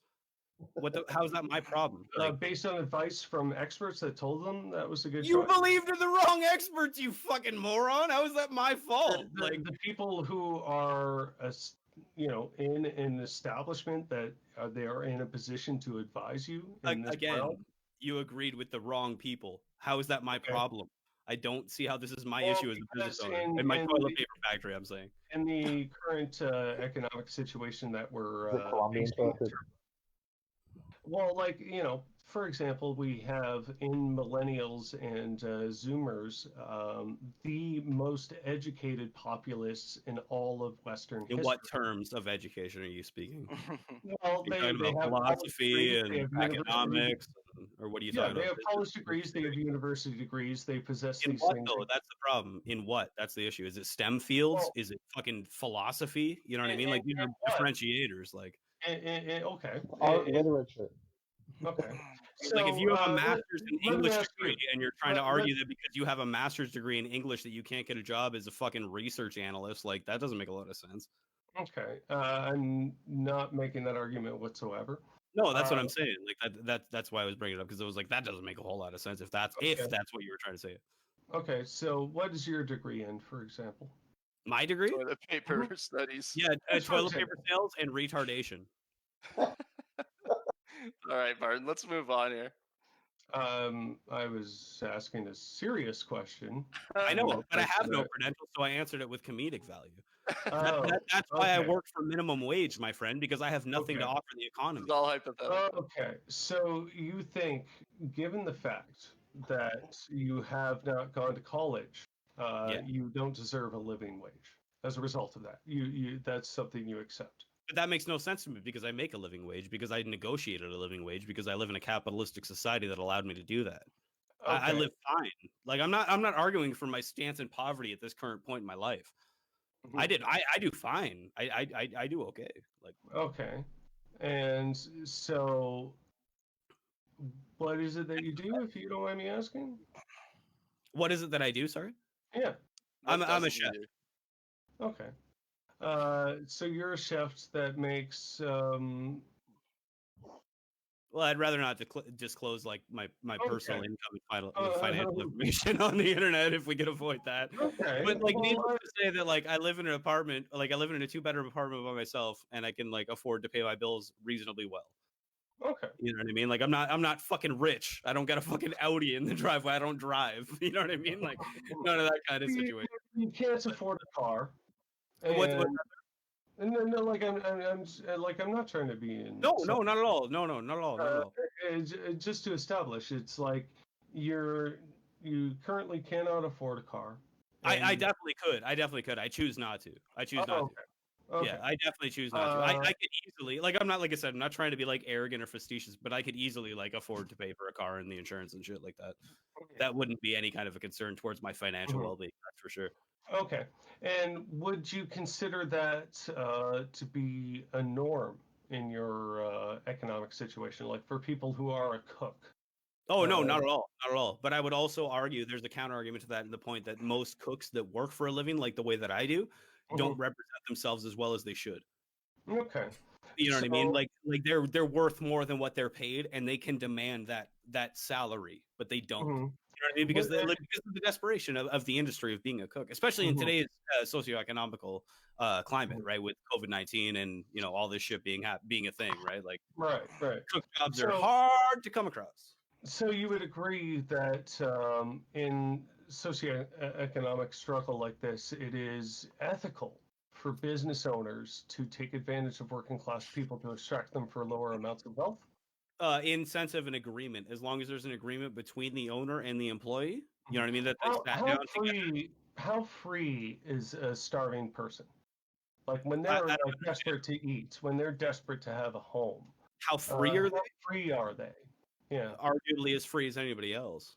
Like the people in the communist arguably is free, but like, okay, if you're going to say arguably is free, then argue for it. If they're arguably they're opportunities. Okay, so a starving person's opportunities are not limited to the fact that they're starving. Well, a starving person who is facing, lower blood sugar levels, and as a result, they have. So you're talking about a diabetic starving person in a social? No, I'm not talking about a diabetic person. Low blood sugar levels can happen to anybody who is hungry. Yeah, for sure. But the people that would be most affected, that I think we can agree, would be the diabetic.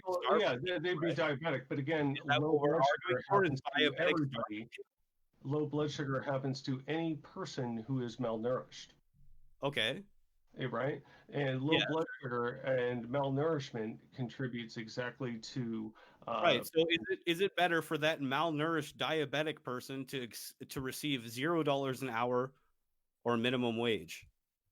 I think it would be better for that person to receive the means that would make it so they could be. Don't subvert it. Would it be better for that person to obtain $0 an hour or the minimum wage in Ontario, which is what? Well, you're presenting a false dichotomy. That is not. I'm not. I'm asking you a direct question. I'm not presenting any dichotomy. Is it better for a person? Any hypothetical? That is a dichotomy. If you're saying if it's better for this person A or B, that's a dichotomy by definition. All right, fair enough. You're right. That is a dichotomy. You're correct.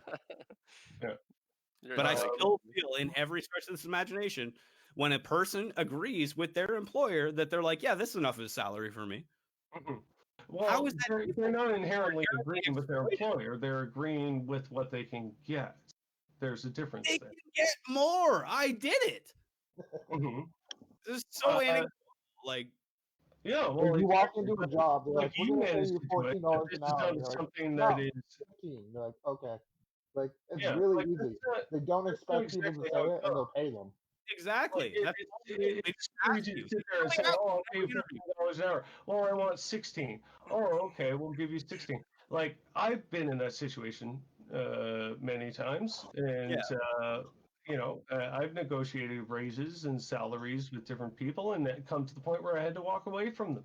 Yeah, and thank God we live in a capitalistic society where you have the option to do that. Thank God. Yeah, when I had the option to do that and I walked away from it, I was on Ontario Works for about 2 months when I walked away from that job, and it set me back economically so bad that I lost all my savings that I built up for the past number of years. I don't see how that's a reflection on the state being a failure because you chose to quit your job. Yeah, well, I chose to quit my job because it was bad for my personality, my soul, my day-to-day life, how little it was paying me. That's totally fair, but you can't argue with the fact that you made the choice to quit that job. You chose to quit it. Okay. You chose to. But you're talking about choice within a certain amount. I worked in a fucking chicken hatchery where I had to throw live baby chickens into a fucking thing called a macerator. But you know why I stayed there? For how much an hour? I had to pay my fucking bills, dude. For how much an hour? $15. You got paid $15 an hour to work in a chicken coop? Yes. Damn. In a hatchery, not a coop. Don't misrepresent it. It was a hatchery. But yeah, I did. I fucking did that. That's brutal. And that. Am I disenfranchised? You know what I mean? Because I chose to do that for a living because I had to pay my fucking bills. I made the choice. Well, you had to pay your bills, so you didn't make a choice. You made a choice that was. I made the choice to pay my bills and stay at work. You made the choice to not work at that place because it was so detrimental to your soul, you said, right? You think me throwing live chickens into a fucking macerator wasn't detrimental to my soul? But I needed somewhere to live. And this is the greatest economic system that you can think of. Yeah, because I agreed to it. And then I found a better job. In a state of duress. Do you know when people agree to things in a state of duress that makes it your rent is not a state of fucking duress, dude. Oh, poverty is a state of duress, actually. No, it's not. Poverty is not a state of duress. Being in poverty does not cause. No, because if being in poverty was a state of duress, it would be representative towards the crime statistics. Well, it is. So there you go. Okay. All right. I actually thought I'd be arguing with somebody else more than the show, but it turns out somebody is a lot more fascistic than somebody else. I hate having my rights. Well, hey now. Oh, yeah, I'm just defining things as they're given. If we're talking about definitions of words in clear language, then I got to define things as they're spelled out to me here. That's totally fair. But to framing it being fascist, or I don't even know how to frame that word, but being a fascist. I hate the government, dude. You think I want things to be state-owned? Well, that's fascism. I hate that shit. I want individuals to own everything. Yeah, exactly. That's the idea of fascism. So you're a fascist. No, it's not. It's well, really not. fascism is being owned under private entities in complete cooperation with the state. It's not. Well, I hate being in cooperation with the state. So I emphatically, mean, those entities would be the state, but yeah. Disgusting. I hate taxes and I hate being anything proprietary by the state. I can't hear anything except Martin squawking. It's true. Sorry. I was just saying I couldn't hear anything there except Martin. I couldn't either. So okay. I don't know what happened. Good. Are we getting to any more of these bullet points, or Yeah. You guys want to jump to another one? Is this just winding down, or what? No, let's jump to another one for sure. We got a little off topic there in our like casual conversation for sure. Well, it wasn't that off topic, mind you. I guess. All right. Okay. Can only go a little bit longer, just so you know. That's cool. Whenever you want to cut it off, Jim. Whenever you want to cut it off, Yeah. man. Obviously, we're eating into Let's a lot of pick your one time. more because I want to go eat some food because I'm hungry. All right. Does anybody have a particular talking point that they wanted to bring up, that they were excited to bring up? Speaking of choice, go ahead. Pro-choice? I'm pro-choice. All right, so that'll be the one we'll go with. I am pro-choice. Jimmy? I am pro-choice. Yeah, you are pro-choice or you are not pro-choice? I am. All right, Chris? Yeah, I support choice. I just don't support abortion. Define. Let's get into the definition of that. What is when you say you define choice but you don't support abortion? What does that mean? I'm just joking about how it's a stupid name. So is pro-life, for that matter. I'm just saying no. I'm not. I'm anti-abortion. Yeah, okay, there we go.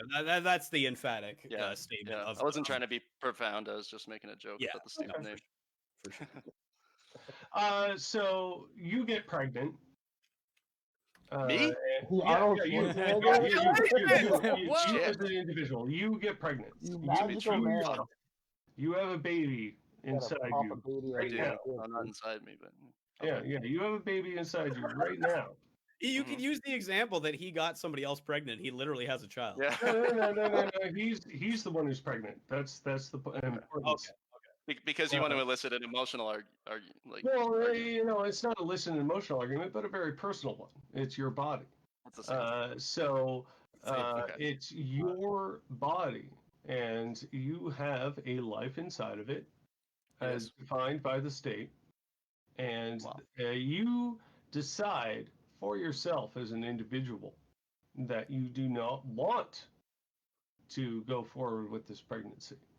Mm-hmm. How do you feel about the state telling you that you must? How do I feel about the state telling me I must? Probably not positive, but I don't know. Because of subjective reasons, right? Yeah. Okay. So, you yourself, how do you feel about that? Not positive, right? Okay. All right. So, given that you feel not positive about that choice, why are you pro-life in this scenario? Because my subjective feelings don't determine what's morally correct. So, if your subjective feelings do not determine what's morally correct, do you adjust your feelings according to what you feel is morally correct? I don't know. I don't have the degree of empathy required to answer that question. You really don't think you have that degree of empathy? You just don't think like it's something that exists inside you, or do I adjust my feelings? I don't know. Probably not. Let's say no. And for the sake of these arguments, we need to spend more time studying and less time feeling. Well, I mean, how we feel about stuff is important. It frames our outlook in terms of how we are justifying things. I would say how you feel is an important part of the argument. I wouldn't. You wouldn't. Sorry, just to be clear. I wouldn't say that how you feel is any part of the argument, in the same sense that how a serial rapist feels isn't part of the argument. Is rape okay?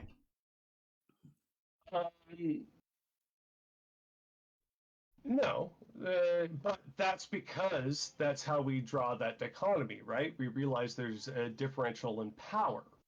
happening there. There is the rapist that is committing an act over top of a victim. So we can create a moral dialectic in that says victim, perpetrator, and value who's more important in that situation based on that. We can make those assessments. I think you could probably make a similar assessment. Yeah, I could make a similar assessment. Fetus, mother's convenience more important than fetus's life. That's the dichotomy. And you would say that the mother's point in their life is more important than what do you mean by they have conceived. Are you talking about the age at which they are impregnated? Sorry, I didn't understand. Their like position. No, I don't think age is a matter in this. It's just I didn't understand more about their like socioeconomical position in life and being able to rear a child. Is that what you're getting? If they just decide for themselves that for some reason they got pregnant and they just didn't want to. But what is morally reprehensible about that? Because you just don't want to doesn't justify killing somebody. Okay. Right. So what defines life? That's where the definition comes in. Cell viability, cell multiplication, response to external stimuli, organ activity. So how many weeks? I don't know, like a few weeks. I mean, it has viable cells from conception, right? Cells are multiplying from conception. I mean, that's definitely a phenomenon that's exclusive to living organism, right? Okay. So if at that point, in a few weeks in, where it's just a collection of cells, if that person were to give birth to that collection of cells, would it be a viable pregnancy? Nope. Okay. So if that person chose to get rid of that pregnancy at that point in the process, is that murder? Yes. How does that line up? Well, you're imposing conditions on a living organism that kill it. You have a mole on your back. It's skin cancer. Okay. Do you remove it? Yes. Okay. Well, it's a collection of cells on your back that's a living form of life. Why are you killing it? Because it's part of my body. Okay. It's not an independent organism. Same with that pregnant woman. It's actually, by every medical definition, that fetus fits the medical definition of a parasite at that point in its cycle. It has no neurological basis. It has no basis for life to live on its own. So I think the argument of sustainability comes from the fact of whether or not it could actually exist if it was birthed. No, I don't agree.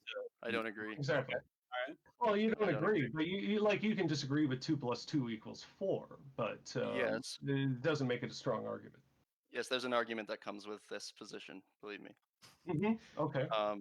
Yes, you can argue that a child is parasitical when it's a clump of cells, as if all living life forms aren't a clump of cells. But a child that's born is parasitical. It can't survive on its own after it's born. It can't survive on its own when it's 10 years old. Many grown adults in our society are parasitical. Can't survive without help from others. I mean, isn't that precisely why you're a Marxist? Yeah. What do you mean, yeah? Well, yeah, this is entirely why I'm a Marxist, but that doesn't. Because pro-life is a good thing. Well, depending on each other for sustainability of life is absolutely a good thing, but that doesn't necessarily define a person, right? How do you define a person then? I would define a person as a viable pregnancy post-birth. What about Down? So your private definition determines like if it's okay. Well, no, not my private definition. It's just a scientific definition. No, but I'm asking, what about people with Down syndrome and shit like that? Then what about them? Viably speaking, in a they're medical sense. fully developed fetuses and they're viable, so they're able to live and they have a quality. When the fetus is fully developed, that's what we're trying to distinguish, right? When is it fully developed? I don't think. Well, we already have laws regarding that. we already have a line that defines that politically speaking. Yeah. So And I know. don't agree with those laws, right? Obviously. Okay, well I do. And that's subjective. Like, there's a lot of arguments that say, you can have an abortion up until the day before birth, but it's just absolutely not true, and it's bonkers propaganda. So yeah, you're right. It is. I mean, you could, but it'd be really fucked up. Yeah, that's just not a thing that's real. It's if you want to define, like, if you want to argue over what the current definition of what an appropriate abortion is, whatever, but the greater importance lies on the individual who's alive today, and their livelihood is on the line. A fetus is alive, though, right? Skin cells are alive. I scratch off my skin all the time. Yeah, but that's a part of your body. Yeah. So it's a fetus. No, it's not. Yes, it is. By all definition, it is part of your body. Except for the one definition that matters. It has its own unique DNA. That's what determines what if it's an independent organism or not. But it's the one thing that actually determines that. So people who are chimera, half their body doesn't belong to them? Chimera. What's that? Have you ever heard of a chimera? There are people who have two sets of DNA existing within their body at the same time. It's actually a very common condition. Okay, well, that's an anomaly. I mean, okay, that's very common condition. I've never heard of it. It can't be that common. That's an anomaly. Obviously, a chimera. Well, there's all sorts of examples of it happening in the real medical world. That's all I'm saying. So sure your lack of knowledge on this subject doesn't negate it. There's always examples of exceptions. It's just not like we don't define. Generally speaking, we don't define like a living organism by whether it's a chimera or not. Like I don't know. No, it seems like a very strange argument. It is.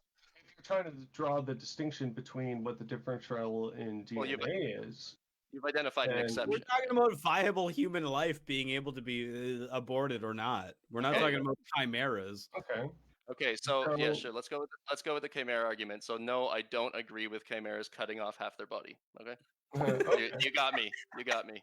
Okay, so if you're talking about a unique subset of DNA existing within a person's body, at what point does it become autonomous to them or not? Become autonomous to them. Like, is theirs or not theirs?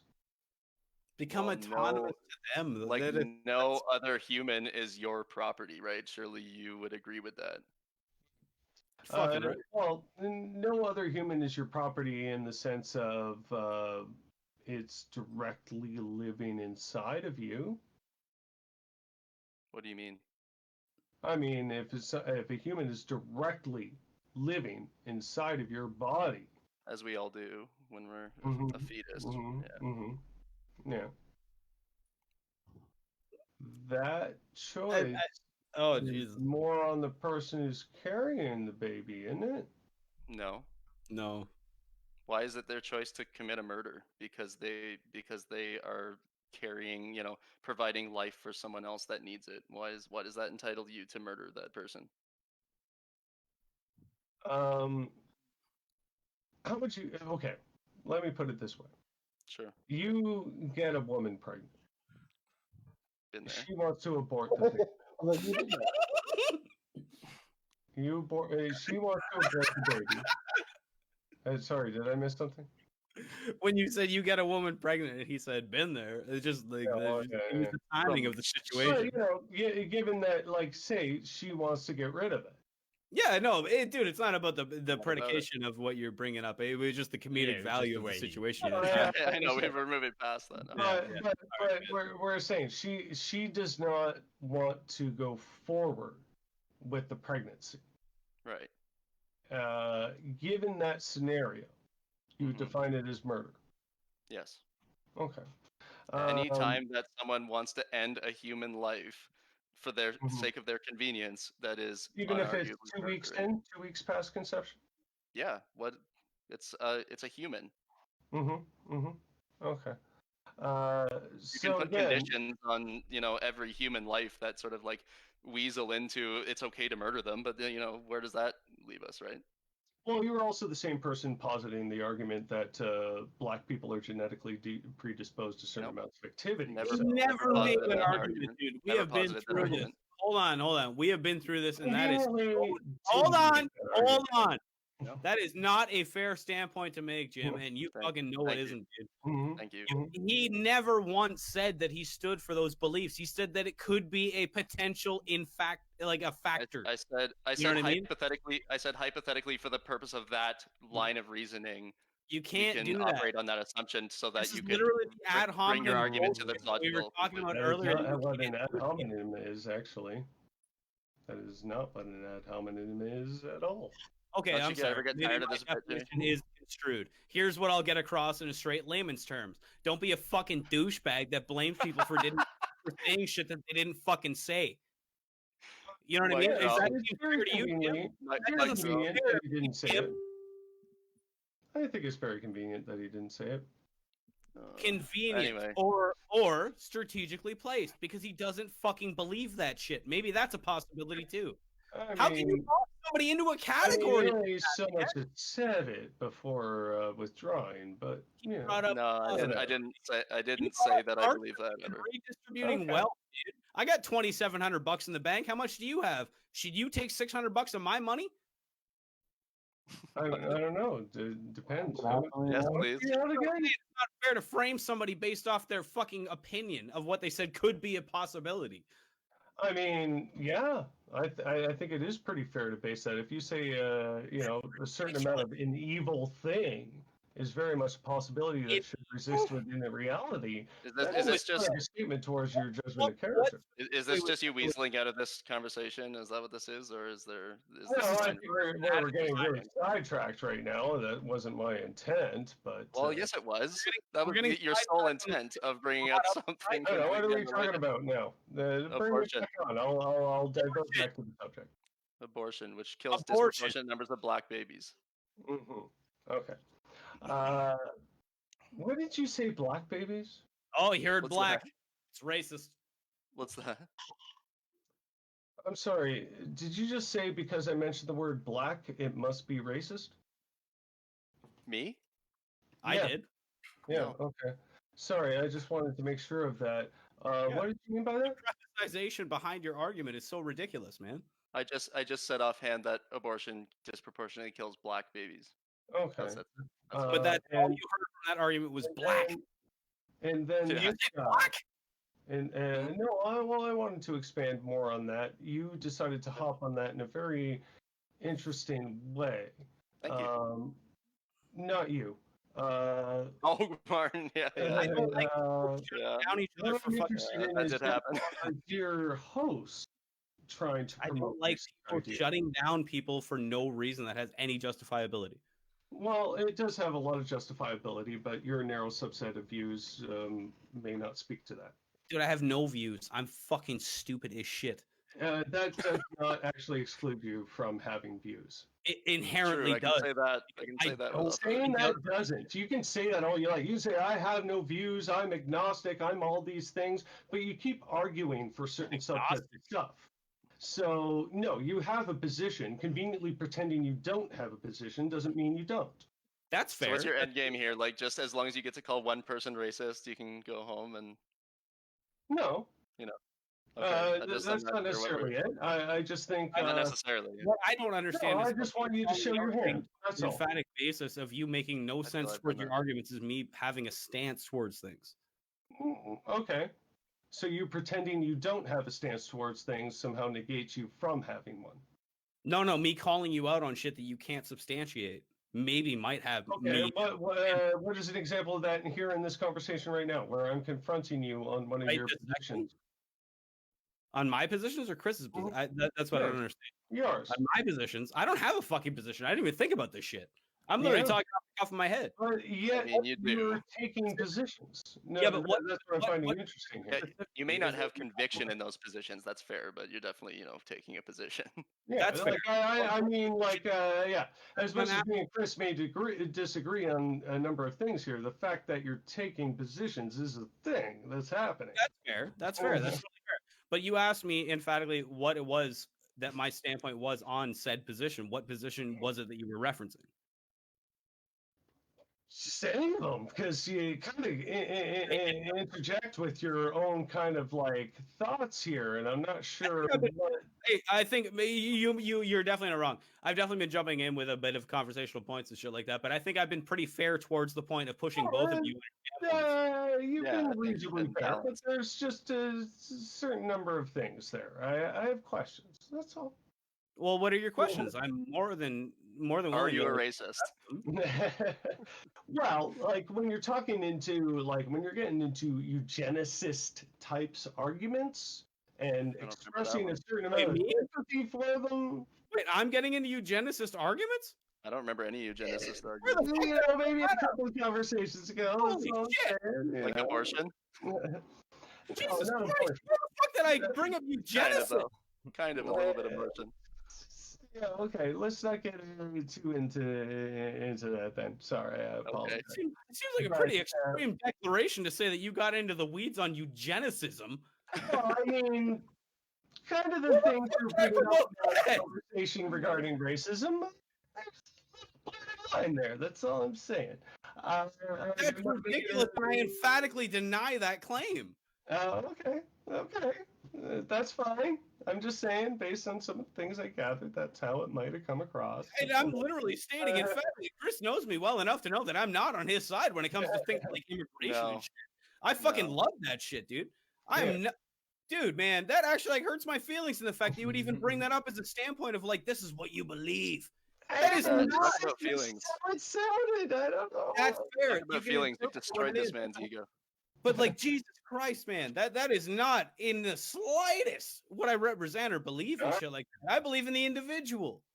Well, literally, yeah, I don't care about their skin color or their racial background or any of that shit. I believe in the individual's ability to prosper. Yeah, it's really easy to say that until you get down to that. I mean, for example. For example, to throw an example of how defining what you think equality looks like. For example, what I think equality looks like? Yeah, anybody. Okay. But you said what you think, and we're talking, right? So what I think. But let's put it in this sense. When somebody like Justin Trudeau says that they want to make half their cabinet women. Right. Is what's that wrong with somehow discriminatory? No. Okay. Not in the slightest. How would that ever be discriminatory? Because he wants to do that.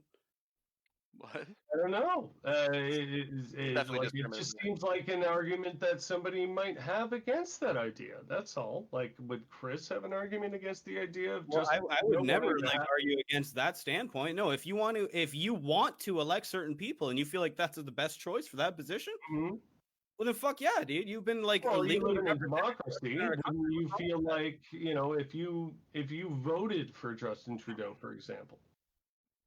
Right, and then he told you half his cabinet is going to be female. Right. You're all for that. You don't see an inherent problem with that. You want to see the ironic situation of what you're calling out? No, I'm just. No, seriously, I literally did vote for Trudeau. Okay. And it does not bother me. You agree with his position. That doesn't bother me in the slightest. Why would that bother me? Okay. So you don't feel like it's excluding certain people? No, not if he feels they're the best fit for the job. Okay. How is that exclusionary? They're the best person to fit that position. Okay. But no, I'm just trying to find where the. You might think I'm more discriminatory and shit than you think I am. You know what I mean? I'm just I'm just trying to find where those borders are. I don't completely understand. I don't have those kind of borders when it comes to institutionalism of freedom towards an individual. If you're black, if you're white, if you're fucking female, if you're male, anything should be the same towards you and your opportunity. Nothing should be discriminated against based on those prejudices. That's not fair. That's ridiculous. That's fucking stupid and disgusting. Okay. Strong opinion. I'm just looking at you should never be discriminated against because of your position in life. Okay. You know what I mean? Being discriminated against for a political view is a different thing, because maybe people don't want to vote you into that position. Is what I'm referencing towards. You know what I mean? And that's totally fair bias to have. Okay. But in terms of just you personally, or even Chris personally, wouldn't see it as an Chris is so far off the mark from what I believe. Don't box him into me. He'll get upset. It's not fair. It's not fair. Well, you guys have two different definitions, then so be it. Like I'm fine with that. Like whatever you guys want to express. Like I'm just trying to understand what the like sort of political intent is here. Right. No. Like if you would you say that somebody like Trudeau saying, I'm gonna leverage a half female cabinet, in your mind that impedes nothing on somebody's merit or ability to do the job to you? Okay. And but Chris, would you agree with that? Can you restate that? That to say, if somebody like Justin Trudeau were to say, half my cabinet is going to be female, do you think that is an affront to the merits of male colleagues? Yes. Okay. Why? Well, isn't it inherently? I mean, you're choosing employees based on gender. Okay. No, that's perfectly fair. I just wanted to define that. Yeah. So for the hundreds of years before that, where all cabinets were formed by all male people and women were excluded, was that based on merit? Yes. Oh. So the fact that women for hundreds of years were never considered for any of those positions was based on merit and not their sex. I don't know that there's necessarily like a dichotomy between those two things. Well, there most certainly is. You're talking about a society that was based on. No, but how so? How do you not think that there's a dichotomy between? Like I guess that would be the question I was getting to. How is there not a dichotomy? Where were the women? Because where were the women that were in a position to like perform the same duties as men did in the governmental role? In like the there were plenty. They were just systemically excluded. And they were queens and princesses. I mean, and a lot of them subjected from having the same institutional power of princes and kings. So they were discriminated on that based on their gender. How is that based on their merit? That seems more that it's based off their class than their gender, though. Because when you're talking about gender, can be sort of rather overlapping in a lot of ways. Fair enough. Fair enough. Well, men and women aren't interchangeable. In terms of most things. Okay, so you just say you thought you said I thought Ben Shapiro was showing up to this debate. Seems like Ben Shapiro's suddenly shown up to this debate. You probably agree with him on more than I do. No, I think Ben Shapiro, actually, in all honesty, is probably one of the biggest idiots to walk the earth. The fact that he can talk very fast is no indication that he is a smart individual. No, it's just shotgun argumentation. We're actually arguing along the same line. No, I don't. We all agree upon that guy's fucking goof, dude. All he does is like box people into corners and never let them respond and shit. You know what I mean? He's an idiot. But you're arguing a similar form of logic that I've seen from him on many occasions. So yeah, I'm just trying to understand. There's only one logic, right? There's only one objectively correct logic. Okay. That's literally like what logic is. Okay, but the thing is, when we know anything about philosophy over a long period of time, that objectivity is a false concept in of itself.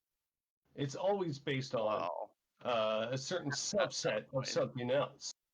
Right? So to pretend that subjectivity is one ultimate thing is actually a lie of the colonial mindset. And now the fact that you've given into that lie is of no surprise to me, but I would like to hear more about it. I don't know what you're talking about. What does subjectivity and colonialism have to do with each other? I have no idea. Well, the idea that there is a sense of objectivity that exists in philosophy is very much of the westernized colonial mindset, more so than anything that predates it. What's wrong with that? Well, that it's false. Objectivity is not real. Well, you just made an absolute statement. Yeah. So that's not objective. Okay. So what if you're you wrong? see what I'm saying, all right? No, what I see is that you've got yourself into like a logic trap. Objectivity is not a universal thing. It just simply isn't. You're wrong. wrong. There is no such thing as one type of objectivity. How that affects people's lives is very much dependent on society, the moment, resources, so many other things. So to say that something is perfectly objective is to say that that idea exists in a vacuum, and I'm sorry to tell you that no idea in how it interacts with the real world exists in a vacuum. But including that one. Yeah. But you agree with that? I don't agree with that. Okay. I agree. I believe in universal objectivity. Okay. I'm a moral universalist, right? So I don't care. Well, I don't know. Make an argument for it. I don't know. You do care because you're literally making a self-defeating argument. I just don't think that objectivity and how it exists in your mind is a real thing. But you don't have to because you don't believe in objectivity. Make an argument for it. That's my argument. You're arguing that objectivity isn't real, but you're making an absolute objective argument, right? Okay. Is the statement objectivity isn't real objectively true? Is the statement objectivity isn't real objectively true? Yes. And if you want to say that's some sort of self-contradicting argument, then then so be it. That's the world we can exist in. It is a self-defeating argument. Jim, yeah, it is by definition. Yeah. Sorry? It actually is, though, by your own definition. It's directly contradictory.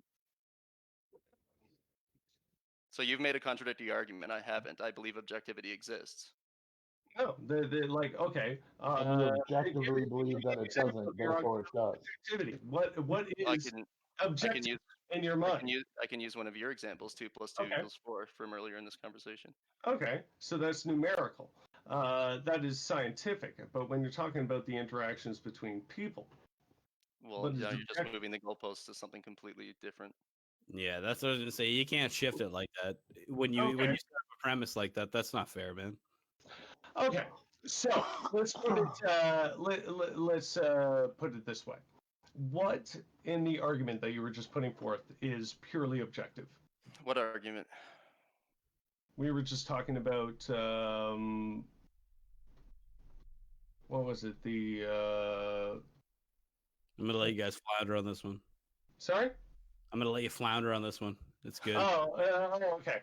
Well, yeah, I kind of got off the topic there. Up on the old pipe there, everybody Jimmy. did. And hence the floundering. Sorry? I said everybody did, hence the floundering. Fair enough. That is more than I don't even remember what the fuck the initial point was. Exactly. We somehow got here from abortion. I think it was, yeah. I sort of got way off it there. But yeah, my was point abortion is to Martin's beliefs. Okay, if we want to focus on this, it's the final thing I focus on because I got to cut myself off very soon. But if you want to focus on like the idea that objectivity is a fundamentally philosophical thing that is universal, I would argue against that. That's all. Yeah, but you can argue against that. Then it's not objective. But what does that have to do with the original point? What was the original point? Oh, Jesus. This is your topic. We went off the weeds on this one. We went off the weeds, but all I'm saying... I think we got on the weeds.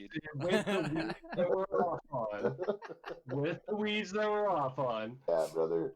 I'm just saying that objectivity is simply not a thing when you're talking about relations in society. You can say it's objective in terms of like science and hard numbers. Like, yeah, 2 plus 2 equals 4. A certain chemical reaction induces another chemical reaction. We know that. We can see that and test it time and time again. That is the idea of the scientific method, right? We can test it over and over again and experience the same result. But when it comes to philosophical problems, you don't have that same benefit. So to say something is objective in a sense, or normal in a sense, is purely based on what is considered powerful at that particular time in society. And those things have a tendency to shift. And they are very subjective by nature. That's so true. To say, that's just what I'm getting at, is that to say in a philosophical sense that something is objective, I think in a grand scheme is just inherently false.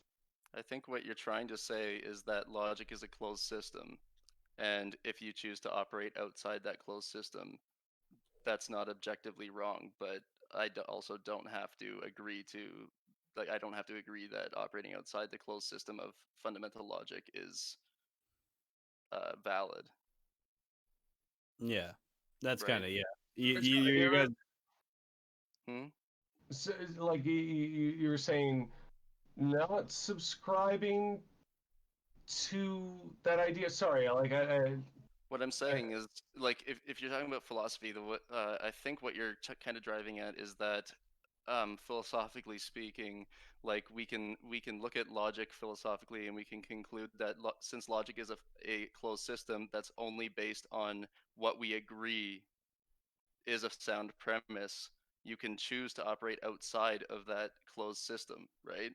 Like, you can say 2 + 2 = 5, and I literally can't prove you wrong, because you have to assign like a subjective meaning to every single thing involved in that, right? That's the problem with the I wouldn't say that's the angle I would take it from in any sense. No, it's not that. It's that people have a tendency to fool themselves into a sense of objectivity, where there is none. Right? I agree there. Yeah. So, like a lot of things are subjective. Like there is no singular right answer. Like racism is bad, for instance. Yeah. Racism is bad. I would say racism is bad is a universally true statement.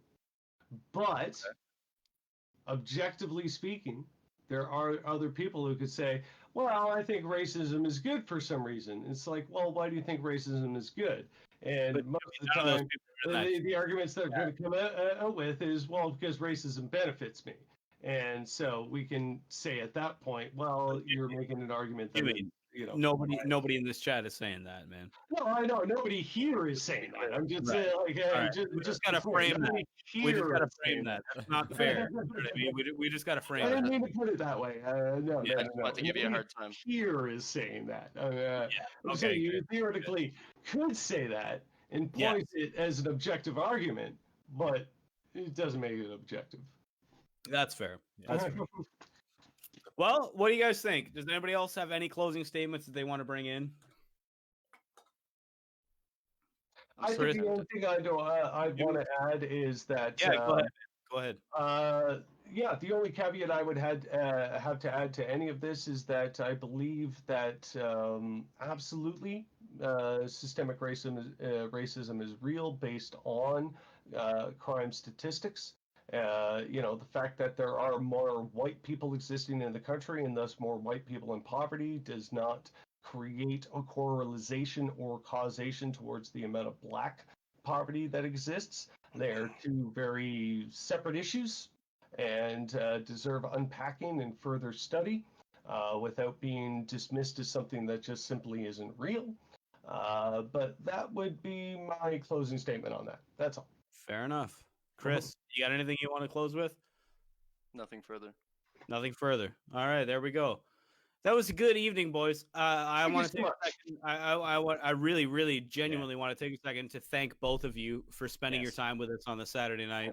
Thank you for being a good moderator, by the way, because Hey, I appreciate that. I appreciate that. Thank you. I was trying to be as unbiased as I could. I know I disagreed with you and I argued with you, but like that's the thing. Hey, that's the fun. That's what this whole thing was, right? Was a discussion for everyone. Yeah, people talk over each other in every single debate is something that naturally happens. But I gotta give kudos because compared to the supposed very formal American debate that happened the other night, it felt a lot more civil. And, fucking right. Fucking right. I agree. I agree. I agree. That, and I wanted to express thank you towards both of you for adhering to those standards of acceptability. You know what I mean? Yes, it was very impressive on both your ends, being able to restrain yourselves and express your. I got excited like once. Yeah. So what do we have? Like, man, it's two examples through a 5-hour debate. I mean, I think we're hitting the mark. Man. I think we're hitting the mark. Damn good. But you know what? We still got lots of talking points to go through on this. So if Chris and Jimmy are willing, we could do this on another episode too. I gotta go. I appreciated the no, not tonight. For a separate episode. Not tonight. I'm good for doing it another time. Absolutely. Right. Right. There we go. There you go. You got that to look forward to. We'll bring this back. Maybe a post U.S. election episode. Yeah, dude, we'll bring that up. Oh my God! Yes, absolutely. Let's do that. That's perfect. All right, boys. All right. Thank you again for joining us. Yes. Chris Catania, Jimmy Ruffian, host of the Rough Go. Everybody go follow that. If you're not, you're a fucking ridiculous moron and you need to go do it. You guys have a good rest of your night. Thank you for joining us. Thank you so much. Have a good night. Auf Wiedersehen. I'm clear on my end.